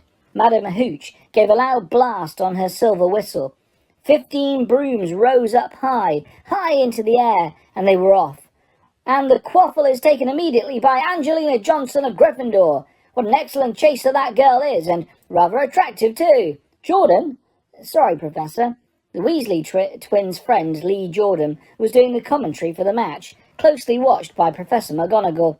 And she's really belting along it up there. A neat pass to Alicia Spinnet. A good find of Oliver Woods. Last year only a reserve. Back to Johnson. And, no, Slytherin have taken the quaffle. Slytherin captain Marcus Flint gains the quaffle, and off he goes. Flint flying like an eagle up there. He's going to... No! Stopped by an excellent move by Gryffindor keeper Wood, and Gryffindor take the quaffle. That's chaser Katie Bell of Gryffindor there. Nice dive around Flint.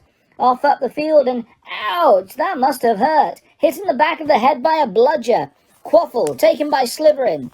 That's Adrian Pusey, speeding off towards the goalposts, but he's blocked by a second bludger.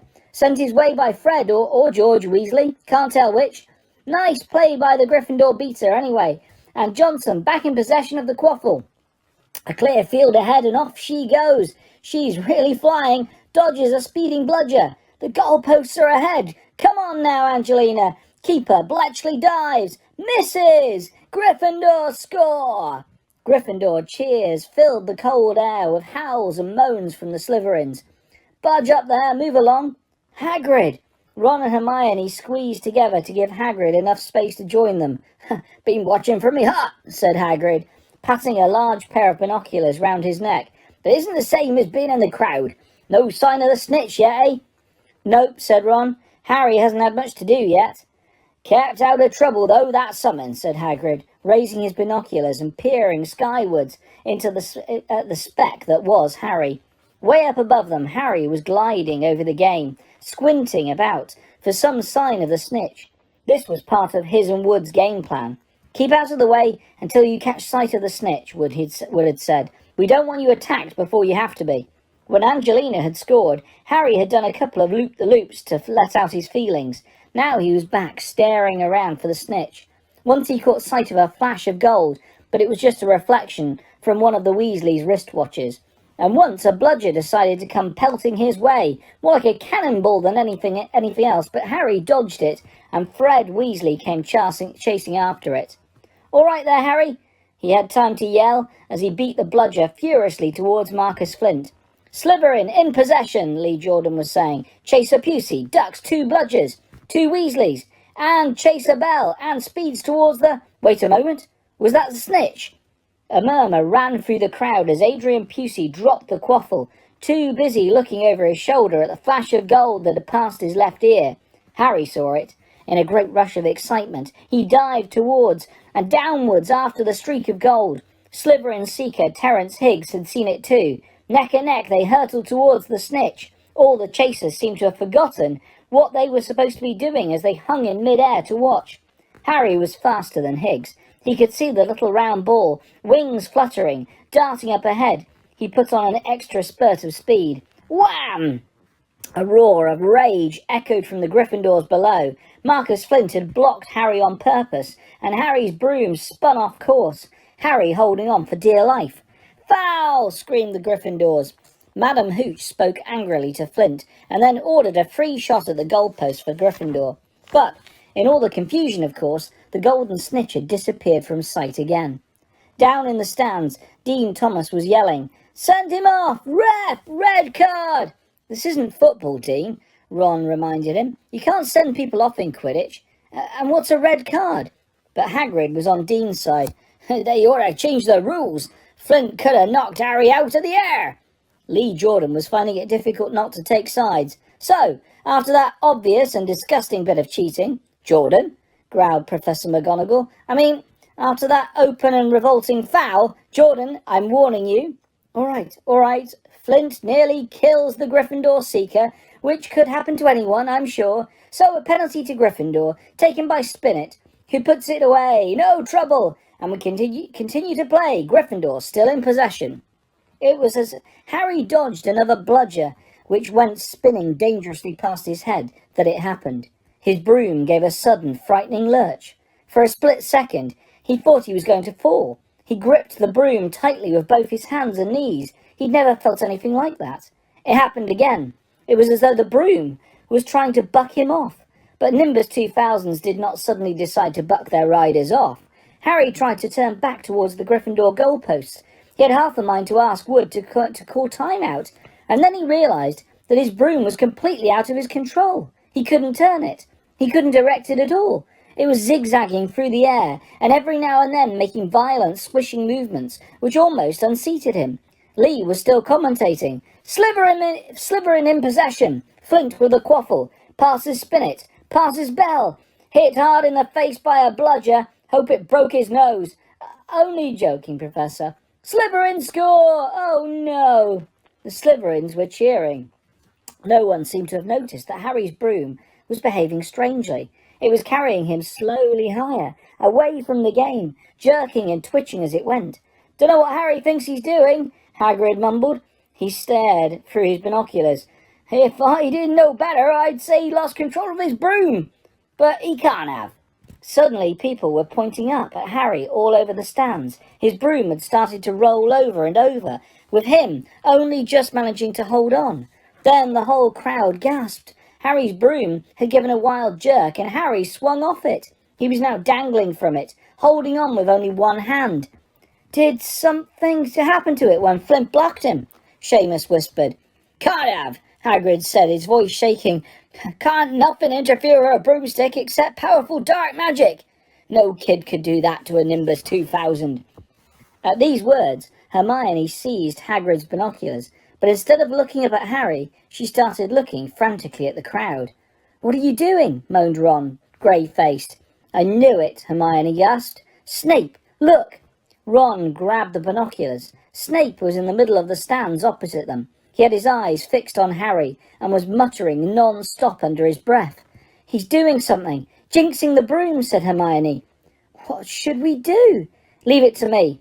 Before Ron could say another word, Hermione had disappeared. Ron turned the binoculars back on Harry. His broom was vibrating so hard it was almost impossible for him to hang on much longer. The whole crowd were on their feet, watching, terrified, as the Weasleys flew up to try and pull Harry safely onto one of their brooms, but it was no good. Every time they got near to him, the broom would jump higher still. They dropped lower and circled beneath him, obviously hoping to catch him if he fell. Marcus Flint seized the quaffle and scored 5 times without anyone noticing. "Come on, Hermione," Ron muttered desperately. Hermione had fought her way across to the stand where Snape stood and was now racing along the row behind him. She didn't even stop to say sorry as she knocked Professor Quirrell head first into the row in front. Reaching Snape, she crouched down, pulled out her wand and whispered a few well-chosen words. Bright blue flames shot from her wand onto the hem of Snape's robes. It took perhaps 30 seconds for Snape to realise that he was on fire. A sudden yelp told her she had done her job. Scooping the fire off him into a little jar in her pocket, she scrambled back along the row. Snape would never know what had happened. It was enough. Up in the air, Harry was suddenly able to clamber back onto his broom. "Neville, you can look," Ron said. Neville had been sobbing into Hagrid's jacket for the last 5 minutes. Harry was speeding towards the ground when the crowd saw him clap his hand to his mouth as though he was about to be sick. He hit the pitch on all fours, coughed, and something gold fell into his hand. "I've got the snitch!" he shouted, waving it above his head, and the game ended in complete confusion. "He didn't catch it. He nearly swallowed it." Flint was still howling 20 minutes later, but it made no difference. Harry hadn't broken any rules, and Lee Jordan was still happily shouting the result. Gryffindor had won by 170 points to 60. Harry heard none of this, though. He was being made a cup of strong tea back in Hagrid's hut, with Ron and Hermione. "It was Snape," Ron was explaining. "Hermione and I saw him. He was cursing your broomstick, muttering. He wouldn't take his eyes off you." "Rubbish," said Hagrid, who hadn't heard a word of what had gone on next to him in the stands. "Why would Snape do something like that?" Harry, Ron and Hermione looked at each other, wondering what to tell him. Harry decided on the truth. "I found out something about him," he told Hagrid. "He tried to get past the 3-headed dog at Halloween. It bit him. We think he was trying to steal whatever it's guarding." Hagrid dropped the teapot. "How do you know about Fluffy?" he said. "Fluffy? Yeah, he's mine. Bought him off a Greek chappie I met in the pub last year. I lent him to Dumbledore to guide the, Yes, said Harry eagerly.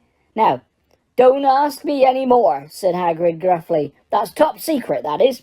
But Snape's trying to steal it. Rubbish, said Hagrid again. Snape's a Hogwarts teacher. He's do nothing of the sort. So why did he just try and kill Harry, said Hermione. The afternoon's events certainly seemed to have changed her mind about Snape. I know a jinx when I see one, Hagrid. I've read all about them. You've got to keep eye contact, and Snape wasn't blinking at all. I saw him. I'm telling you, you're wrong, said Hagrid hotly.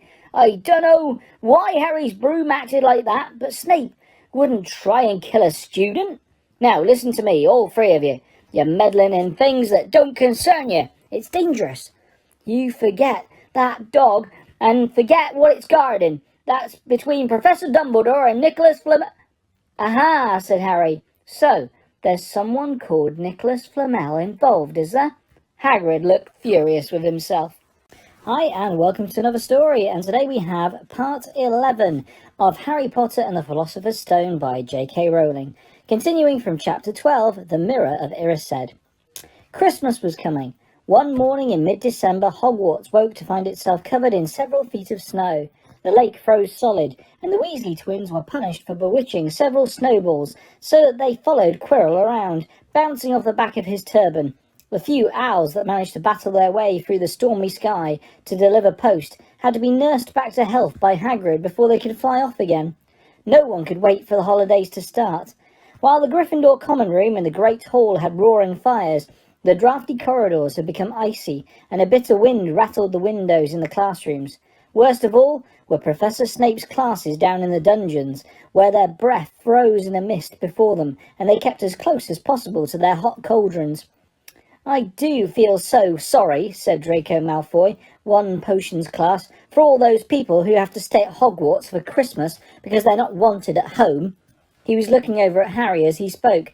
Crabbe and Goyle chuckled. Harry, who was measuring out powdered spine of lionfish, ignored them. Malfoy had been even more unpleasant than usual since the Quidditch match. Disgusted that Slytherin had lost, he had tried to get everyone laughing at how a wide-mouthed tree frog would be replacing Harry as Seeker next. Then he'd realised that nobody found this funny, because they were all so impressed at the way Harry had managed to stay on his bucking broomstick. So Malfoy, jealous and angry, had gone back to taunting Harry about having no proper family. It was true that Harry wasn't going back to Privet Drive for Christmas. Professor McGonagall had come round the week before, making a list of students who would be staying for the holidays, and Harry had signed up at once. He didn't feel sorry for himself at all. This would probably be the best Christmas he'd ever had. Ron and his brothers were staying too, because Mr. and Mrs. Weasley were going to Romania to visit Charlie. When they left the dungeons at the end of potions, they found a large fir tree blocking the corridor ahead. Two enormous feet sticking out at the bottom, and a loud puffing sound told them that Hagrid was behind it. "Hi, Hagrid. Want any help?" Ron asked, sticking his head through the branches. "Nah, I'm all right, thanks, Ron." "Would you mind moving out of the way?" came Malfoy's cold drawl from behind them. "Are you trying to earn some extra money, Weasley, hoping to be gamekeeper yourself when you leave Hogwarts? I suppose that hut of Hagrid's must seem like a palace compared to what your family's used to." Ron dived at Malfoy just as Snape came up the stairs. "Weasley?" Ron let go of the front of Malfoy's robes. "He was provoked, Professor Snape," said Hagrid, sticking his huge hairy face out from behind the tree. "Malfoy was insulting his family."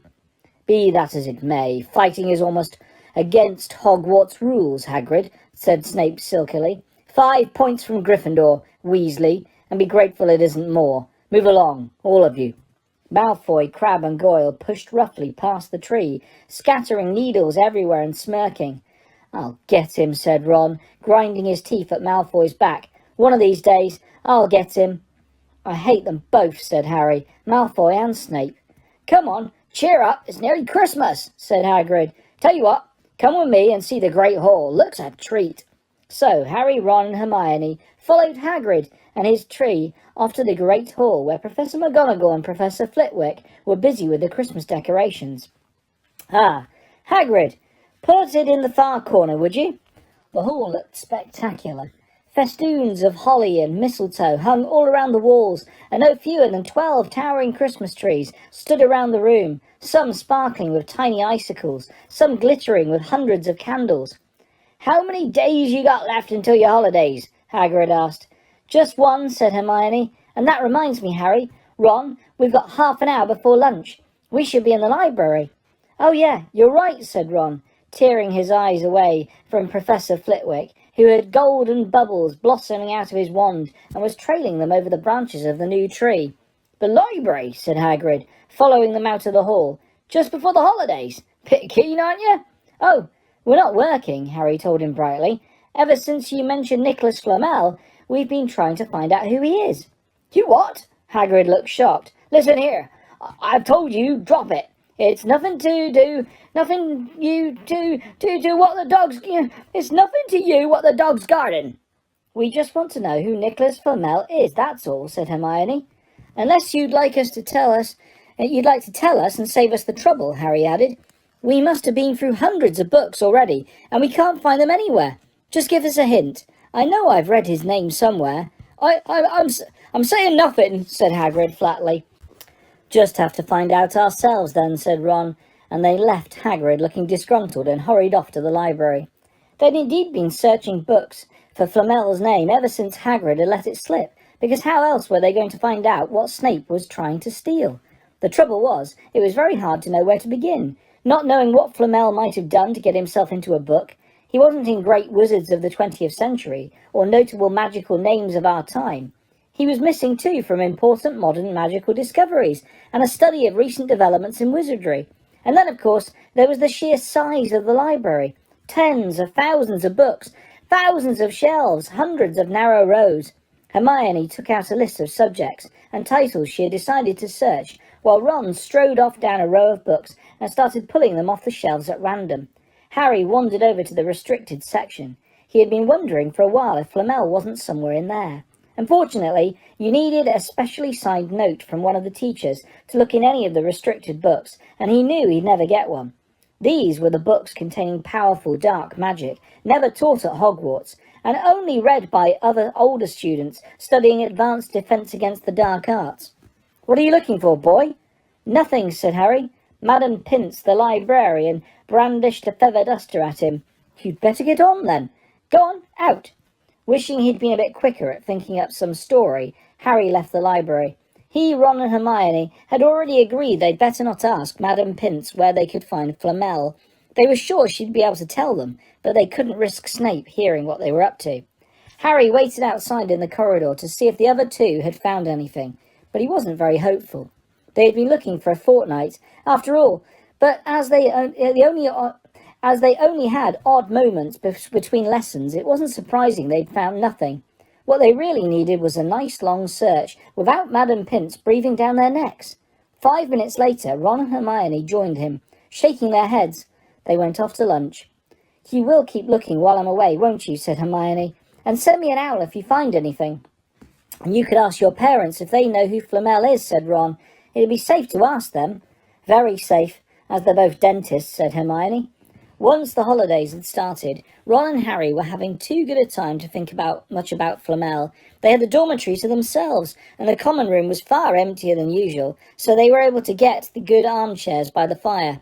They sat by the hour, eating anything they could spear on toasting forks, bread, crumpets, marshmallows, and plotting ways of getting Malfoy expelled, which were fun to talk about, even if they wouldn't work. Ron also started teaching Harry wizard chess. This was exactly like Muggle chess, except that the figures were alive, which made it a lot like directing troops in battle. Ron's set was very old and battered. Like everything else he owned, it had once belonged to someone else in his family, in this case his grandfather. However, old chessmen weren't a drawback at all. Ron knew them so well, he'd never had trouble getting them to do what he wanted. Harry played with chessmen Seamus Finnegan had lent him, and they didn't trust him at all. He wasn't a very good player yet, and they kept shouting different bits of advice at him, which was confusing. "Don't send me there. Can't you see his knight? Send him. We can afford to lose him." On Christmas Eve, Harry went to bed looking forward to the next day for the food and the fun, but not expecting any presents at all. When he woke next early morning, However, the first thing he saw was a small pile of packages at the foot of his bed. "Harry, happy Christmas," said Ron, sleepily as Harry scrambled out of bed and pulled on his dressing gown. "You too," said Harry. "Will you look at this? I've got some presents." "What did you expect, turnips?" said Ron, turning to his own pile, which was a lot bigger than Harry's. Harry picked up the top parcel. It was wrapped in thick brown paper, and scrawled across it was, "To Harry, from Hagrid." Inside was a roughly cut wooden flute. Hagrid had obviously whittled it himself. Harry blew it, and it sounded a bit like an owl. A second, very small parcel contained a note. "We received your message and enclose your Christmas present from Uncle Vernon and Aunt Petunia." Sellotape to the note was a 50-pence piece. "That's friendly," said Harry. Ron was fascinated by the 50-pence. "Weird," he said. "What a shape. This is money." "You can keep it," said Harry, laughing at how pleased Ron was. "Hagrid and my aunt and uncle. So, who sent these?"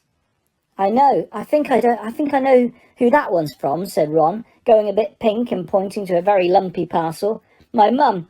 I told her you didn't expect any presents, and—" "Oh no," he groaned. "She's made you a Weasley jumper." Harry had torn open the parcel to find a thick, hand-knitted sweater in emerald green and a large box of homemade fudge. "Every year she makes us a jumper," said Ron, unwrapping his own, "and mine's always maroon." "That's really nice of her," said Harry, trying the fudge, which was very tasty. His next present also contained sweets, a large box of chocolate frogs from Hermione. This left only one parcel. Harry picked it up and felt it. It was very light. He unwrapped it. Something fluid and silvery grey went slithering to the floor, where it lay in gleaming folds. Ron gasped.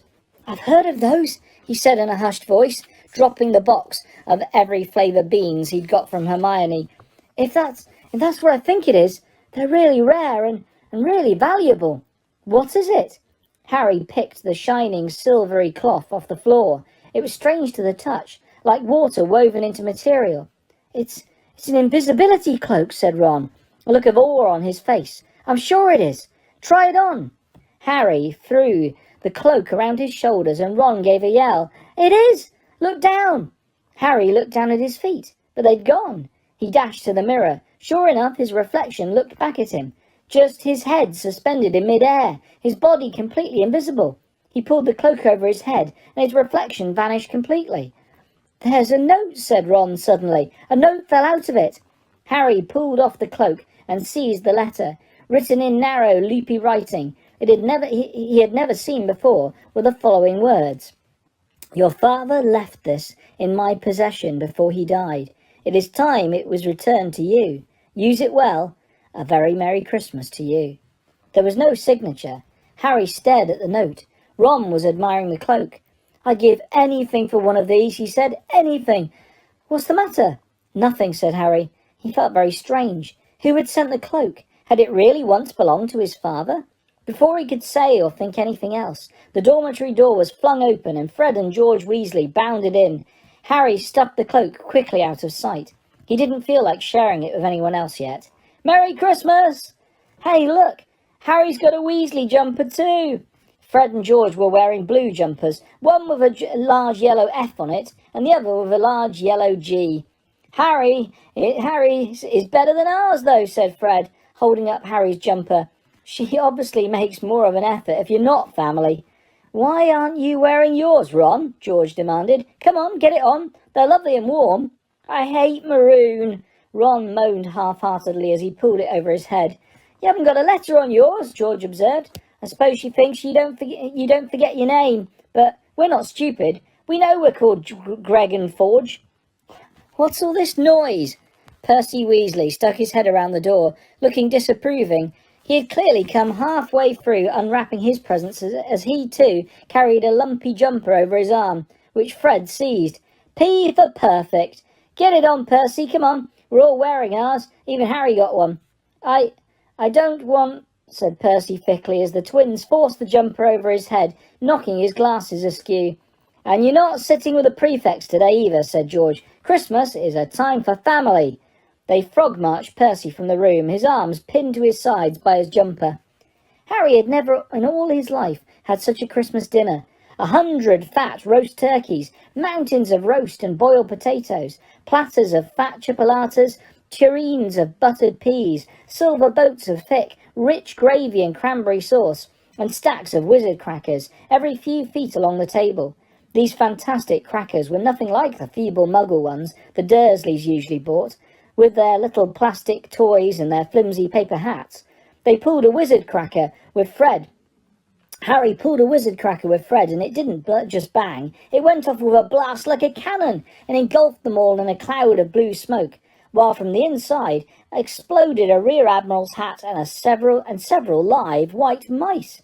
Up on the high table, Dumbledore had swapped his pointed wizard's hat for a flowered bonnet and was chuckling merrily at a joke Professor Flitwick had just read him. Flaming Christmas puddings follow the turkey. Percy nearly broke his teeth on a silver sickle embedded in the slice. Harry watched Hagrid getting redder and redder in the face as he called for more wine, finally kissing Professor McGonagall on the cheek, who, to Harry's amazement, giggled and blushed, her top hat lopsided. When Harry finally left the table, he was laden down with a stack of things out of the crackers, including a pack of non-explodable luminous balloons, a grow-your-own-warts kit, and his own new wizard chess set. The white mice had disappeared, and Harry had a nasty feeling they were going to end up as Mrs. Norris's Christmas dinner. Harry and the Weasleys spent a happy afternoon having a furious snowball fight in the grounds. Then, cold, wet, and gasping for breath, they returned to the fire in the Gryffindor common room, where Harry broke in his new chess set by losing spectacularly to Ron. He suspected he wouldn't have lost so badly if Percy hadn't tried to help him so much. After a tea of turkey sandwiches, crumpets, trifle, and Christmas cake, everyone felt too full and sleepy to do much before bed except sit and watch Percy chase Fred and George all over Gryffindor Tower because they'd stolen his perfect prefect badge. It had been Harry's best Christmas day ever, yet something had been nagging at the back of his mind all day. Not until he climbed into bed and he was free to think about it. The invisibility cloak and whoever had sent it. Ron, full of turkey and cake and with nothing mysterious to bother him, fell asleep almost as soon as he'd drawn the curtains of his four-poster. Harry leant over the side of his own bed and pulled the cloak out from under it. His father's. This had been his father's. He let the material flow over his hands, smoother than silk, light as air. Use it well, the note had said. He had to try it now. He slipped out of bed and wrapped the cloak around himself. Looking down at his legs, he saw only moonlight and shadows. It was a very funny feeling. Use it well. Suddenly Harry felt wide awake. The whole of Hogwarts was open to him in his cloak. Excitement flooded through him as he stood there in the dark and silence. He could go anywhere in this, anywhere, and Filch would never know. Ron grunted in his sleep. Should Harry wake him? Something held him back. His father's cloak. He felt that this time. The first time he wanted to use it alone. He crept out of the dormitory, down the stairs, across the common room, and climbed through the portrait hole. "Who's there?" squawked the fat lady. Harry said nothing. He walked quickly down the corridor. Where should he go? He stopped, his heart racing, and thought, and then it came to him. The restricted section in the library. He'd be able to read as long as he liked, as long as it took him to find out who Flamel was. He set off, drawing the invisibility cloak tight around him as he walked. The library was pitch black and very eerie. Harry lit a lamp to see his way along the rows of books. The lamp looked as if it was floating along in mid-air. Even though Harry could feel his arm supporting it, the sight gave him the creeps. The restricted section was right at the back of the library. Stepping carefully over the rope which separated these books from the rest of the library, he held up his lamp to read the titles. They didn't tell him much.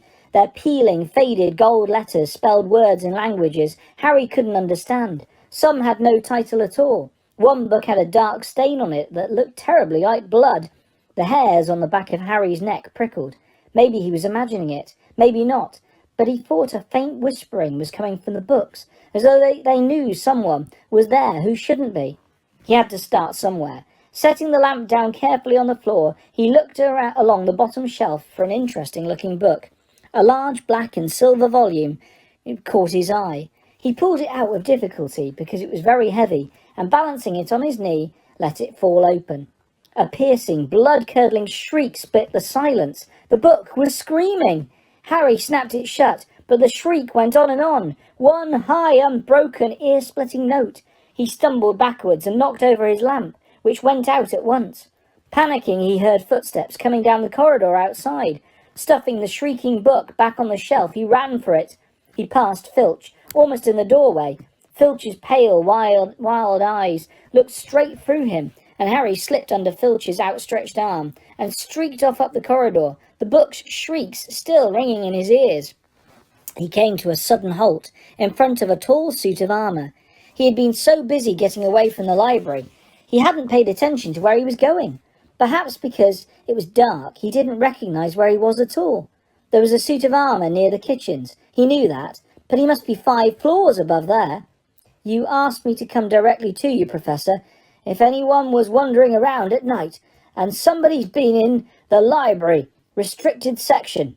Harry felt the blood drain out of his face. Wherever he was, Filch must know a shortcut, because his soft, greasy voice was getting nearer, and to his horror, it was Snape who replied, "The restricted section? Well, they can't be far. We'll catch them." Harry stood rooted to the spot as Filch and Snape came around the corner ahead.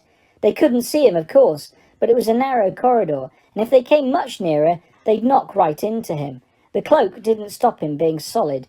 He backed away as quietly as he could. A door stood ajar to his left.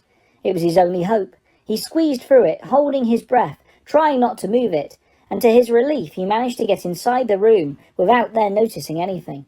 They walked straight past, and Harry leant against the wall, breathing deeply, listening to their footsteps dying away.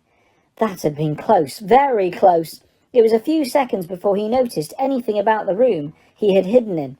It looked like a disused classroom. The dark shapes of desks and chairs were piled against the walls, and there was an upturned wastepaper basket. But propped against the wall, facing him, was something he didn't look at. Something that didn't look as if it belonged there. Something that looked as if someone had just put it there to keep it out the way. It was a magnificent mirror, as high as the ceiling, with an ornate gold frame, standing on 2 clawed feet. There was an inscription carved around the top.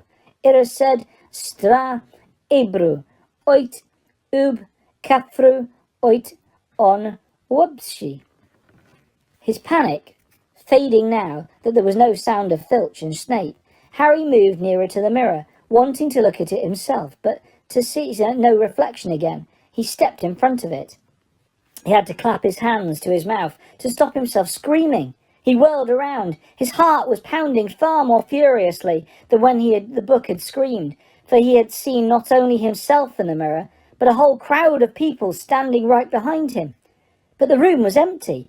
Breathing very fast, he turned slowly back to the mirror.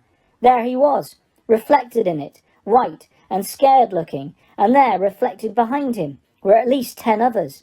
Harry looked over his shoulder, but still no one was there. Or were they all invisible too?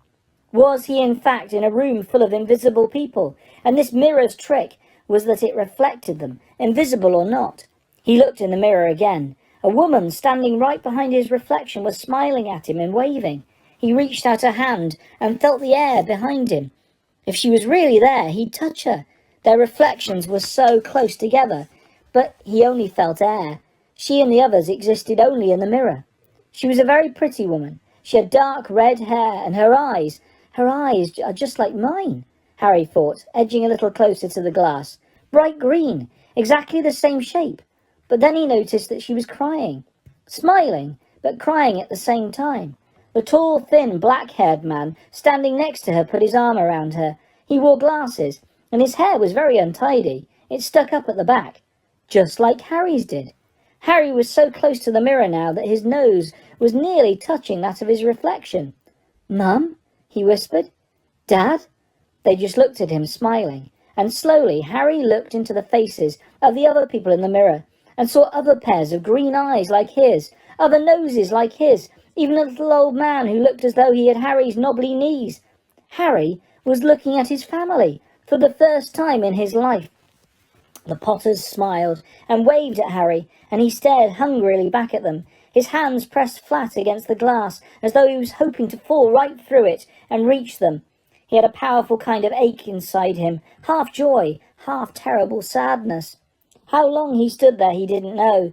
The reflections did not fade, and he looked and looked until a distant noise brought him back into his senses. He couldn't stay here.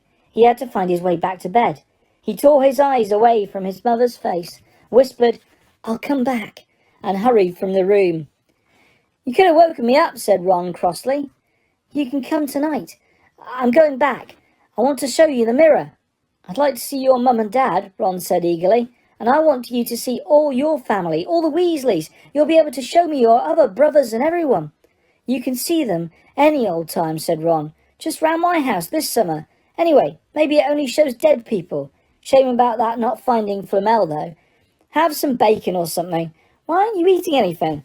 Harry couldn't eat. He had seen his parents and would be seeing them again tonight. He had almost forgotten about Flamel. It didn't seem very important anymore. Who cared what the three-headed dog was guarding? What did it matter if Snape stole it, really? "You all right?" said Ron. "You look odd." What Harry feared most was that he might not be able to find the mirror room again. With Ron covered in the cloak too, they had to walk much more slowly next night. They tried retracing Harry's route from the library, wandering around the dark passageways for nearly an hour. "I'm freezing," said Ron. "Let's forget it and go back." "No," Harry hissed. "I know it's here somewhere." They passed the ghost of a tall witch, gliding in the opposite direction, but saw no one else. Just as Ron started moaning that his feet were dead and cold, Harry spotted the suit of armour. "It's here! Just here, yes!"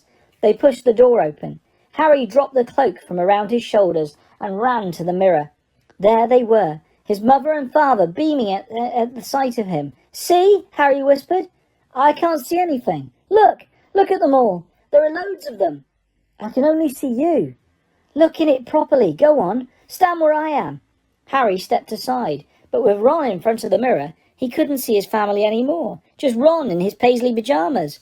Ron, though, was staring transfixed at his image. "Look at me," he said. "Can you see all your family standing around you?" "No, I'm alone. But I'm different. I look older. And I'm head boy." "What?" "I am. I'm wearing the badge like Bill used to. And I'm holding the house cup and the Quidditch cup. I'm Quidditch captain too." Ron tore his eyes away from this splendid sight to look excitedly at Harry. "Do you think this mirror shows the future?" "How can it? All my family are dead. Let me have another look." "You had it to yourself all last night. Give me a bit more time." "You're only holding the Quidditch cup. What's interesting about that? I want to see my parents." "Don't push me." A sudden noise outside in the corridor put an end to their discussion. They hadn't realised how loudly they'd been talking. "Quick!" Ron threw the cloak back over them as the luminous eyes of Mrs. Norris came around the door. Ron and Harry stood quite still, both thinking the same thing. Did the cloak work on cats? After what seemed an age, she turned and left. "This isn't safe. She might have gone for Filch. I bet she heard us. Come on." And Ron pulled Harry out of the room. The snow still hadn't melted next morning. "Want to play chess, Harry?" said Ron. "No." "Why don't we go down and visit Hagrid?" "No, you go." "I know what you're thinking about, Harry, that mirror. Don't go back tonight." "Why not?" "I don't know. I've just got a bad feeling about it. And anyway, you've had too many close shaves already. Filch, Snape and Mrs. Morris are wandering around. So what if they can't see you? What if they walk into you? What if you knock something over?" "You sound like Hermione." "I'm serious, Harry. Don't go." But Harry only had one thought in his head, which was to get back in front of the mirror, and Ron wasn't going to stop him. That third night, he found his way more quickly than before. He was walking so fast, he knew he was making more noise than was wise, but he didn't meet anyone. And there was his mother and father smiling at him again, and one of his grandfathers nodding happily. Harry sank down to sit on the floor in front of the mirror. There was nothing to stop him staying here all night with his family. Nothing at all. Except... "So, back again, Harry." Harry felt as though his insides had turned to ice. He looked behind him. Sitting on one of the desks by the wall was none other than Albus Dumbledore. Harry must have walked straight past him. So desperate to get to the mirror, he hadn't noticed him. I didn't see you, sir." "Strange how short-sighted being invisible can make you," said Dumbledore, and Harry was relieved to see that he was smiling. "So, said Dumbledore, slipping off the desk to sit on the floor with Harry. "You, like hundreds before you, have discovered the delights of the Mirror of Erised." I didn't know it was called that, sir, but I expect you've realised by now what it does. It shows my family, and it shows your friend Ron himself as head boy. How did you know?" "I don't need a cloak to become invisible," said Dumbledore gently. "Now, can you think what the Mirror of Erised shows us all?" Harry shook his head. "Let me explain. The happiest man on earth would be able to use the Mirror of Erised like a normal mirror. That is, he would look into it and see himself exactly as he is. Does that help?" Harry thought. Then he said slowly, "It shows us what we want. Whatever we want." "Yes and no," said Dumbledore quietly. "It shows us nothing more or less than the deepest, most desperate desire of our hearts. You, who have never known your family, see them standing around you. Ronald Weasley, who has always been overshadowed by his brothers, sees himself standing alone, the best of all of them. However, this mirror will give us neither knowledge or truth. Men have wasted away before it, entranced by what they have seen, or been driven mad, not knowing if what it shows is real or even possible. The mirror will be moved to a new home tomorrow, Harry, and I ask you not to go looking for it again. If you ever do run across it, you will now be prepared. It does not do to dwell on dreams and forget to live, remember that. Now, why don't you put that admirable cloak back on and get off to bed?" Harry stood up. "Sir, Professor Dumbledore, can I ask you something?" "Obviously, you've just done so," Dumbledore smiled. "You may ask me one more thing, however. What do you see when you look in the mirror?" I see myself holding a pair of thick woolen socks." Harry stared. "One can never have enough socks," said Dumbledore. "Another Christmas has come and gone, and I didn't get a single pair. People will insist on giving me books." It was only when he was back in bed that it struck Harry that Dumbledore might not have been quite truthful. But then he thought, as he shoved Scabbers off his pillow, it had been quite a personal question.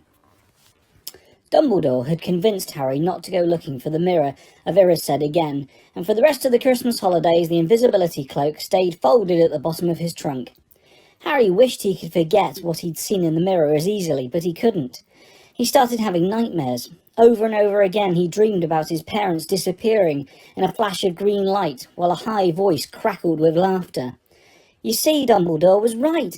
That mirror could drive you mad," said Ron, when Harry told him about these dreams. Hermione, who came back the day before term started, took a different view of things.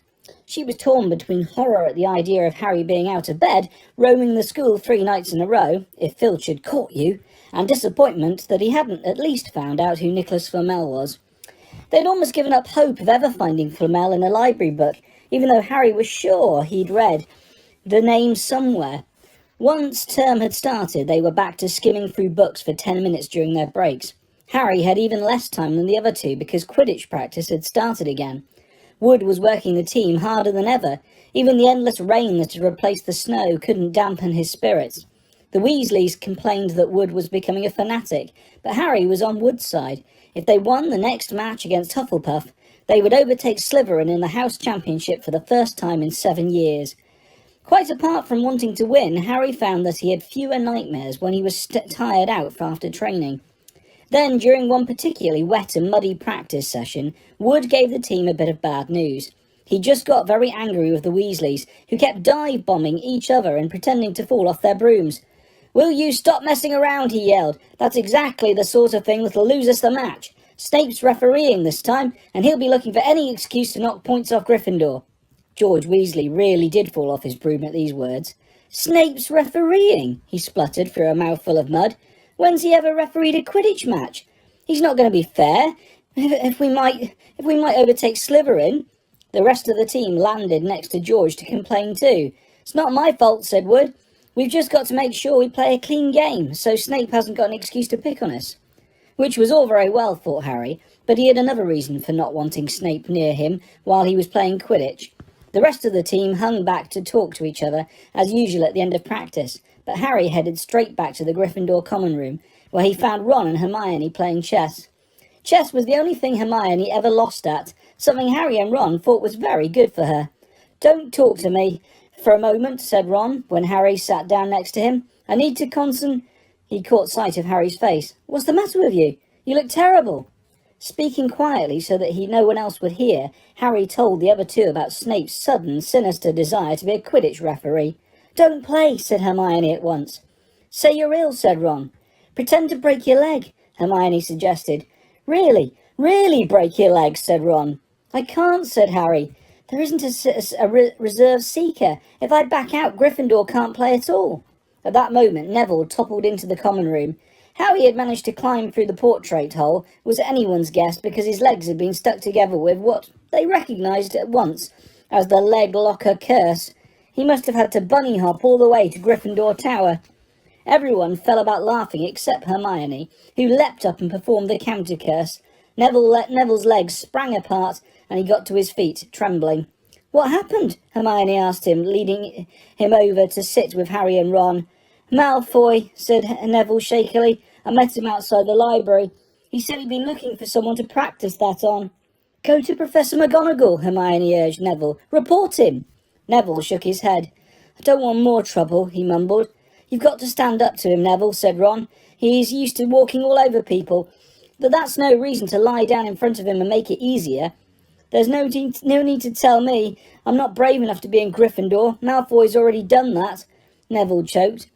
Harry felt in the pocket of his robes and pulled out a chocolate frog, the very last one from the box Hermione had given him for Christmas. He gave it to Neville, who looked as though he might cry. "You're worth 12 of Malfoy," Harry said. "The Sorting Hat chose you for Gryffindor, didn't it? And where's Malfoy? In stinking Slytherin." Neville's lips twitched in a weak smile as he unwrapped the frog. "Thanks, Harry. I think I'll go to bed. Do you want the card? You collect them, don't you?" As Neville walked away, Harry looked at the famous wizard card. "Dumbledore again," he said. "He was the first one I ever—" He gasped. He stared at the back of the card. Then he looked up at Ron and Hermione. "I found him," he whispered. "I found Flamel. I told you I'd read the name somewhere before.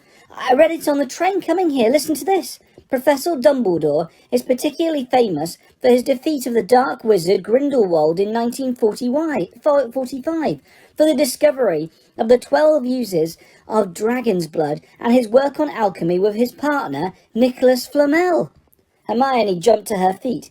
She hadn't looked so excited since they'd got back the marks for their very first piece of homework. "Stay there," she said, and she sprinted up the stairs to the girls' dormitories. Harry and Ron barely had time to exchange mystified looks before she was dashing back, an enormous old book in her arms. "I never thought to look in here," she whispered excitedly. "I got this out of the library weeks ago for a bit of light reading." "Light," said Ron, but Hermione told him to be quiet until she'd looked something up, and started flicking frantically through the pages, muttering to herself. At last, she found what she was looking for. "I knew it! I knew it!"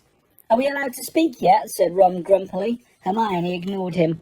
"Nicholas Flamel," she whispered dramatically, "is the only known maker of the Philosopher's Stone." This didn't have quite the effect she'd expected. "The what?" said Harry and Ron. "Oh, honestly, don't you two read? Look, read that there." She pushed the book towards them, and Harry and Ron read. "The ancient study of alchemy is concerned with making the Philosopher's Stone, a legendary substance with astonishing powers. The stone will transform any metal into pure gold. It also produces the elixir of life, which will make the drinker immortal.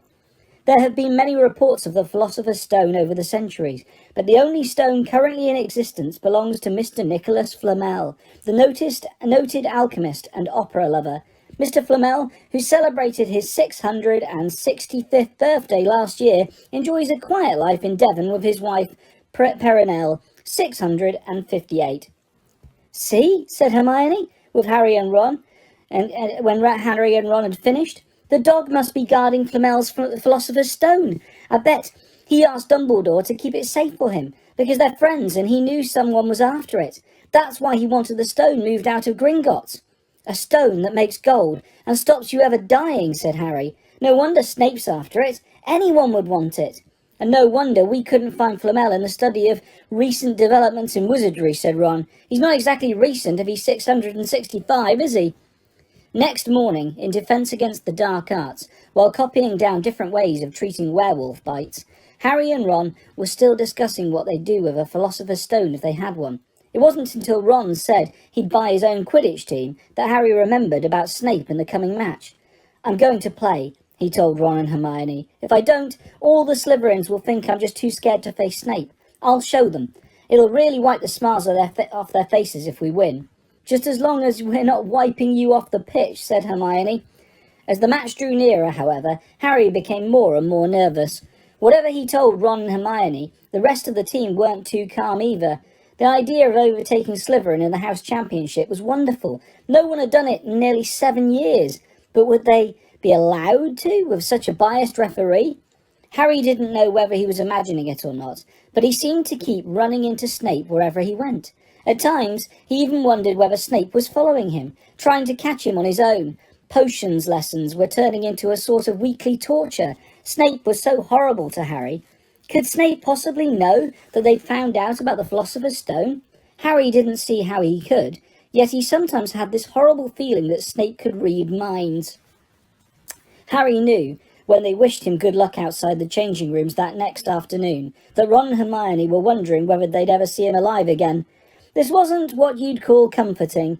Harry hardly heard a word of Wood's pep talk as he pulled on his Quidditch robes and picked up his Nimbus 2000. Ron and Hermione, meanwhile, had found a place in the stands next to Neville, who couldn't understand why they looked so grim and worried, or why they had both brought their wands to the match. Little did Harry know that Ron and Hermione had been secretly practising the leg locker curse. They'd got the idea from Malfoy using it on Neville, and were ready to use it on Snape if he showed any sign of wanting to hurt Harry. "Now, don't forget, it's locomotor mortis," Hermione muttered, as Ron slipped his wand up his sleeve. "I know," Ron snapped. "Don't nag." Back in the changing room, Wood had taken Harry aside. "Don't want to pressure you, Potter, but if we ever need an early capture of the snitch, it's now. Finish the game before Snape can favour Hufflepuff too much." "The whole school's out there," said Fred Weasley, peering out of the door. "Even, blimey, Dumbledore's come to watch." Harry's heart did a somersault. "Dumbledore," he said, dashing to the door to make sure. Fred was right. There was no mistaking that silver beard. Harry could have laughed out loud with relief. He was safe. There was simply no way that Snape could dare to try and hurt him if Dumbledore was watching. Perhaps that was why Snape was looking so angry as the teams marched onto the pitch, something that Ron noticed too. "I've never seen Snape look so mean," he told Hermione. "Look, they're off." "Ouch!" Someone had poked Ron in the back of the head. It was Malfoy. "Oh, sorry, Weasley. Didn't see you there." Malfoy grinned broadly at Crabbe and Goyle. "Wonder how long Potter's going to stay on his broom this time. Anyone want to bet? What about you, Weasley?" Ron didn't answer. Snape had just awarded Hufflepuff a penalty because George Weasley had hit a bludger at him. Hermione, who had all her fingers crossed in her lap, was squinting fixedly at Harry, who was circling the game like a hawk, looking for the snitch. "You know how I think they chose people for the Gryffindor team," said Malfoy loudly a few minutes later, as Snape awarded Hufflepuff another penalty for no reason at all. "It's people they feel sorry for. See, there's Potter, who's got no parents. Then there's the Weasleys, who've got no money. You should be on the team, Longbottom. You've got no brains." Neville went bright red, but turned on his seat to face Malfoy. "I'm worth 12 of you, Malfoy," he stammered. Malfoy, Crabbe and Goyle howled with laughter, but Ron, still not daring to take his eyes from the game, said, "You tell him, Neville." "Longbottom, if brains were gold, you'd be poorer than Weasley, and that's saying something." Ron's nerves were already stretched to breaking point with anxiety about Harry. "I'm warning you, Malfoy. One more word." "Ron," said Hermione suddenly. "Harry!" "What? Where?" Harry had suddenly gone into a spectacular dive, which drew gasps and cheers from the crowd. Hermione stood up, her crossed fingers in her mouth, as Harry streaked towards the ground like a bullet. "You're in luck, Weasley. Potter's obviously spotted some money on the ground," said Malfoy. Ron snapped. Before Malfoy knew what was happening, Ron was on top of him, wrestling him to the ground. Neville hesitated, then clambered over the back of his seat to help. "Come on, Harry!" Hermione screamed, leaping onto her seat to watch as Harry sped straight at Snape. She didn't even notice Malfoy and Ron rolling around on her seat, or the scuffles and yelps coming from the whirl of fists that was Neville, Crabbe and Goyle. Up in the air, Snape turned on his broomstick, just in time to see something scarlet shoot past him, missing him by inches. Next second, Harry had pulled out of the dive, his arm raised in triumph, the snitch clasped in his hand. The stands erupted. It had to be a record. No one could ever remember the snitch being caught so quickly. Ron! Ron!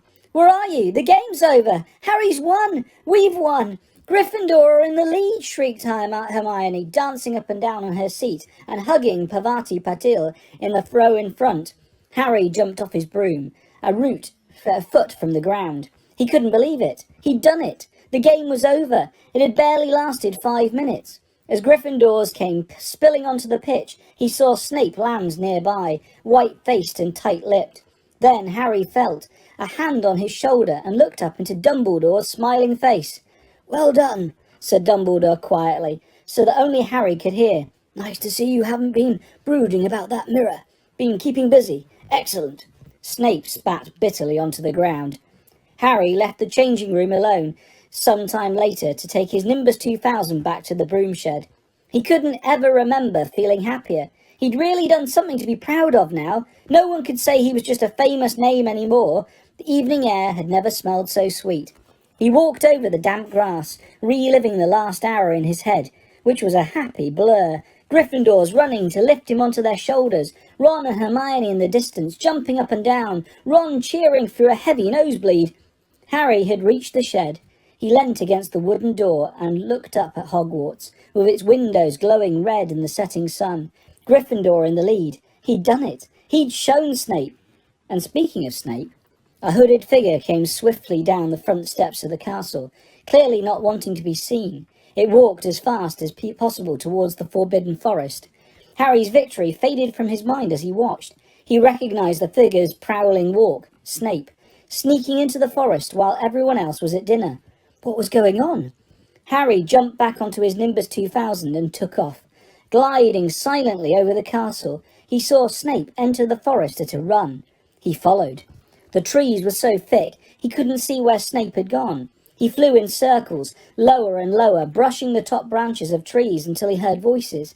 He glided towards them and landed noiselessly in a towering beech tree. He climbed carefully along one of the branches, holding tight to the broomstick, trying to see through the leaves. Below, in a shadowy clearing, stood Snape. But he wasn't alone. Quirrell was there too. Harry couldn't make out the look on his face, but he was stuttering worse than ever. Harry strained to catch what they were saying. Don't know why you wanted to meet here of all places, Severus." "Oh, I thought we'd keep this private," said Snape, his voice icy. "Students aren't supposed to know about the Philosopher's Stone, after all." Harry leant forward. Quirrell was mumbling something, and Snape interrupted him. "Have you found out how to get past that beast of Hagrid's yet?" But Severus, "You don't want me as your enemy, Quirrell," said Snape, taking a step towards him. I don't know what you..." "You know perfectly well what I mean." An owl hooted loudly, and Harry nearly fell out of the tree. He steadied himself in time to hear Snape say, "Your little bit of hocus-pocus. I'm waiting." But I don't... "Very well," Snape cut in. "We'll have another little chat soon, when you've had time to think things over and decided where your loyalties lie." He threw his cloak over his head and strode out of the clearing. It was almost dark now, but Harry could see Quirrell standing quite still as though he was petrified. "Harry, where have you been?" Hermione squeaked. "We won! You won! We won!" shouted Ron, thumping Harry on the back. "And I gave Malfoy a black eye, and Neville tried to take on Crabbe and Goyle single-handedly. He's still out cold, but Madame Pomfroy says he'll be all right. Talk about showing Slytherin. Everyone's waiting for you in the common room. We're having a party. Fred and George stole some cakes and stuff from the kitchens." "Never mind that now," said Harry breathlessly. "Let's find an empty room. You wait till you hear this."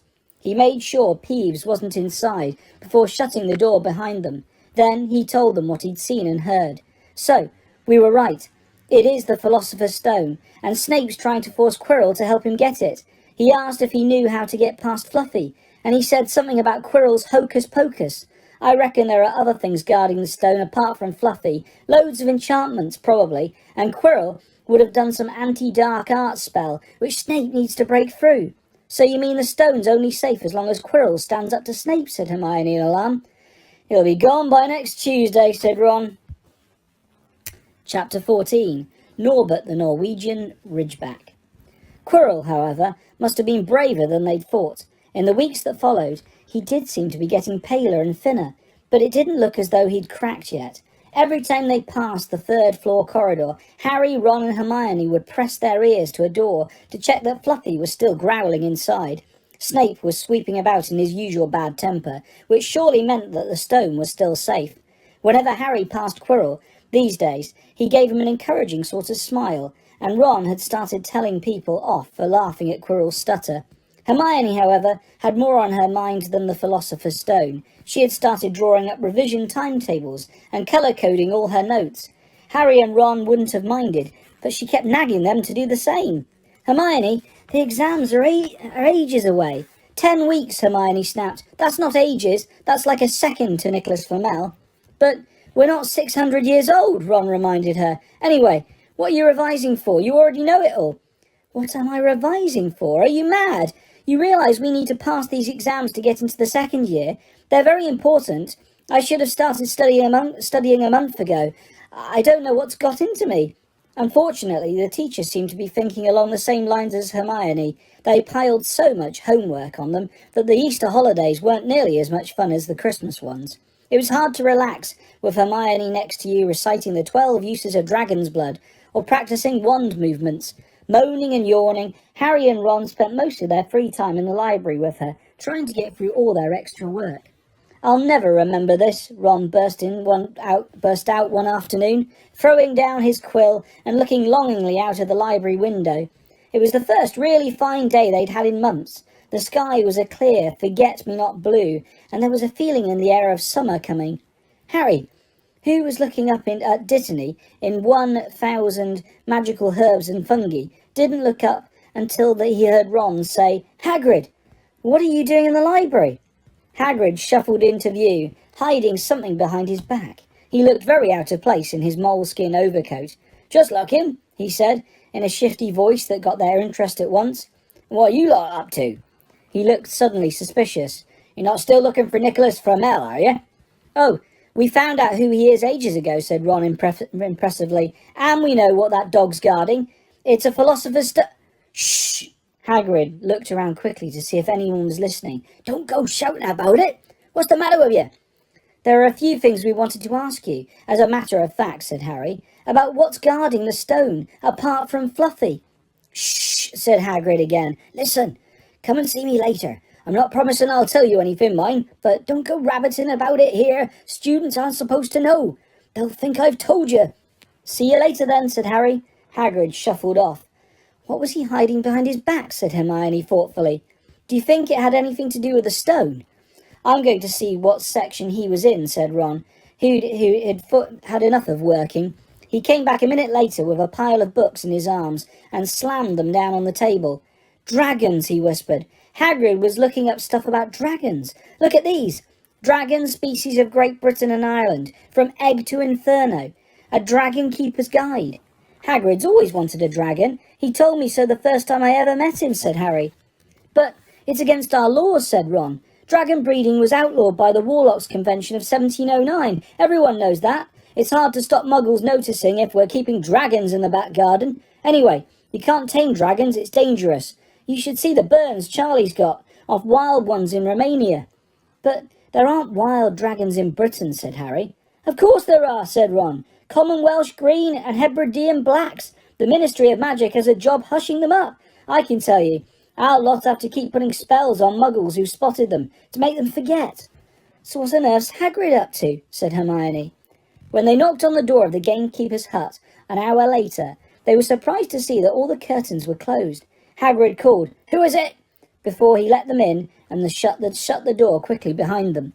It was stiflingly hot inside, even though it was such a warm day. There was a blazing fire in the grate. Hagrid made them tea and offered them stoat sandwiches, which they refused. "So, you want to ask me something?" "Yes," said Harry. There was no point beating about the bush. We were wondering if you could tell us what's guarding the Philosopher's Stone apart from Fluffy. Hagrid frowned at him. Of course I can't, he said. Number 1, I don't know myself. Number 2, you know too much already, so I wouldn't tell you if I could. That stone's here for a good reason. It was almost stolen out of Gringotts. I suppose you've worked that out. Beats me how you know all about Fluffy. Oh, come on, Hagrid. You might not want to tell us, but you do know. You know everything that's going on around here, said Hermione in a warm, flattering voice. Hagrid's beard twitched, and they could tell he was smiling. We only wondered who had done the guarding, really, Hermione went on. We wondered who Dumbledore had trusted enough to help him apart from you. Hagrid's chest swelled at these last words. Harry and Ron beamed at Hermione. Well, I don't suppose it could hurt to tell you that. Let's see. He borrowed Fluffy from me. Then some of the teachers did enchantments. Professor Sprout, Professor Flitwick, Professor McGonagall, he ticked them off on his fingers, Professor Quirrell, and Dumbledore himself did something, of course. Hang on, I've forgotten someone. Oh yeah, Professor Snape. Snape? Yeah. You're still not on about that, are you? Look, Snape helped protect the stone. He's not about to steal it. Harry knew Ron and Hermione were thinking the same as he was. If Snape had been in on protecting the stone, it must have been easy to find out how the other teachers had guarded it. He probably knew everything, except, it seemed, Quirrell's spell and how to get past Fluffy. You're the only one who knows how to get past Fluffy, aren't you, Hagrid? Said Harry anxiously. And you wouldn't tell anyone, would you? Not even one of the teachers. Not a soul knows except me and Dumbledore, said Hagrid proudly. Well, that's something, Harry muttered to the others. Hagrid, can we have a window open? I'm boiling.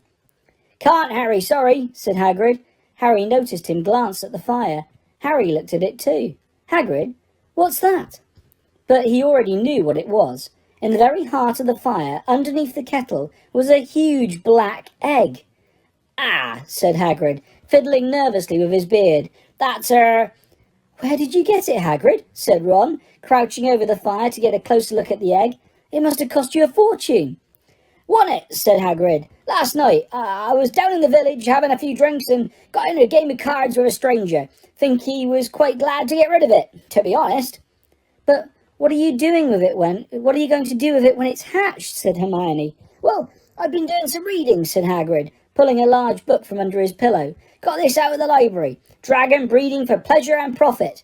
It's a bit out of date, of course, but it's all in here. Keep the egg in the fire, 'cause their mothers breathe on 'em, see? And when it hatches, feed it on a bucket of brandy mixed with chicken blood every half hour. And see here, how to recognise different eggs. What I got here is a Norwegian Ridgeback. They're rare, them. He looked very pleased with himself, but Hermione didn't. Hagrid, you live in a wooden house, she said. But Hagrid wasn't listening. He was humming merrily as he stoked the fire. So now they had something else to worry about. What might happen to Hagrid if anyone found out he was hiding an illegal dragon in his hut?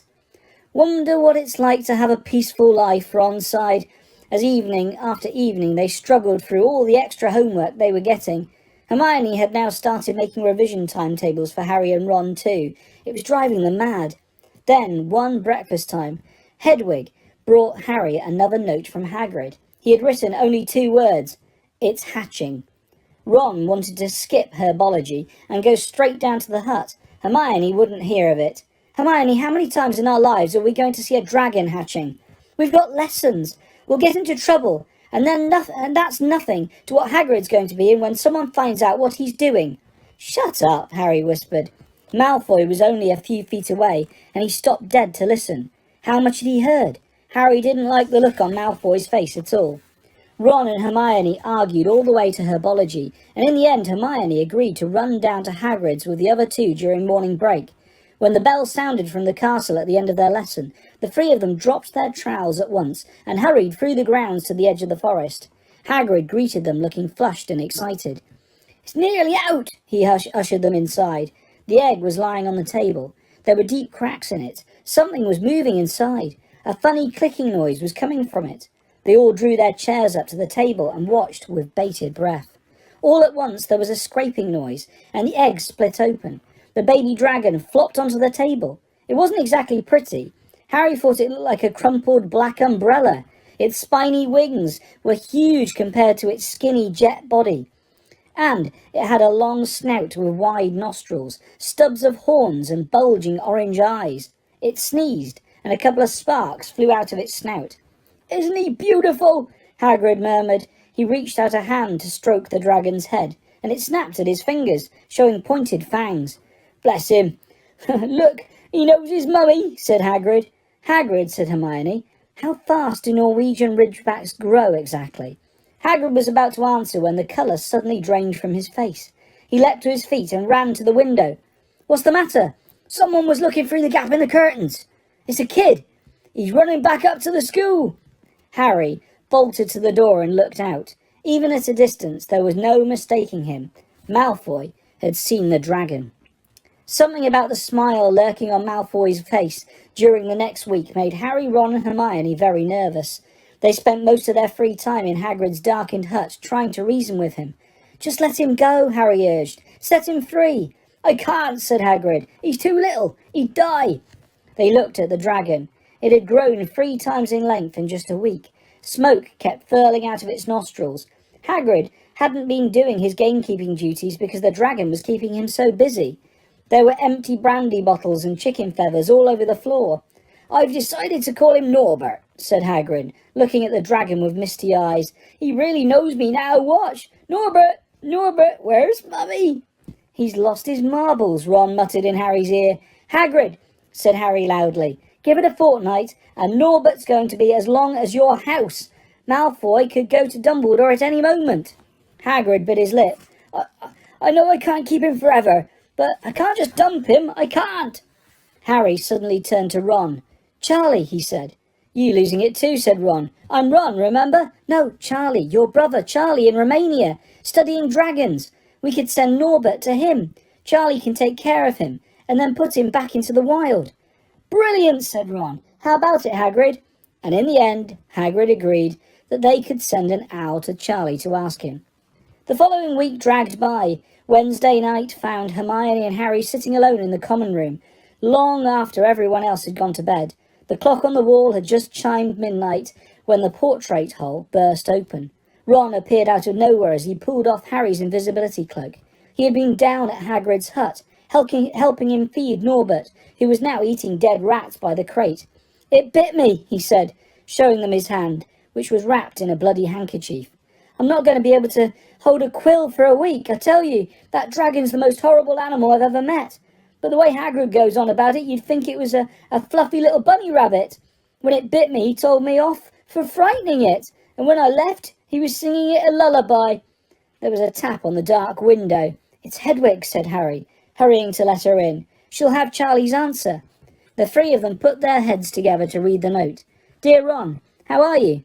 Thanks for the letter. I'd be glad to take the Norwegian Ridgeback, but it won't be easy getting him here.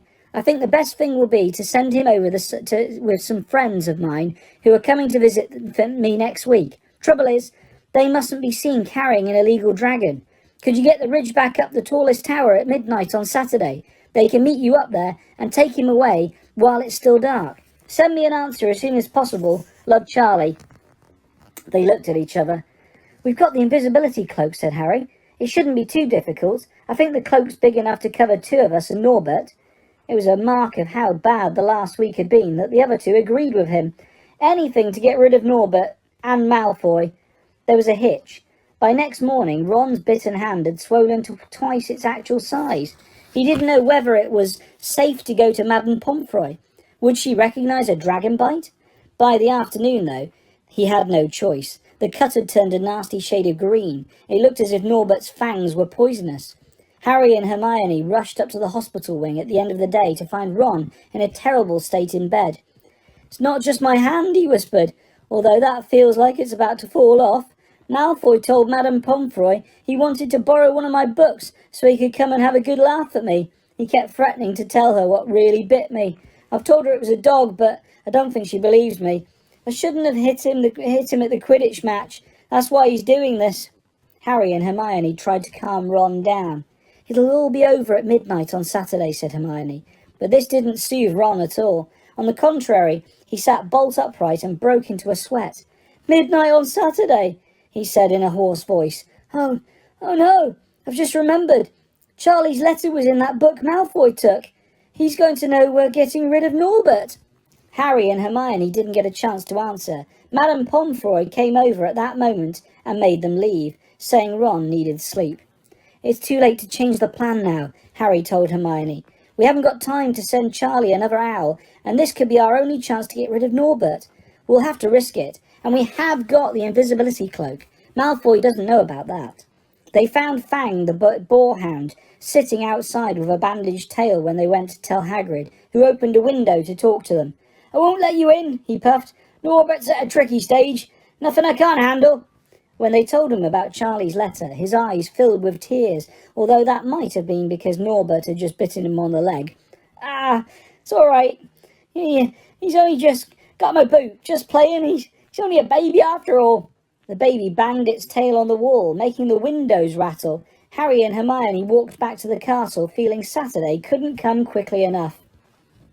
They would have felt sorry for Hagrid when the time came for him to say goodbye to Norbert, if they hadn't been so worried about what they had to do. It was a very dark, cloudy night, and they were a bit late arriving at Hagrid's hut because they'd had to wait for Peeves to get out of their way in the entrance hall, where he'd been playing tennis against the wall. Hagrid and Norbert packed and ready in had Norbert packed and ready in a large crate. He's got lots of rats and some brandy for the journey, said Hagrid in a muffled voice, and I've packed his teddy bear in case he gets lonely. From inside the crate came ripping noises that sounded to Harry as though Teddy was having his head torn off. Bye-bye, Norbert, Hagrid sobbed as Harry and Hermione covered the crate with the invisibility cloak and stepped underneath it themselves. Mummy will never forget you. How they managed to get the crate back up to the castle they never knew. Midnight ticked clear nearer as they heaved Norbert up the marble staircase in the entrance hall and along the dark corridors. Up another staircase, then another. Even one of Harry's shortcuts didn't make the work much easier. Nearly there, Harry panted as they reached the corridor beneath the tallest tower. Then, a sudden movement ahead of them made them almost drop the crate. Forgetting that they were already invisible, they shrank into the shadows, staring at the dark outlines of two people grappling with each other 10 feet away. A lamp flared. Professor McGonagall, in a tartan dressing gown and a hairnet, had Malfoy by the ear. Detention, she shouted, and 20 points from Slytherin. Wandering around in the middle of the night? How dare you? You don't understand, Professor. Harry Potter's coming, and he's got a dragon. What utter rubbish. How dare you tell such lies? Come on, I shall see Professor Snape about you, Malfoy. The steep spiral staircase up onto the top of the tower seemed the easiest thing in the world after that. Not until they'd stepped out into the cold night air did they throw off the cloak, glad to be able to breathe properly again. Hermione did a sort of jig. Malfoy's got detention. I could sing. Don't, Harry advised her. Chuckling about Malfoy, they waited, Norbert thrashing about in the crate. About 10 minutes later, 4 broomsticks came swooping down out of the darkness. Charlie's friends were a cheery lot. They showed Harry and Hermione the harness they'd rigged up, so they could suspend Norbert between them. They all helped buckle Norbert safely into it, and then Harry and Hermione shook hands with the others and thanked them very much. At last, Norbert was going, gone. They slipped back down the spiral staircase, their hearts as light as their hands, now that Norbert was off them. No more dragon, Malfoy in detention. What could spoil their happiness? The answer to that was waiting at the foot of the stairs. As they stepped into the corridor, Filch's face loomed suddenly out of the darkness. Well, well, well, he whispered. We are in trouble. They'd left the invisibility cloak on top of the tower. Things couldn't have been worse. Filch took them down to Professor McGonagall's study on the first floor, where they sat and waited without saying a word to each other. Hermione was trembling. Excuses, alibis, and wild cover-up stories chased each other around in Harry's brain, each more feeble than the last. He couldn't see how they were going to get out of trouble this time. They were cornered. How could they have been so stupid as to forget the cloak? There was no reason on earth that Professor McGonagall would accept for their being out of bed and creeping around the school in the dead of night, let alone being up the tallest astronomy tower, which was out of bounds except for classes. Add Norbert and the invisibility cloak, and they might as well be packing their bags already. Had Harry thought that things couldn't get even worse? He was wrong. When Professor McGonagall appeared, she was leading Neville.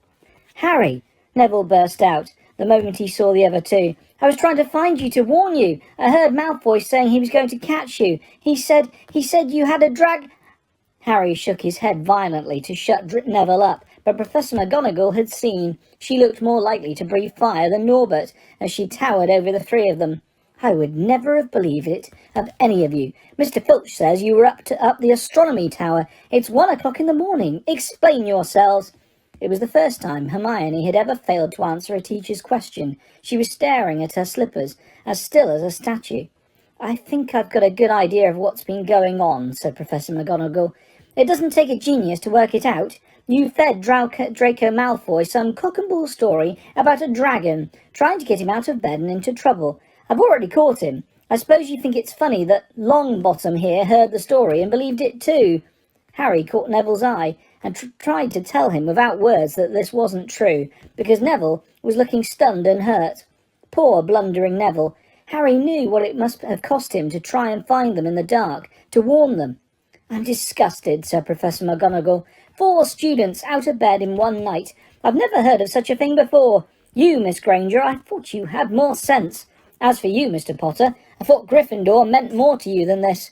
All 3 of you will receive detentions. Yes, you too, Mr. Longbottom. Nothing gives you the right to walk around school at night, especially these days. It's very dangerous. And 50 points will be taken from Gryffindor." 50? Harry gasped. They would lose the lead he'd won in the last Quidditch match. 50 points each, said Professor McGonagall, breathing heavily through her long pointed nose. "Professor, please, you can't." "Don't tell me what I can and can't do, Potter. Now get back to bed, all of you. I've never been more ashamed of Gryffindor students." 150 points lost. That put Gryffindor in last place. In one night, they'd ruined any chance Gryffindor had for the House Cup. Harry felt as though the bottom had dropped out of his stomach. How could they ever make up for this? Harry didn't sleep all night. He could hear Neville sobbing into his pillow for what seemed like hours. Harry couldn't think of anything to say to comfort him. He knew Neville, like himself, was dreading the dawn. What would happen when the rest of Gryffindor found out what they'd done?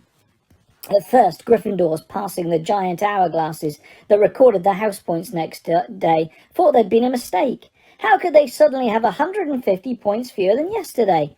And then the story started to spread. Harry Potter, the famous Harry Potter, their hero of 2 Quidditch matches, had lost them all of those points. Him and a couple of other stupid first years. From being one of the most popular and admired people at the school, Harry was suddenly the most hated. Even Ravenclaws and Hufflepuffs turned on him because everyone had been longing to see Slytherin lose the House Cup. Everywhere Harry went, people pointed and didn't trouble to lower their voices as they insulted him. Slytherins, on the other hand, clapped as he walked past them, whistling and cheering. "Thanks, Potter. We owe you one." Only Ron stood by him. "They'll all forget this in a few weeks. Fred and George have lost loads of points in all the time they've been here, and people still like them." "They've never lost 150 points in one go, though, have they?" said Harry miserably. "Well, no," Ron admitted. It was a bit late to repair the damage, but Harry swore to himself not to meddle in things that weren't his business from now on. He'd had it with sneaking around and spying. He felt so ashamed of himself that he went to Wood and offered to resign from the Quidditch team. "Resign?" Wood thundered. "What good'll that'll do? How are we going to get any points back if we can't win at Quidditch?" But even Quidditch had lost its fun. The rest of the team wouldn't speak to Harry during practice, and if they had to speak about him, they called him the Seeker. Hermione and Neville were suffering too. They didn't have as bad a time as Harry because they weren't as well known, but nobody would speak to them either. Hermione had stopped drawing attention to herself in class, keeping her head down and working in silence. Harry was almost glad that the exams weren't far away. All the revision he had to do to keep his mind off his misery. He, Ron and Hermione kept to themselves, working late into the night, trying to remember the ingredients in complicated potions, learn charms and spells off by heart, memorize the dates of magical discoveries and goblin rebellions. Then, about a week before the exams were due to start, Harry's new resolution not to interfere in anything that didn't concern him was put to an unexpected test. Walking back from the library on his own one afternoon, he heard somebody whimpering from a classroom up ahead. As he drew closer, he heard Quirrell's voice. "No, no, not again! Please!" It sounded as though someone was threatening him. Harry moved closer. All right, he heard Quirrell sob. Next second, Quirrell came hurrying out of the classroom, straightening his turban. He was pale and looked as though he was about to cry. He strode out of sight. Harry didn't think Quirrell had even noticed him. He waited until Quirrell's footsteps had disappeared, then peered into the classroom. It was empty, but a door stood ajar at the other end. Harry was halfway towards it before he remembered what he promised himself about not meddling. All the same, he'd have gambled 12 Philosopher's Stones that Snape had just left the room. And from what Harry had just heard, Snape would be walking with a new spring in his step. Quirrell seemed to have given it in at last. Harry went back to the library, where Hermione was testing Ron on astronomy. Harry told them what he'd heard. "Snape's done it then," said Ron. "If Quirrell's told him how to break his anti-dark force spell." "They're still fluffy, though," said Hermione. "Maybe Snape's found out how to get past him without asking Hagrid," said Ron, looking at the thousands of books surrounding them. "I bet there's a book somewhere in here telling you how to get past a giant three-headed dog. So what do we do, Harry?" The light of adventure was kindling again in Ron's eyes, but Hermione answered before Harry could. "Go to Dumbledore. That's what we should have done ages ago. If we try anything ourselves, we'll be thrown out for sure." "But we've got no proof," said Harry. "Quirrell's too scared to back us up. Snape's only got to say he doesn't know how the troll got in on Halloween, and that he was nowhere near the 3rd floor. Who do you think they'll believe, him or us? It's not exactly a secret we hate him. Dumbledore'll think we made it up to get him sacked. Filch wouldn't help us if his life depended on it. He's too friendly with Snape, and the more students get thrown out, the better he'll think. And don't forget, we're not supposed to know about the stone or Fluffy. That'll take a lot of explaining." Hermione looked convinced, but Ron didn't. "If we just do a bit of poking around." "No," said Harry flatly. "We've done enough poking around." He pulled a map of Jupiter towards him and started to learn the names of its moons. The following morning, notes were delivered to Harry, Hermione and Neville at the breakfast table. They were all the same. "Your detention will take place at 11 o'clock tonight. Meet Mr. Filch in the entrance hall. Professor McGonagall." Harry had forgotten they still had detentions to do in the furore over the points they'd lost. He half expected Hermione to complain that this was a whole night of revision lost, but she didn't say a word. Like Harry, she felt they deserved what they'd got. At 11 o'clock that night, they said goodbye to Ron in the common room and went down to the entrance hall with Neville. Filch was already there, and so was Malfoy. Harry had also forgotten that Malfoy had got a detention too. "Follow me," said Filch, lighting a lamp and leading them outside. "I bet you'll think twice about breaking a school rule again, won't you, eh?" he continued, leering at them. "Oh, yes, hard work and pain are the best teachers, if you ask me. It's just a pity they let the old punishments die out. Hang you by your wrists from the ceiling for a few days. I've got the chains still in my office. Keep 'em well oiled in case they're needed. Right, off we go, and don't think of running off now. It'll be worse for you if you do." They marched off across the dark grounds. Neville kept sniffing. Harry wondered what their punishment was going to be. It must be something really horrible, or Filch wouldn't be sounding so delighted. The moon was bright, but clouds scudding across it kept throwing them into darkness. Ahead, Harry could see the lighted windows of Hagrid's hut. Then they heard a distant shout. "Is that you, Filch? Hurry up! I want to get started." Harry's heart rose. If they were going to be working with Hagrid, it wouldn't be so bad. His relief must have showed in his face, because Filch said, "Suppose you think you'll be enjoying yourself with that oaf." "Well, think again, boy. It's into the forest you're going, and I'm much mistaken if you'll all come out in one piece." At this, Neville let out a little moan, and Malfoy stopped dead in his tracks. "The forest," he repeated, and he didn't sound quite as cool as usual. We can't go in there at night. There's all sorts of things in there. Werewolves, I heard." Neville clutched the sleeve of Harry's robe and made a choking noise. "That's your lookout, is it?" said Filch, his voice cracking with glee. "Should have thought of them werewolves before you got into trouble, shouldn't you?" Hagrid came striding towards them out of the dark, Fang at his heel. He was carrying his large crossbow, and a quiver of arrows hung over his shoulder. "About time," he said. "I've been waiting for half an hour already. All right, Harry? Hermione?" I shouldn't be too friendly to them, Hagrid, said Filch coldly. They're here to be punished, after all. That's why you're late, is it? Said Hagrid, frowning at Filch. Been lecturing them, eh? It's not your place to do that. You've done your bit. I'll take them from here. I'll be back at dawn, said Filch. For what's left of them, he added nastily, and he turned and started back towards the castle, his lamp bobbing away in the darkness. Malfoy now turned to Hagrid. I'm not going into the forest, he said, and Harry was pleased to hear the note of panic in his voice. Yeah, you are if you want to stay at Hogwarts, said Hagrid fiercely. You've done wrong and now you've got to pay for it. But this is servant stuff. It's not for students to do. I thought we'd be writing lines or something. If my father knew I was doing this, he'd...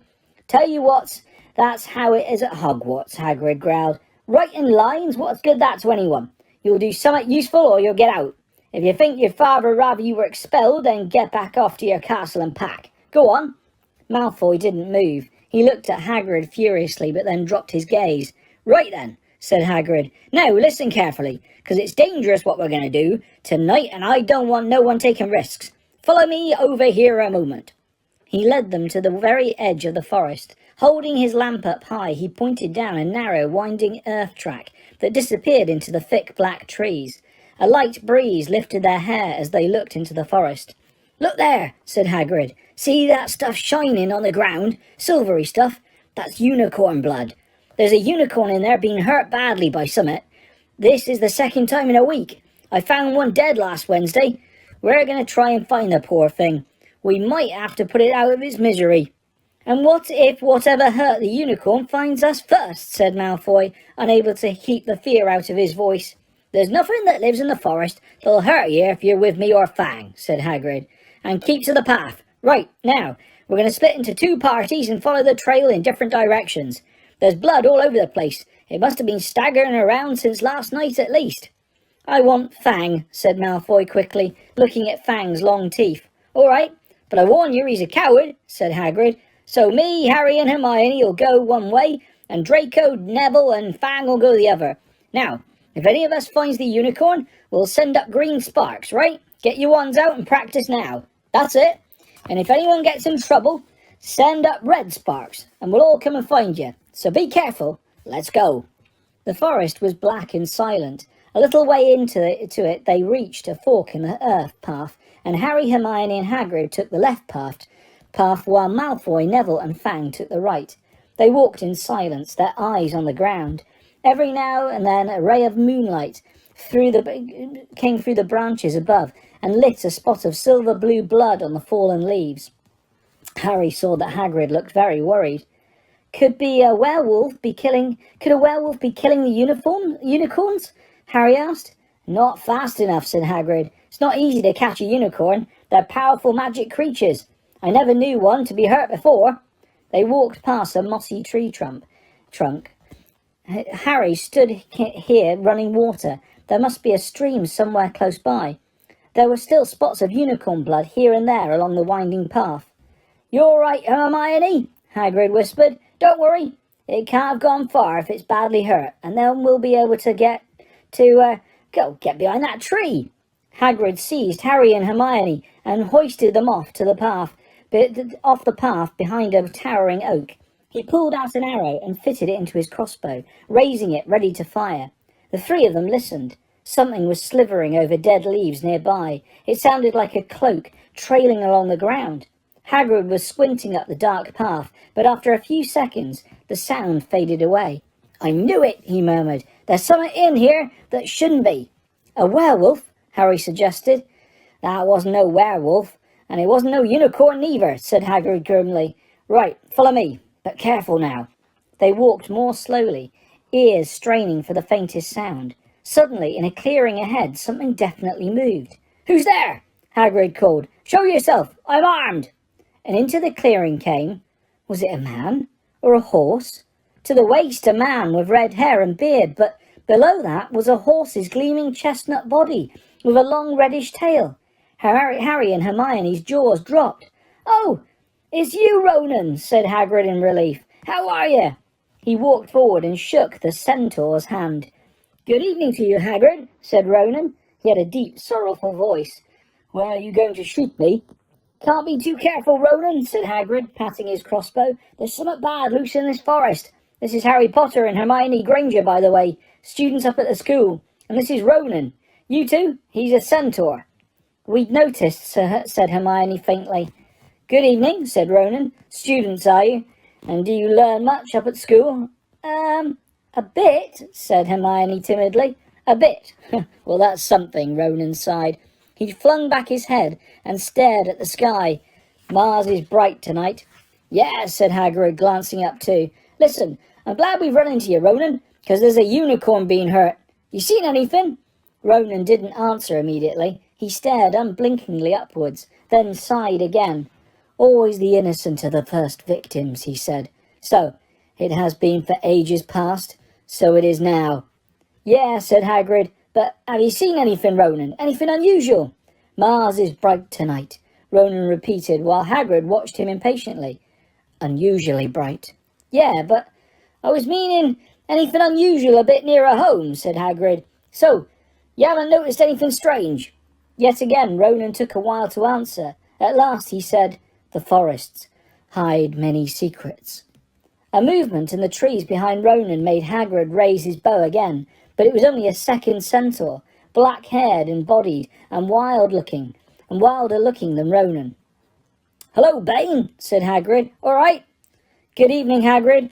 I hope you are well. Well enough. Look, I've just been asking Ronan, you seen anything odd in here lately? Only there's a unicorn being injured. Would you know anything about it? Bane walked over to stand next to Ronan. He looked skywards. Mars is bright tonight, he said simply. We've heard, said Hagrid grumpily. Well, if either of you do see anything, let me know, won't you? We'll be off then. Harry and Hermione followed him out of the clearing, staring over their shoulders at Ronan and Bane until the trees blocked their view. Never, said Hagrid irritably.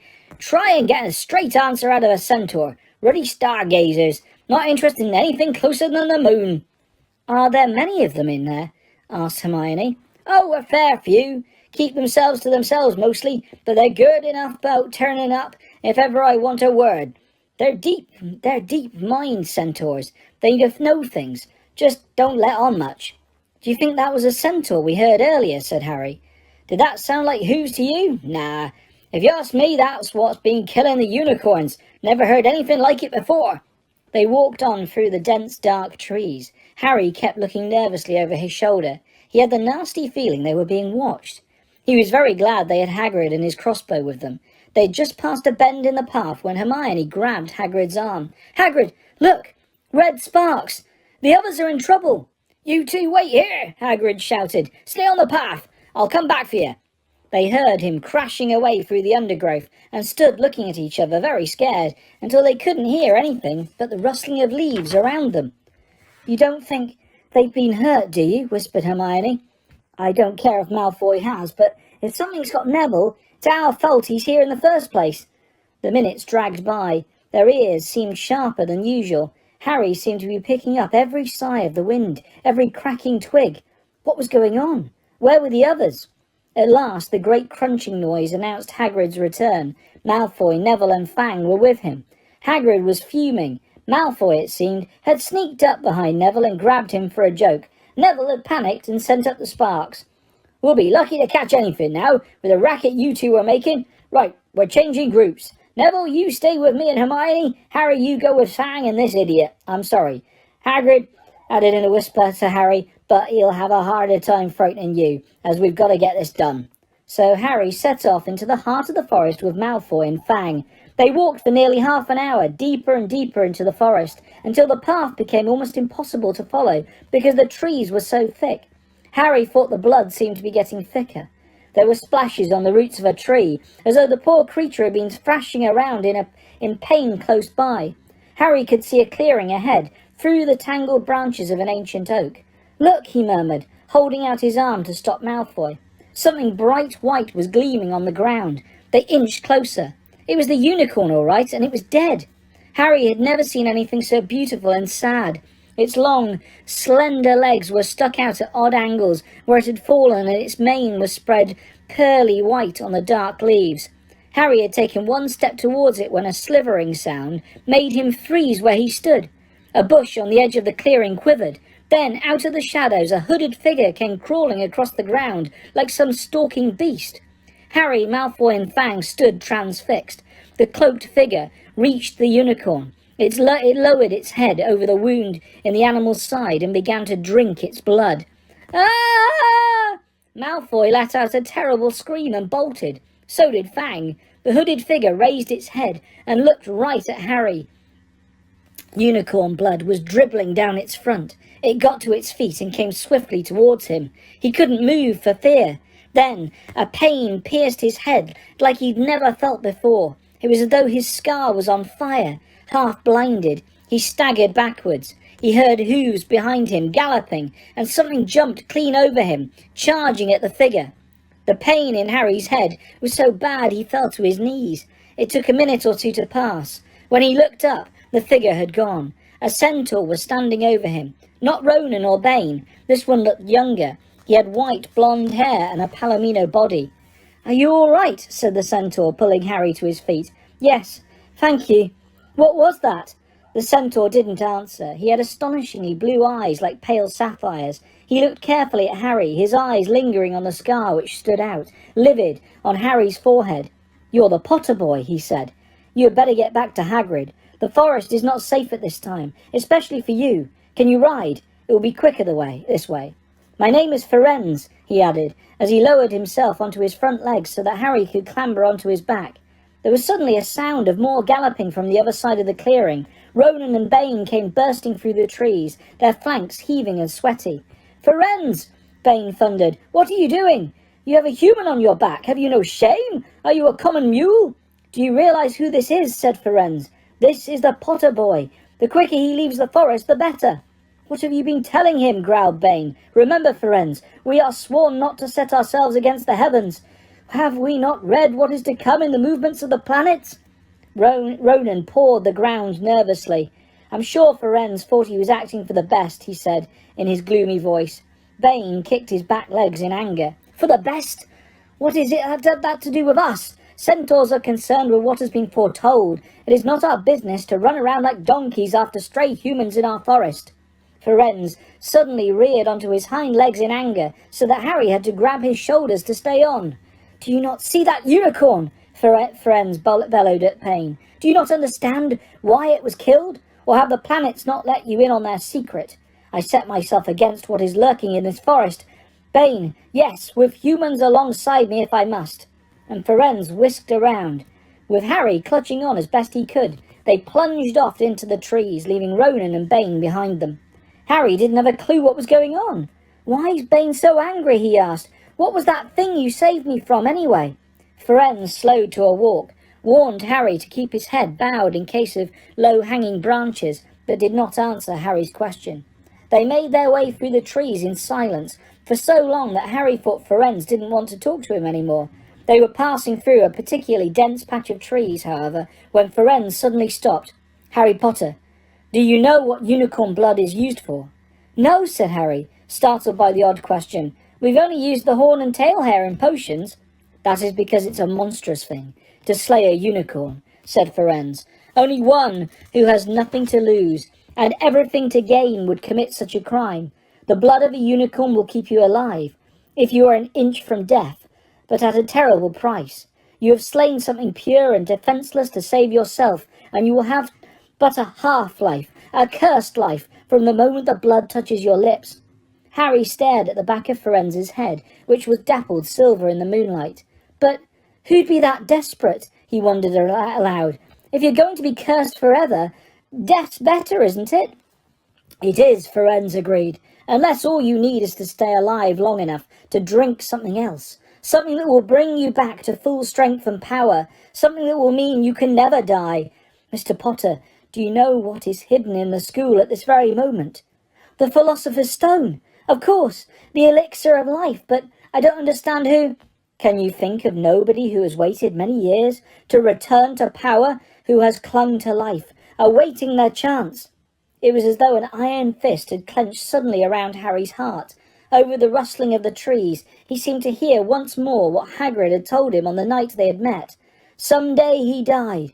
Codswallop. He hasn't died, in my opinion. Dunno if he had enough human left in him to die." "Do you mean," Harry croaked, "that was Harry, are you all right?" Hermione was running towards them down the path, Hagrid puffing along behind her. "I'm fine," said Harry, hardly knowing what he was saying. "The unicorn's dead, Hagrid. It's in that clearing back there." "This is where I leave you," Firenze murmured, as Hagrid hurried off to examine the unicorn. "You are safe now."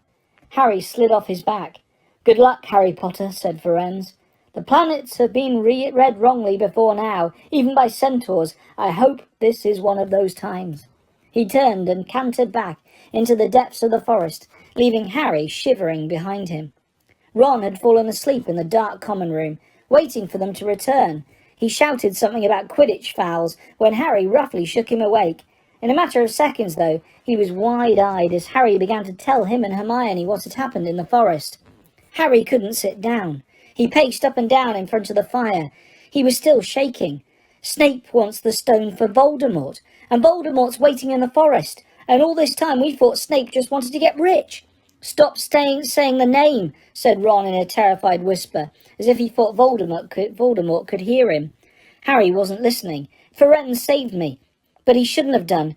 Bane was furious. He was talking about interfering with what the planets say is going to happen. They must know. They must show that Voldemort's coming back. Bane thinks Firenze should have let Voldemort kill me. I suppose that's written in the stars as well." "Will you stop saying the name?" Ron hissed. "So, all I've got to wait for is Snape to steal the stone," Harry went on feverishly. "Then Voldemort will be able to come and finish me off. Well, I suppose Bane will be happy." Hermione looked very frightened, but she had a word of comfort. "Harry, everyone says Dumbledore's the only one you-know-who was ever afraid of. With Dumbledore around, you-know-who won't touch you. Anyway, who says the centaurs are right? It sounds like fortune-telling to me, and Professor McGonagall says that's a very imprecise branch of magic."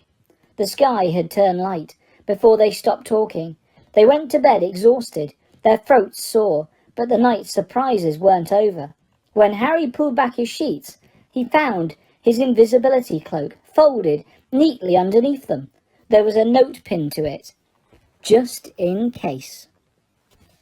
In years to come, Harry would never quite remember how he managed to get through his exams when he half expected Voldemort to come bursting through the door at any moment.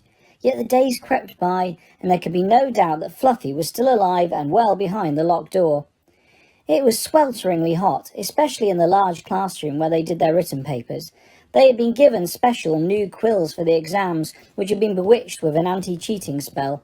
They had practical exams as well. Professor Flitwick called them one by one into his class to see if they could make a pineapple tap dance across a desk. Professor McGonagall watched them turn a mouse into a snuff box. Points were given for how pretty the snuff box was, but taken away if it had whiskers. Snape made them all nervous, breathing down their necks while they tried to remember how to make a forgetfulness potion.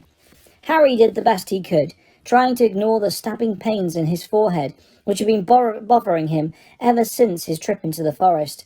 Neville thought Harry had a bad case of exam nerves because Harry couldn't sleep, but the truth was that Harry kept being woken by his old nightmare, except that it was now worse than ever because there was a hooded figure dripping blood in it. Maybe it was because they hadn't seen what Harry had seen in the forest, or because they didn't have scars burning on their foreheads, but Ron and Hermione didn't seem as worried about the stone as Harry.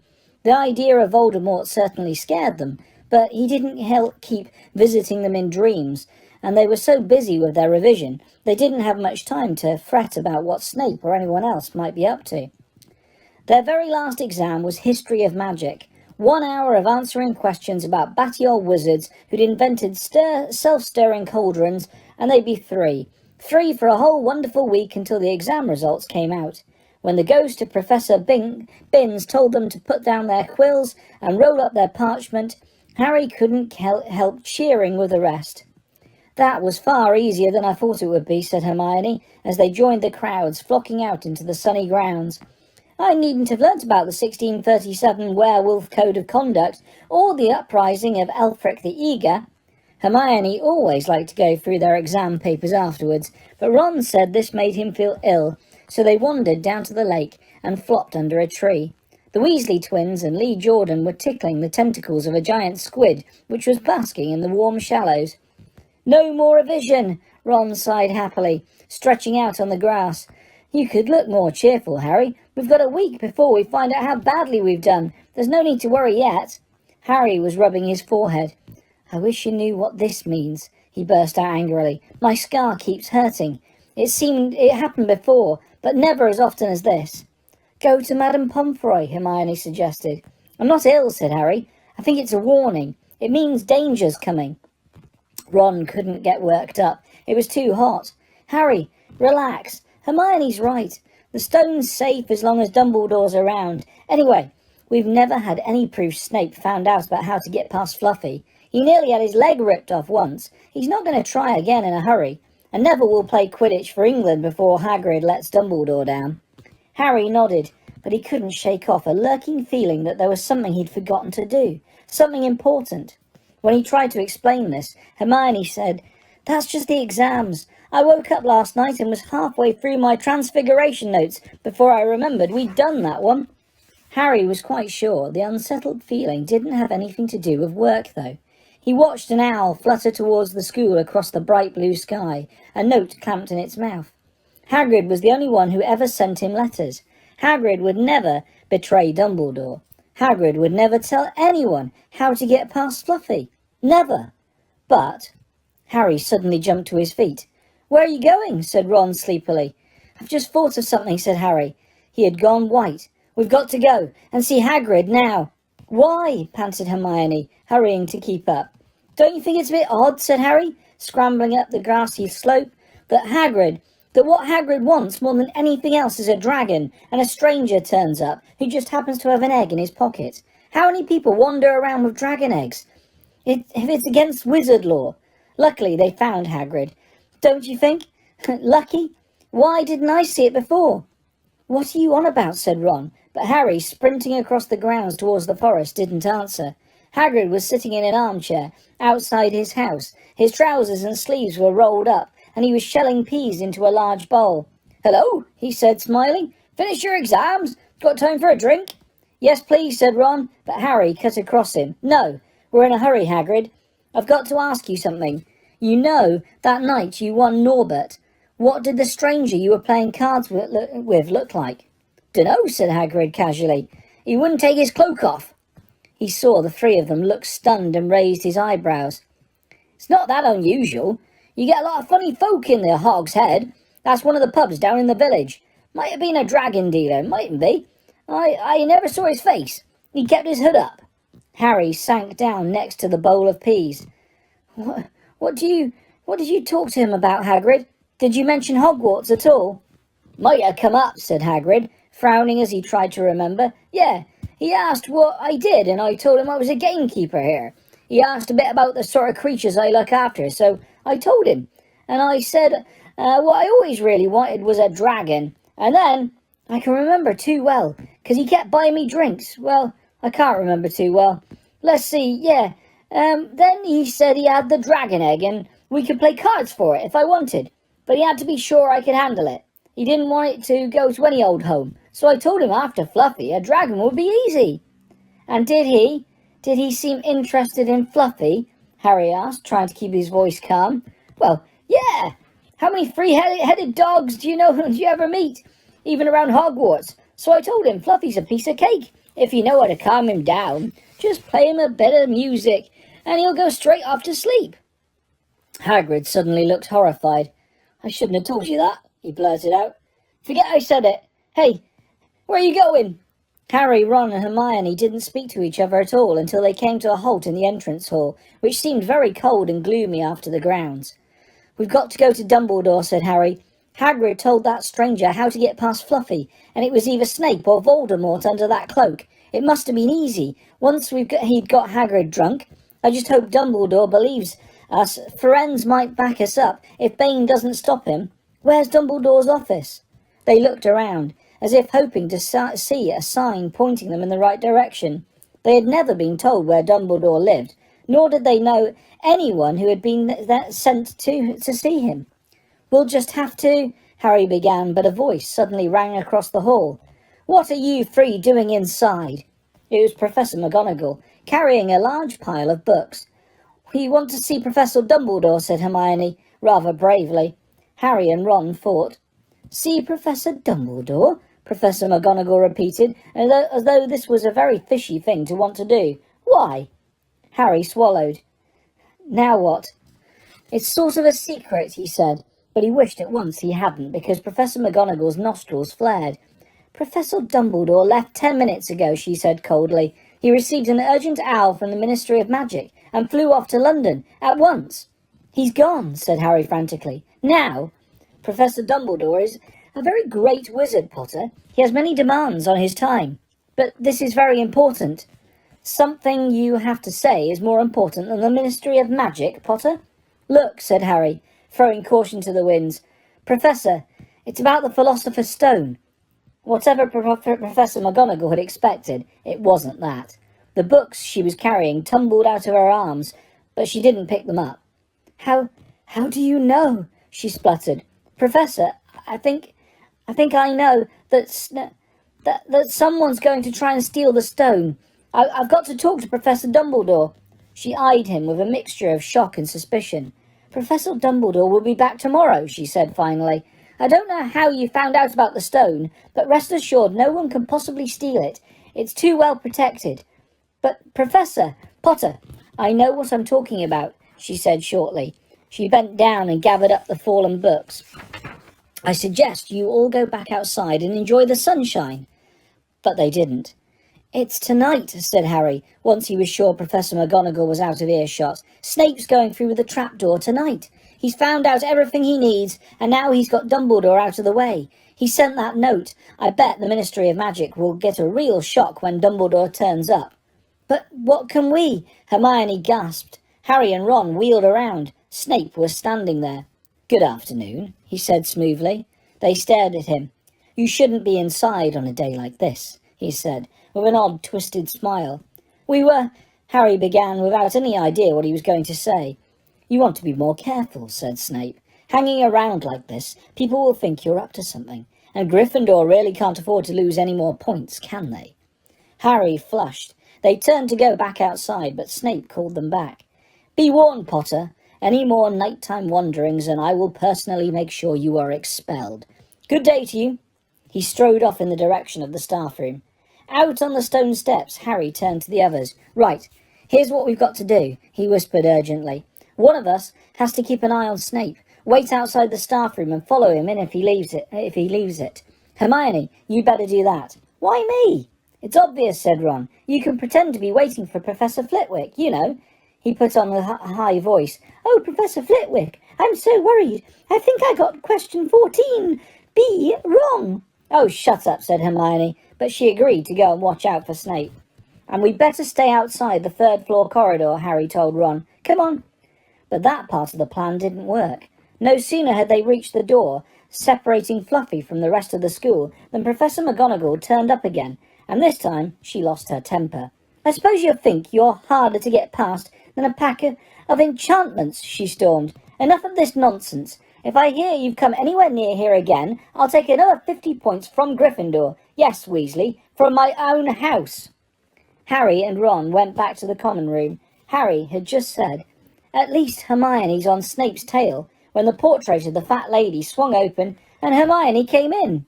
"I'm sorry, Harry," she wailed. "Snape came out and asked me what I was doing, so I said I was waiting for Flitwick, and then Snape went to get him, and I've only just got away. I don't know where Snape went." "Well, that's it then, isn't it?" Harry said. The other two stared at him. He was pale and his eyes were glittering. "I'm going out here tonight, and I'm going to try and get to the stone first." "You're mad," said Ron. "You can't," said Hermione. "After what McGonagall and Snape have said, you'll be expelled." "So what?" Harry shouted. "Don't you understand? If Snape gets hold of the stone, Voldemort's coming back. Haven't you heard what it was like when he was trying to take over? There won't be any Hogwarts to get expelled from. He'll flatten it, or turn it into a school for the dark arts. Losing points doesn't matter anymore. Can't you see? Do you think he'll leave you and your families alone if Gryffindor win the House Cup? If I get caught before I can get to the stone, well, I'll have to go back to the Dursleys and wait for Voldemort to find me there. It's only dying a bit later than I would have done. Perhaps I'm never going over to the dark side. I'm going through the trapdoor tonight, and nothing you two say is going to stop me. Voldemort killed my parents, remember?" He glared at them. "You're right, Harry," said Hermione in a small voice. "I'll use the invisibility cloak," said Harry. "It's just lucky I got it back." "But will it cover all three of us?" said Ron. All three of us?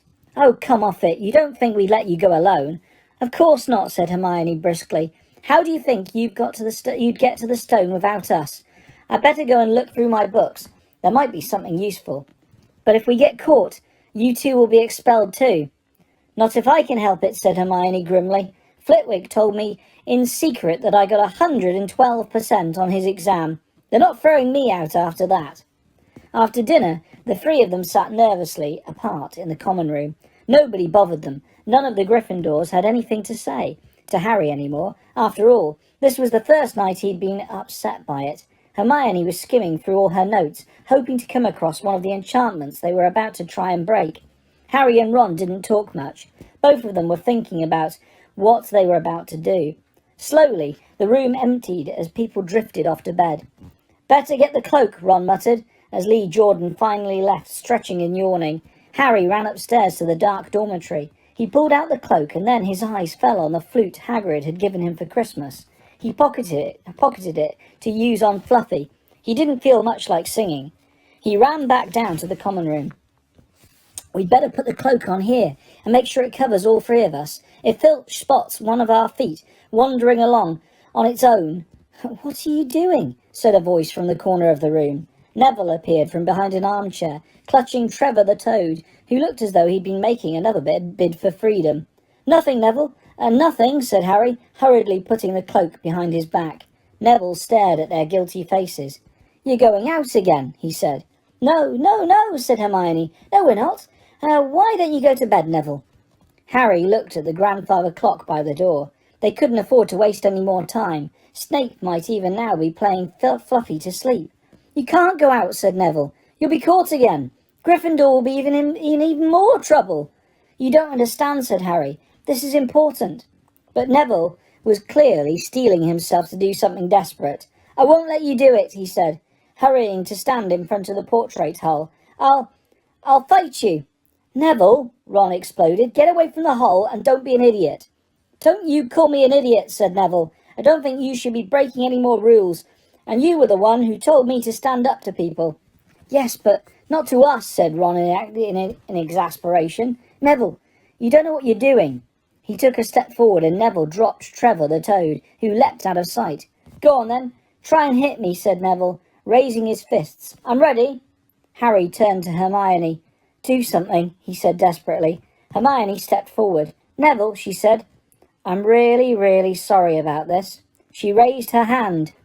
"Petrificus totalis," she cried, pointing it at Neville.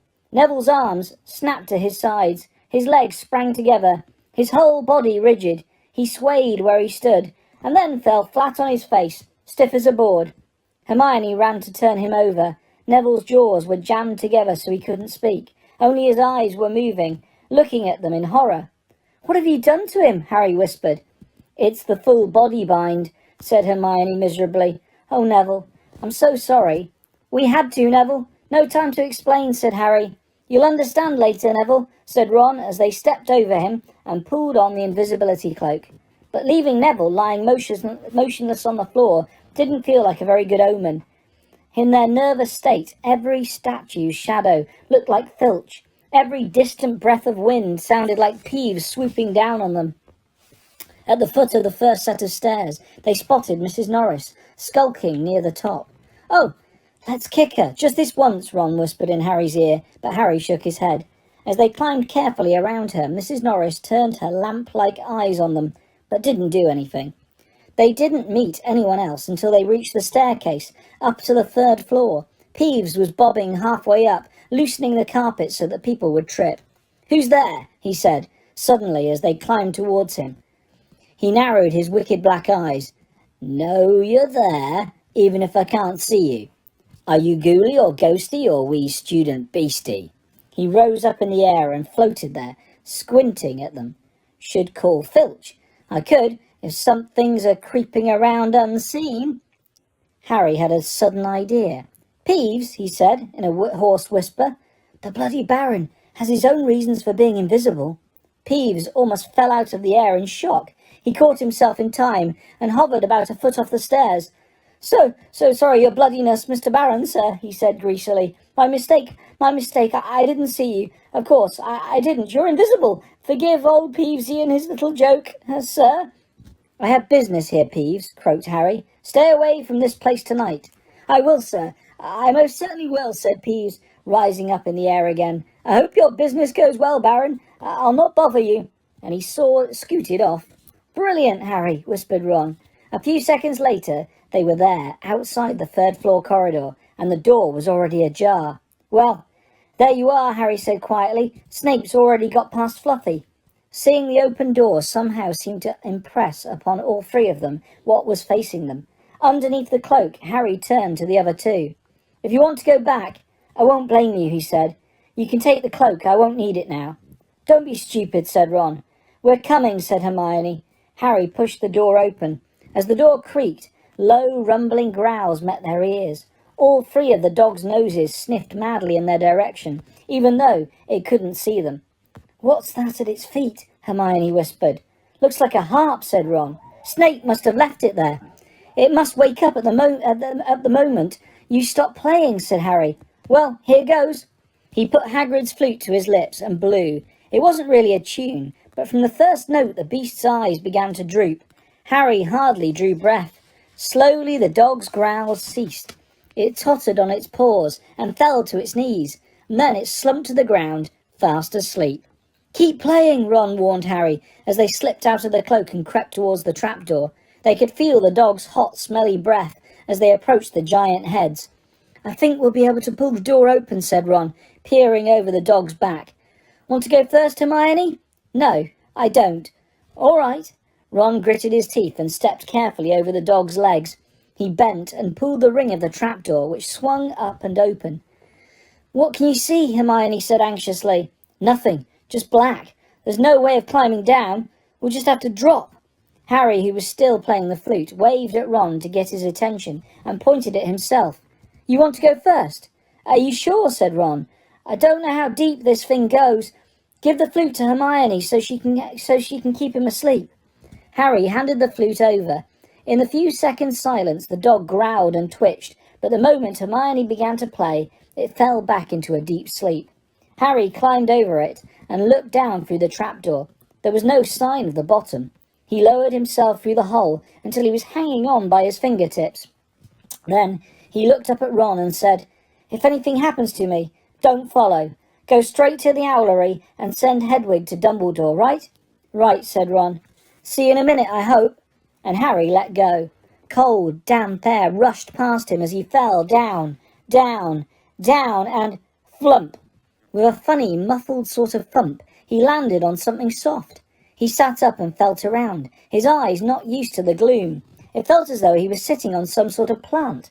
It's okay, he called up to the light, the size of a postage stamp which was the open trapdoor. It's a soft landing. You can jump. Ron followed straight away. He landed sprawled next to Harry. What is this stuff? Were his first words. Dunno. Sort of plant thing. I suppose it's here to break the fall. Come on, Hermione. The distant music stopped. There was a loud bark from the dog, but Hermione had already jumped. She landed on Harry's other side. We must be miles under the school, she said. Lucky this plant thing's here, really, said Ron. Lucky? Shrieked Hermione. Look at you both. She leapt up and struggled towards a damp wall. She had to struggle because the moment she had landed, the plant had started to twist snake-like tendrils around her ankles. As for Harry and Ron, their legs had already been bound tightly in long creepers without their noticing. Hermione had managed to free herself before the plant got a firm grip on her. Now she watched in horror as the two boys fought to pull the plant off them. But the more they strained against it, the tighter and faster the plant wound around them. Stop moving, Hermione ordered them. I know what this is. It's Devil's Snare. Oh, I'm so glad we know what it's called. That's a great help, snarled Ron, leaning back, trying to stop the plant curling around his neck. Shut up. I'm trying to remember how to kill it, said Hermione. Well, hurry up. I can't breathe, Harry gasped, wrestling with it as it curled around his chest. Devil's snare, devil's snare. What did Professor Sprout say? It likes the dark and the damp. So light a fire, Harry choked. Yes, of course, but there's no wood, Hermione cried, wringing her hands. Have you gone mad? Ron bellowed. Are you a witch or not? Oh, right, said Hermione, and she whipped out her wand, waved it, muttered something, and sent a jet of the same bluebell flames she had used on Snape at the plant. In a matter of seconds, the two boys felt it loosening its grip as it cringed away from the light and warmth. Wriggling and flailing, it unravelled itself from their bodies, and they were able to pull free. Lucky you pay attention in herbology, Hermione, said Harry, as he joined her by the wall, wiping sweat off his face. Yeah, said Ron, and lucky Harry doesn't lose his head in a crisis. There's no wood, honestly. This way, said Harry, pointing down a stone passageway, which was the only way on. All they could hear apart from their footsteps was the gentle drip of water trickling down the walls. The passageway sloped downwards, and Harry was reminded of Gringotts. With an unpleasant jolt of the heart, he remembered the dragons said to be guarding vaults in the wizard's bank. If they met a dragon, a fully grown dragon, Norbert had been bad enough. Can you hear something? Ron whispered. Harry listened. A soft rustling and clinking seemed to be coming from up ahead. Do you think it's a ghost? I don't know. Sounds like wings to me. There's light ahead. I can see something moving. They reached the end of the passageway and saw before them a brilliantly lit chamber, its ceiling arching high above them. It was full of small, jewel-bright birds, fluttering and tumbling all around the room. On the opposite side of the chamber was a heavy wooden door. Do you think they'll attack us if we cross the room? Said Ron. Probably, said Harry. They don't look very vicious, but I suppose if they all swoop down at once. Well, there's nothing for it. I'll run. He took a deep breath, covered his face with his arms, and sprinted across the room. He expected to feel sharp beaks and claws tearing at him any second, but nothing happened. He reached the door untouched. He pulled the handle, but it was locked. The other two followed him. They tugged and heaved at the door, but it wouldn't budge, not even when Hermione tried her Alhambra charm. Now what? Said Ron. These birds. They can't be here just for decoration, said Hermione. They watched the birds, soaring overhead, glittering. Glittering! They're not birds, Harry said suddenly. They're keys. Winged keys. Look carefully. So that must mean... He looked around the chamber while the other two squinted up at the flock of keys. Yes, look! Broomsticks! We've got to catch the key to the door. But there are hundreds of them. Ron examined the lock on the door. We're looking for a big old-fashioned one, probably silver like the handle. They seized a broomstick each and kicked off into the air, soaring into the midst of the cloud of keys. They grabbed and snatched, but the bewitched keys darted and dived so quickly it was almost impossible to catch one. Not for nothing, though, as Harry was the youngest seeker in a century. He had a knack for spotting things other people didn't. After a minute's weaving about through the whirl of rainbow feathers, he noticed a large silver key that had a bent wing, as if it had already been caught and stuffed roughly into the keyhole. That one, he called to the others. That big one. There. No, there. With bright blue wings. The feathers are all crumpled on one side. Ron went speeding in that direction that Harry was pointing, crashing into the ceiling and nearly falling off his broom. We've got to close in on it, Harry called, not taking his eyes off the key with the damaged wing. Ron, you come at it from above. Hermione, stay below and stop it going down, and I'll try and catch it. Right. Now! Ron dived. Hermione rocketed upwards. The key dodged them both, and Harry streaked after it, sped towards the wall. Harry leant forward and with a nasty crunching noise pinned it against the stone with one hand. Ron and Hermione's cheers echoed around the high chamber. They landed quickly, and Harry ran to the door, the key struggling in his hand. He rammed it into the lock and turned. It worked. The moment the lock had clicked open, the key took flight again, looking very battered now that it had been caught twice. Ready? Harry asked the other two, his hand on the door handle. They nodded, and he pulled the door open. The next chamber was so dark they couldn't see anything at all, but as they stepped into it, light suddenly flooded the room to reveal an astonishing sight. They were standing on the edge of a huge chessboard behind the black chessman. which were all taller than they were and carved from what looked like black stone. Facing them, away across the chamber, were the white pieces. Harry, Ron and Hermione shivered slightly. The towering white chessmen had no faces. "Now what do we do?" Harry whispered. "It's obvious, isn't it?" said Ron. "We've got to play our way across the room."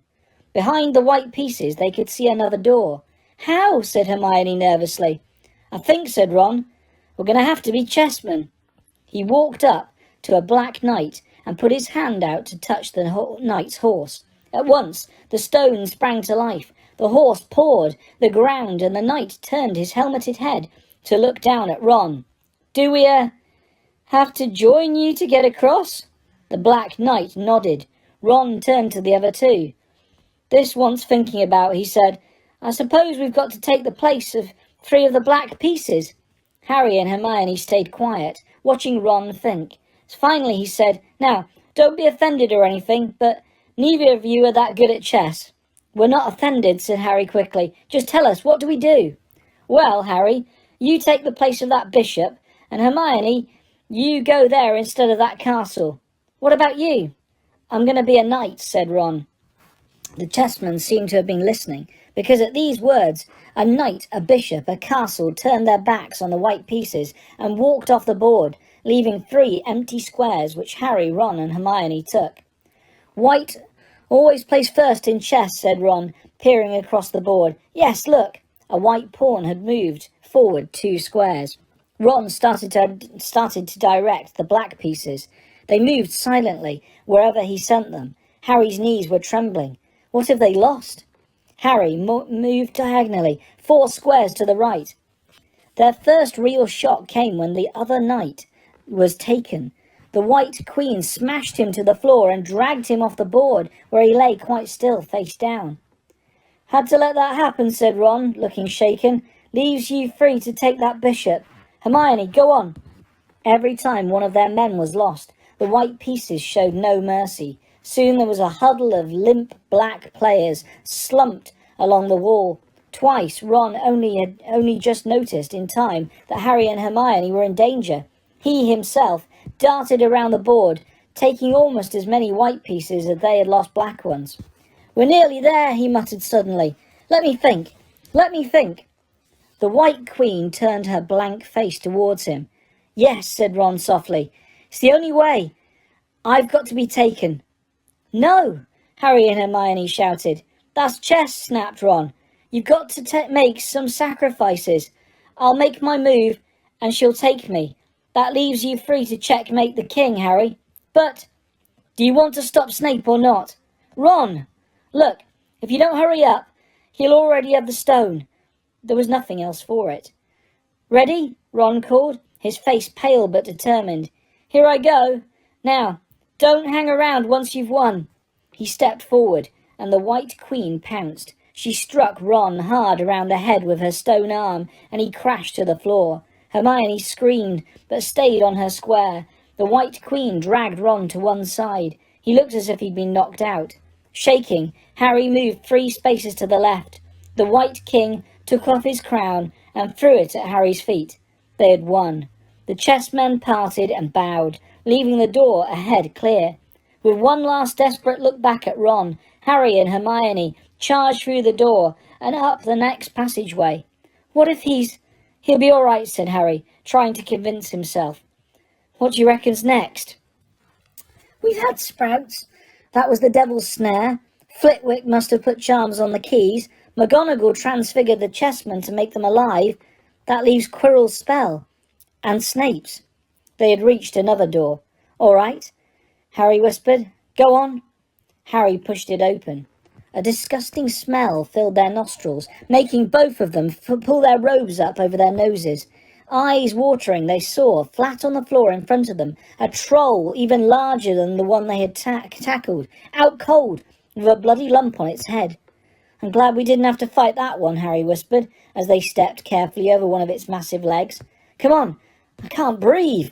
He pulled open the next door, both of them hardly daring to look at what came next. But there was nothing very frightening in here, just a table with 7 differently shaped bottles standing on it in a line. "Snape's," said Harry. "What do we have to do?" They stepped over the threshold, and immediately a fire sprang up behind them in the doorway. It wasn't ordinary fire either, it was purple. At the same instant, black flames shot up in the doorway leading onwards. They were trapped.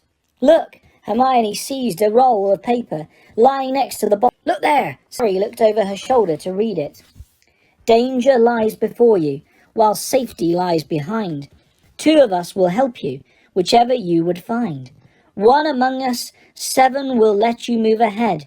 Another will transport the drinker back instead. 2 among our number hold only nettle wine. 3 of us are killers, waiting hidden in line.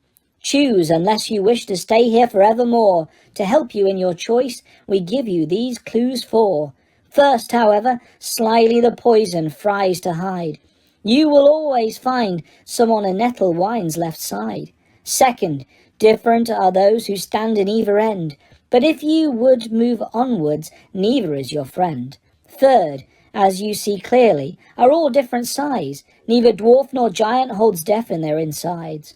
Fourth, the second left and the second on the right are twins once you taste them, though different at first sight. Hermione let out a great sigh, and Harry, amazed, saw that she was smiling. The very last thing he felt like doing. Brilliant, said Hermione. This isn't magic, it's logic, a puzzle. A lot of the greatest wizards haven't got an ounce of logic. They'd be stuck in here forever. But so will we, won't we? Of course not, said Hermione. Everything we need is here on this paper. 7 bottles, 3 are poison, 2 are wine, 1 will get us safely through the black fire, and 1 will get us back through the purple. But how do we know which to drink? Give me a minute. Hermione read the paper several times. Then she walked up and down the line of bottles, muttering to herself and pointing at them. At last, she clapped her hands. Got it, she said. The smallest bottle will get us through the black fire, towards the stone. Harry looked at the tiny bottle. There's only enough there for 1 of us, he said. That's hardly 1 swallow. They looked at each other. Which one will get you back through the purple flames? Hermione pointed at a rounded bottle at the right end of the line. You drink that, said Harry. No, listen. Get back and get Ron. Grab brooms from the flying key room. They'll get you out of the trapdoor and past Fluffy. Go straight to the owlery and send Hedwig to Dumbledore. We need him. I might be able to hold Snape off for a while, but I'm no match for him, really. But Harry, what if you know who's with him? Well, I was lucky once, wasn't I? Said Harry, pointing at his scar. I might get lucky again. Hermione's lip trembled, and she suddenly dashed at Harry and threw her arms around him. Hermione? Harry, you're a great wizard, you know. I'm not as good as you, said Harry, very embarrassed, as she let go of him. Me, said Hermione. Books and cleverness?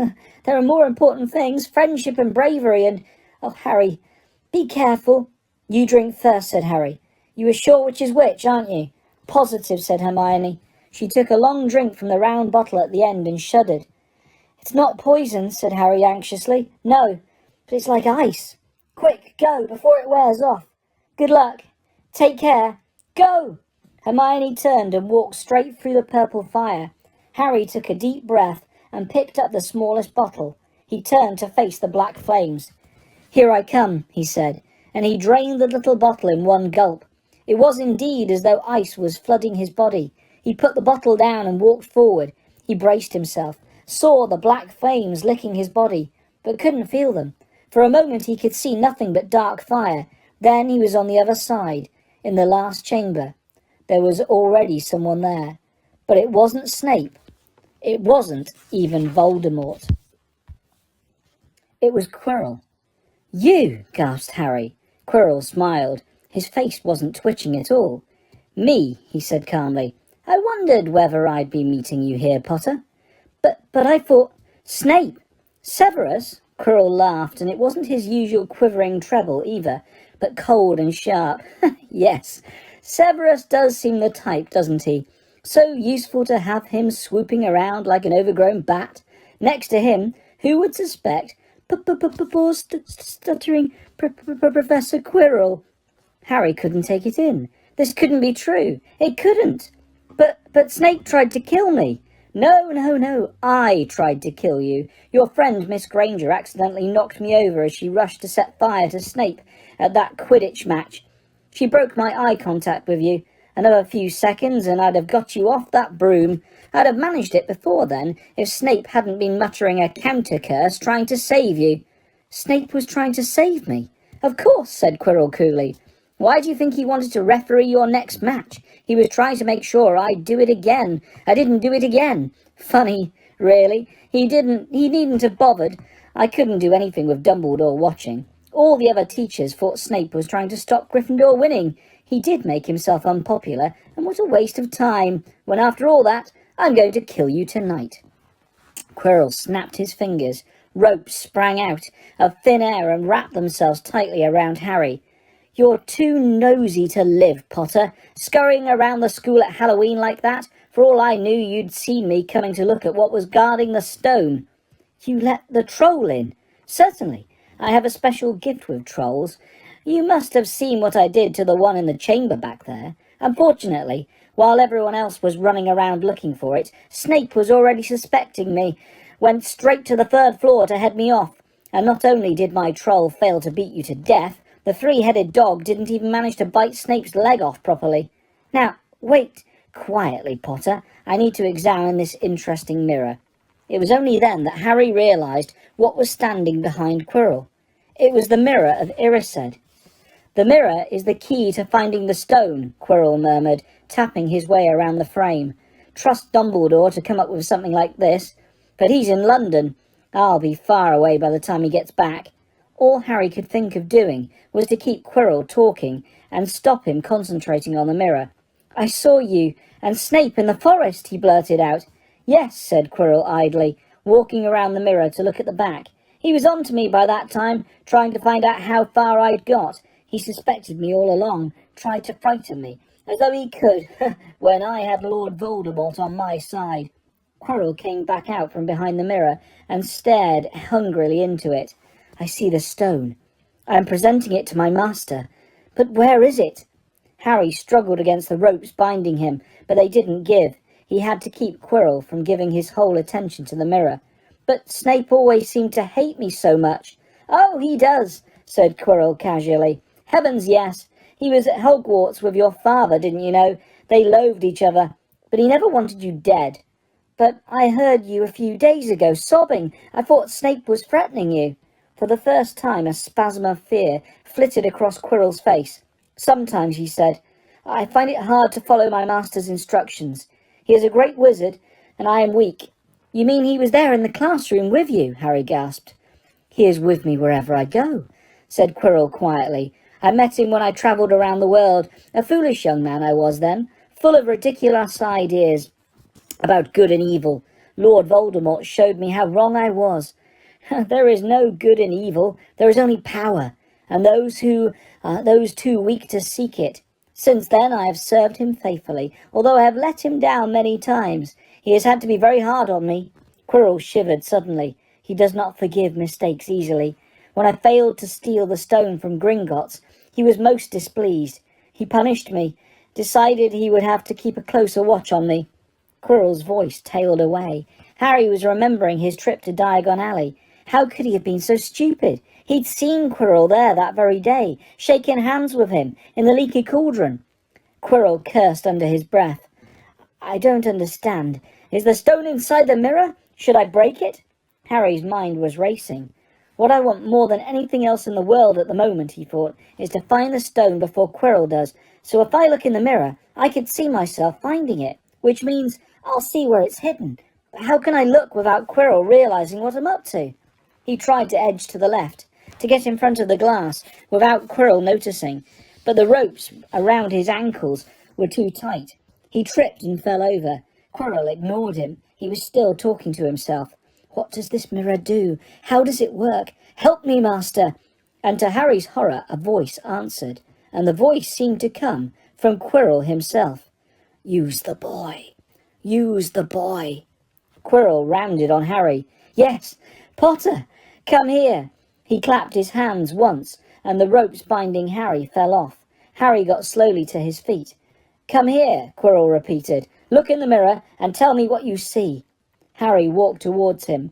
"I must lie," he thought desperately. "I must look and lie about what I see, that's all." Quirrell moved close behind him. Harry breathed in the funny smell that seemed to come from Quirrell's turban. He closed his eyes, stepped in front of the mirror, and opened them again. He saw his reflection, pale and scared-looking at first, but a moment later the reflection smiled at him. It put his hand into his pocket and pulled out a blood-red stone. It winked and put the stone back in its pocket. And as it did so, Harry felt something heavy drop into his real pocket. Somehow, incredibly, he'd got the stone. "Well," said Quirrell impatiently, "what do you see?" Harry screwed up his courage. "I see myself shaking hands with Dumbledore," he invented. I've won the house cut for Gryffindor." Quirrell cursed again. "Get out of the way," he said. As Harry moved aside, he felt the Philosopher's Stone against his leg. Dare he make a break for it? But he hadn't walked 5 paces before a high voice spoke through Quirrell, though Quirrell wasn't moving his lips. "He lies. He lies." Potter came back here. "Potter, come back here," Quirrell shouted. "Tell me the truth. What did you just see?" The high voice spoke again. "Let me speak to him, face to face." "Master, you are not strong enough." "I have strength enough for this." Harry felt as if Devil's Snare was rooting him to the spot. He couldn't move a muscle. Petrified, he watched as Quirrell reached up and began to unwrap his turban. What was going on? The turban fell away. Quirrell's head looked strangely small without it. Then he turned slowly on the spot. Harry would have screamed, but he couldn't make a sound. Where there should have been a back to Quirrell's head, there was a face, the most terrible face Harry had ever seen. It was chalk white with glaring red eyes and slits for nostrils like a snake. "Harry Potter," it whispered. Harry tried to take a step backwards, but his legs wouldn't move. "See what I have become," the face said. "Mere shadow and vapour. I have form only when I can share another's body. But there have always been those willing to let me into their hearts and minds. Unicorn blood has strengthened me these past weeks. You saw faithful Quirrell drinking it for me in the forest. And once I have the elixir of life, I will be able to create a body of my own. Now, why don't you give me that stone in your pocket?" So he knew. The feeling suddenly surged back into Harry's legs. He stumbled backwards. "Don't be a fool," snarled the face. "Better save your own life and join me, or you'll meet the same end as your parents. They died begging me for mercy." "Liar!" Harry shouted suddenly. Quirrell was walking backwards at him, so that Voldemort could still see him. The evil face was now smiling. "How touching," it hissed. "I always value bravery. Yes, boy, your parents were brave. I killed your father first, and he put up a courageous fight. But your mother needn't have died. She was trying to protect you. Now give me the stone, unless you want her to have died in vain." "Never!" Harry sprang towards the flame door, but Voldemort screamed, "Seize him!" And next second Harry felt Quirrell's hand close on his wrist. At once a needle-sharp pain seared across Harry's scar. His head felt as though it was about to split in two. He yelled, struggling with all his might, and to his surprise, Quirrell let go of him. The pain in his head lessened. He looked around wildly to see where Quirrell had gone, and saw him hunched in pain, looking at his fingers. They were blistering before his eyes. "Seize him! Seize him!" shrieked Voldemort again, and Quirrell lunged, knocking Harry plain off his feet, landing on top of him, both hands around Harry's neck. Harry's scar was almost blinding him with pain, yet he could see Quirrell howling in agony. "Master, I cannot hold him! My hands! My hands!" And Quirrell, though pinning Harry to the ground with his knees, let go of his neck and stared, bewildered as his own palms. Harry could see they looked burnt, raw, red and shiny. "Then kill him, fool, and be done!" screeched Voldemort. Quirrell raised his hand to perform a deadly curse, but Harry, by instinct, reached up and grabbed Quirrell's face. "Ah!"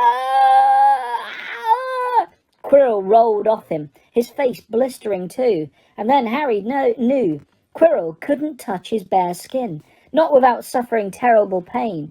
His only chance was to keep hold of Quirrell, keep him in enough pain to stop him doing a curse. Harry jumped to his feet, caught Quirrell by the arm, and hung on as tight as he could. Quirrell screamed and tried to throw Harry off. The pain in Harry's head was building. He couldn't see. He could only hear Quirrell's terrible shrieks and Voldemort's yells of, "Kill him! Kill him!" and other voices, maybe in Harry's own head, crying, "Harry! Harry!" He felt Quirrell's arm wrenched from his grasp, knew all was lost, and fell into blackness. Down, down, down. Something gold was glinting just above him. The snitch! He tried to catch it, but his arms were too heavy. He blinked. It wasn't the snitch at all. It was a pair of glasses. How strange! He blinked again. The smiling face of Albus Dumbledore swam into view above him. "Good afternoon, Harry," said Dumbledore. Harry stared at him. Then he remembered. "Sir, the stone! It was Quirrell! He's got the stone! Sir, quick!" "Calm yourself, dear boy. You are a little behind the times," said Dumbledore. "Quirrell does not have the stone." "Then who does, sir? Harry, please relax, or Madame Pomfrey will have me thrown out." Harry swallowed and looked around him. He realised he must be in the hospital wing. He was lying in a bed with white sheets, and next to him was a table piled high with what looked like half the sweet shop. "Tokens from your friends and admirers," said Dumbledore, beaming. "What happened down in the dungeons between you and Professor Quirrell is a complete secret, so naturally the whole school knows. I believe your friends, Misters Fred and George Weasley, were responsible for trying to send you a lavatory seat. No doubt they thought it would amuse you. Madame Pomfrey, however, felt it might not be very hygienic and confiscated it." "How long have I been in here?" "3 days. Mr. Ronald Weasley and Miss Granger will be most relieved you have come round. They have been extremely worried." But sir, the stone." "I see you are not to be distracted. Very well, the stone. Professor Quirrell did not manage to take it from you. I arrived in time to prevent that, although you were doing very well on your own, I must say. You got there. You got to Hermione's owl. You got Hermione's owl. We must have crossed in mid-air. No sooner had I reached London than it became clear to me that the place I should be was the one I had just left. I arrived just in time to pull Quirrell off you. It was you. I feared I might be too late. You nearly were. I couldn't have kept him off the stone much longer. Not the stone, boy. You. The effort involved nearly killed you. For one terrible moment there, I was afraid it had. As for the stone, it has been destroyed." "Destroyed?" said Harry blankly. "But your friend, Nicholas Flamel." "Oh, you know about Nicholas," said Dumbledore, sounding quite delighted. "You did do the thing properly, didn't you? Well, Nicholas and I have had a little chat and agreed it's all for the best. But that means he and his wife will die, won't they? They have enough elixir stored to set their affairs in order, and then, yes, they will die." Dumbledore smiled at the look of amazement on Harry's face. "To one as young as you, it sure seems incredible, but to Nicholas and Perenelle, it really is like going to bed after a very, very long day. After all, to the well-organized mind, death is but the next great adventure. You know, the stone was really not such a wonderful thing. As much money and life as you could want. The two things most human beings would choose above all. The trouble is, humans do have a knack of choosing precisely those things which are worst for them." Harry lay there, lost for words. Dumbledore hummed a little and smiled at the ceiling. "Sir," said Harry, "I've been thinking. Sir, even if the stone's gone, you know who. Call him Voldemort, Harry. Always use the proper name for things. Fear of name increases fear of the thing itself." "Yes, sir. Well, Voldemort's going to try other ways of coming back, isn't he? He hasn't gone, has he?" "No, Harry, he has not. He is still out there somewhere, perhaps looking for another body to share. Not being truly alive, he cannot be killed. He left Quirrell to die. He shows just as little mercy to his followers as his enemies. Nevertheless, Harry, while you may only have delayed his return to power, it will merely take someone else who is prepared to fight what seems a losing battle next time. And if he is delayed again and again, why, he may never return to power. Harry nodded, but stopped quickly because it made his head hurt. Then he said, "Sir, there are some other things I'd like to know. If you can tell me, things I want to know the truth about." "The truth," Dumbledore sighed. "It is a beautiful and terrible thing, and should therefore be treated with great caution. However, I shall answer your questions, unless I have a very good reason not to, in which case I beg you'll forgive me. I shall not, of course, lie." "Well, Voldemort said that he only killed my mother because she tried to stop him killing me. But why would he want to kill me in the first place?" Dumbledore sighed very deeply this time. "Alas, the first thing you ask me, I cannot tell you. Not today, not now. You will know one day. Put it from your mind for now, Harry. When you are older, I know you hate to hear this. When you are ready, you will know." And Harry knew it would be no good to argue. "But why couldn't Quirrell touch me?" "Your mother died to save you. If there is one thing Voldemort cannot understand, it is love. He didn't realize that love as powerful as your mother's for you leaves its own mark, not a scar, no visible sign. To have been loved so deeply, even though the person who loved us is gone, will give us some protection forever. It is in your very skin. Quirrell, full of hatred, greed and ambition, sharing his soul with Voldemort, could not touch you for this reason. It was agony to touch a person marked by something so good." Dumbledore now became very interested in a bird out on the windowsill, which gave Harry time to dry his eyes on the sheet. When he had found his voice again, Harry said, "And the invisibility cloak? Do you know who sent it to me?"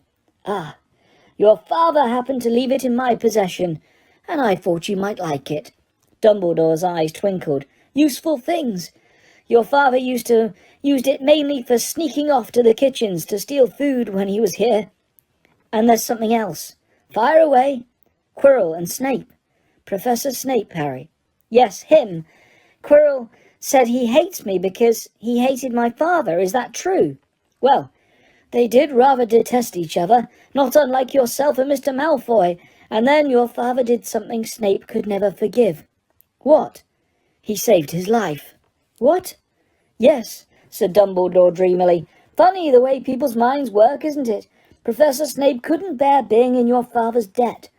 I do believe he worked so hard to protect you this year because he felt you would make him and your father quit.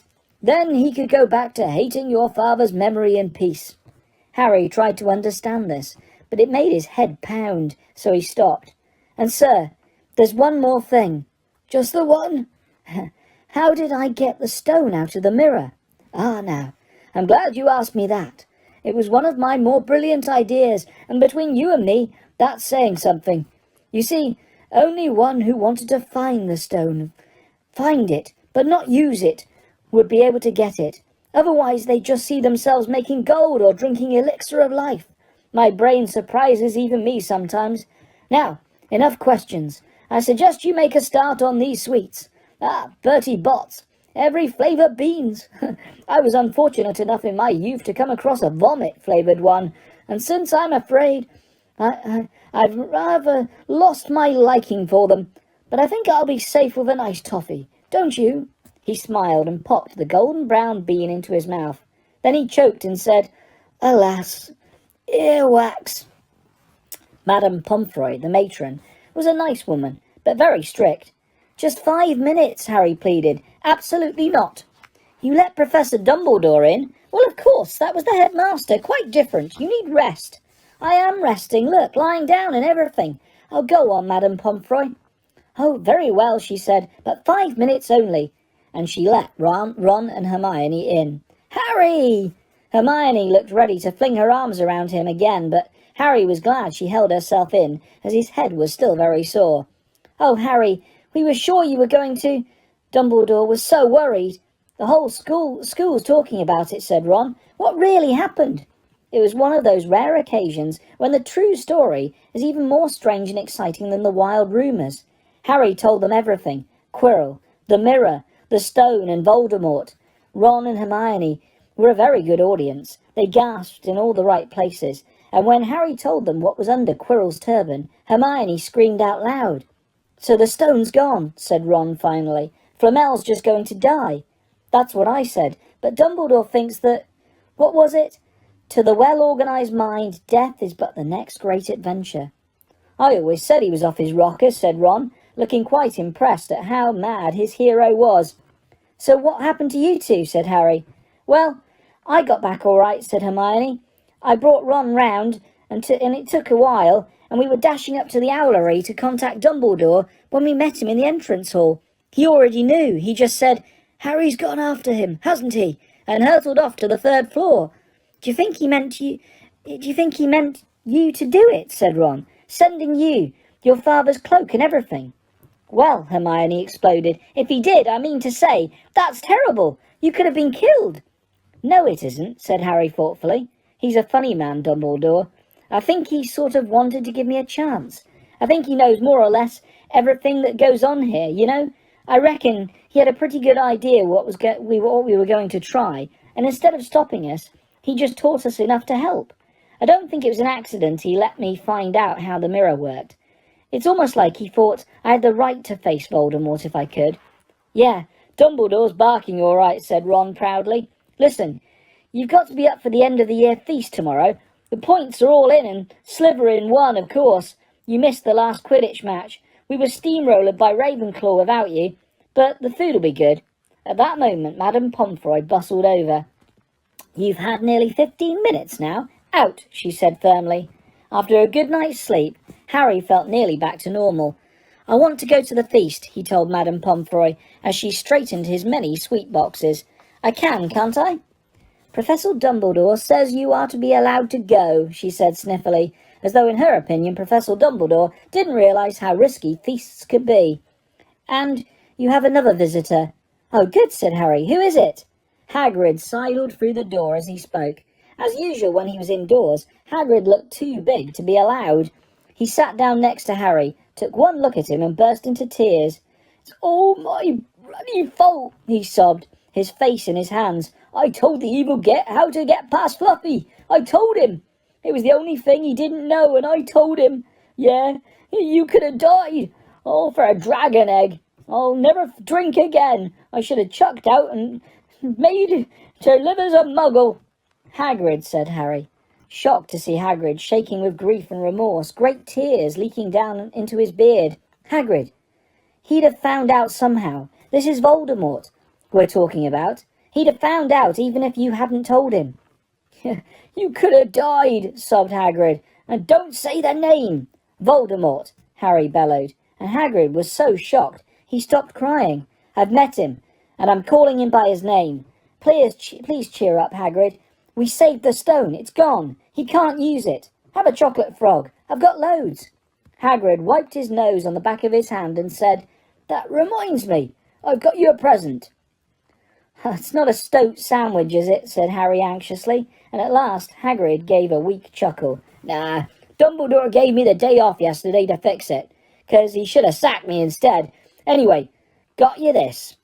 It seemed to be a handsome leather-covered book. Harry opened it curiously. It was full of wizard photographs. Smiling and waving at him from every page were his mother and father. "Sent owls off to all your parents' old school friends, asking for photos. Knew you didn't have any. Do you like it?" Harry couldn't speak, but Hagrid understood. Harry made his way down to the end-of-year feast alone that night. He had been held up by Madame Pomfroy fussing about, insisting on giving him one last check-up, so the great hall was already full. It was decked out in the Slytherin colours of green and silver to celebrate Slytherins winning the House Cup for the 7th year in a row. A huge banner showing the Slytherin serpent covered the wall behind the high table. When Harry walked in, there was a sudden hush, and then everybody started talking loudly at once. He slipped into a seat between Ron and Hermione at the Gryffindor table and tried to ignore the fact that people were standing up to look at him. Fortunately, Dumbledore arrived moments later. The babble died away. "Another year gone," Dumbledore said cheerfully, "and I must trouble you with an old man's wheezing waffle before we sink our teeth into our delicious feast. What a year it has been! Hopefully your heads are all a little fuller than they were. You have the whole summer ahead to get them nice and empty before next year starts.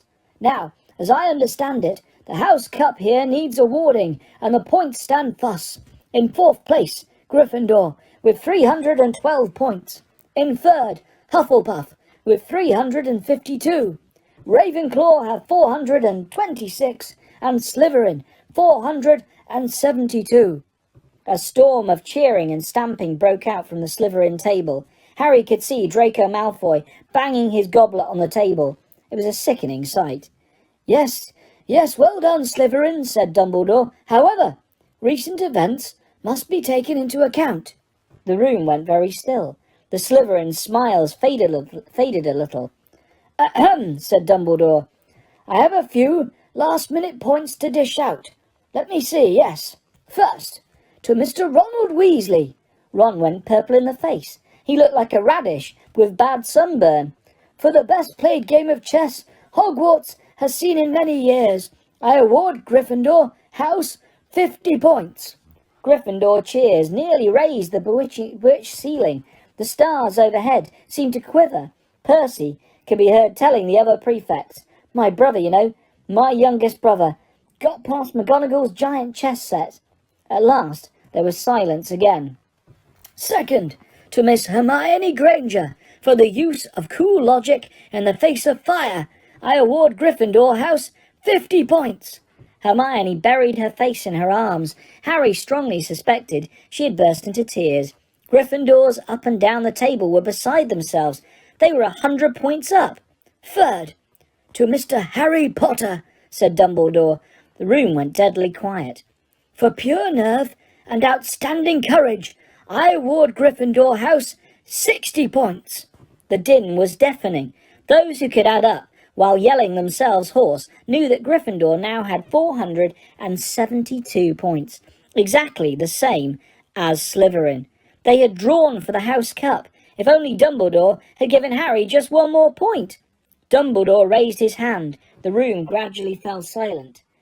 There are all kinds of courage, said Dumbledore, smiling. It takes a great deal of bravery to stand up to our enemies, but just as much to stand up to our friends.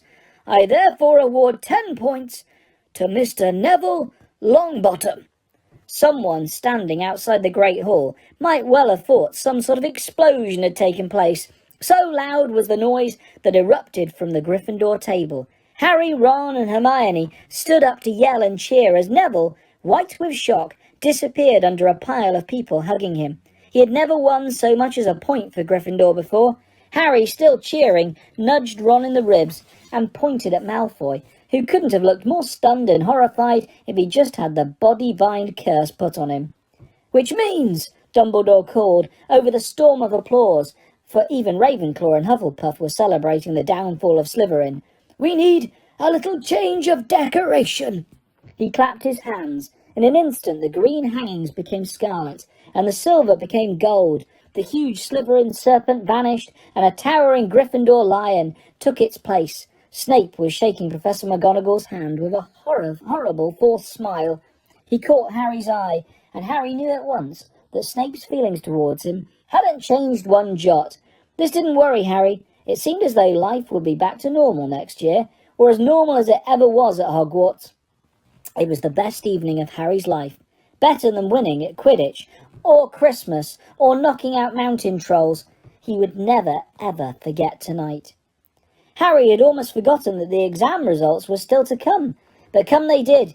To their great surprise, both he and Ron passed with good marks. Hermione, of course, came top of the year. Even Neville scraped through, his good herbology mark making up for his abysmal potions one. They had hoped that Goyle, who was almost as stupid as he was mean, might be thrown out, but he passed too. It was a shame, but as Ron said, you couldn't have everything in life. And suddenly their wardrobes were empty, their trunks were packed. Neville's toad was found lurking in a corner of the toilets. Notes were handed out to all students, warning them not to use magic over the holidays. I always hope they'll forget to give us these, said Fred Weasley sadly. Hagrid was there to take them down to the fleet of boats that sailed across the lake.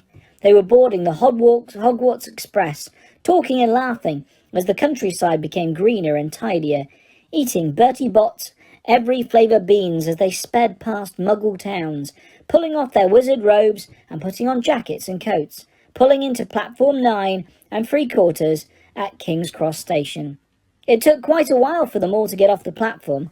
A wizened old guard was up by the ticket barrier, letting them go through the gate in 2s and 3s so they didn't attract attention by all bursting out of a solid wall at once and alarming the muggles. "You must come and stay this summer," said Ron. "Both of you. I'll send you an owl." "Thanks," said Harry. "I'll need something to look forward to." People jostled them as they moved forwards towards the gateway back to the Muggle world. Some of them called, "Bye, Harry. See you, Potter." "Still famous," said Ron, grinning at him. "Not where I'm going, I promise you," said Harry. He, Ron and Hermione passed through the gateway together. "There he is, Mum. There he is, look."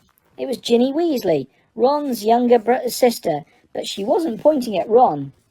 "Harry Potter," she squealed. "Look, Mum, I can see." "Be quiet, Ginny, and it's rude to point." Mrs. Weasley smiled down at them. "Busy year?" she said. "Very," said Harry. "Thanks for the fudge and the jumper, Mrs. Weasley." "Oh, it's nothing, dear." "Ready, are you?" It was Uncle Vernon, still purple-faced, still moustached, still looking furious at the nerve of Harry carrying an owl in a cage in a station full of ordinary people. Behind him stood Aunt Petunia and Dudley, looking terrified at the very sight of Harry. "You must be Harry's family," said Mrs. Weasley. "In a manner of speaking," said Uncle Vernon. "Hurry up, boy. We haven't got all day." He walked away. Harry hung back for a last word with Ron and Hermione. "See you over the summer, then?" "Hope you have a good holiday," said Hermione, looking uncertainly after Uncle Vernon, shocked that anyone could be so unpleasant. "Oh, I will," said Harry, and they were surprised at the grin that was spreading over his face. "They don't know we're not allowed to use magic at home. I'm going to have a lot of fun with Dudley this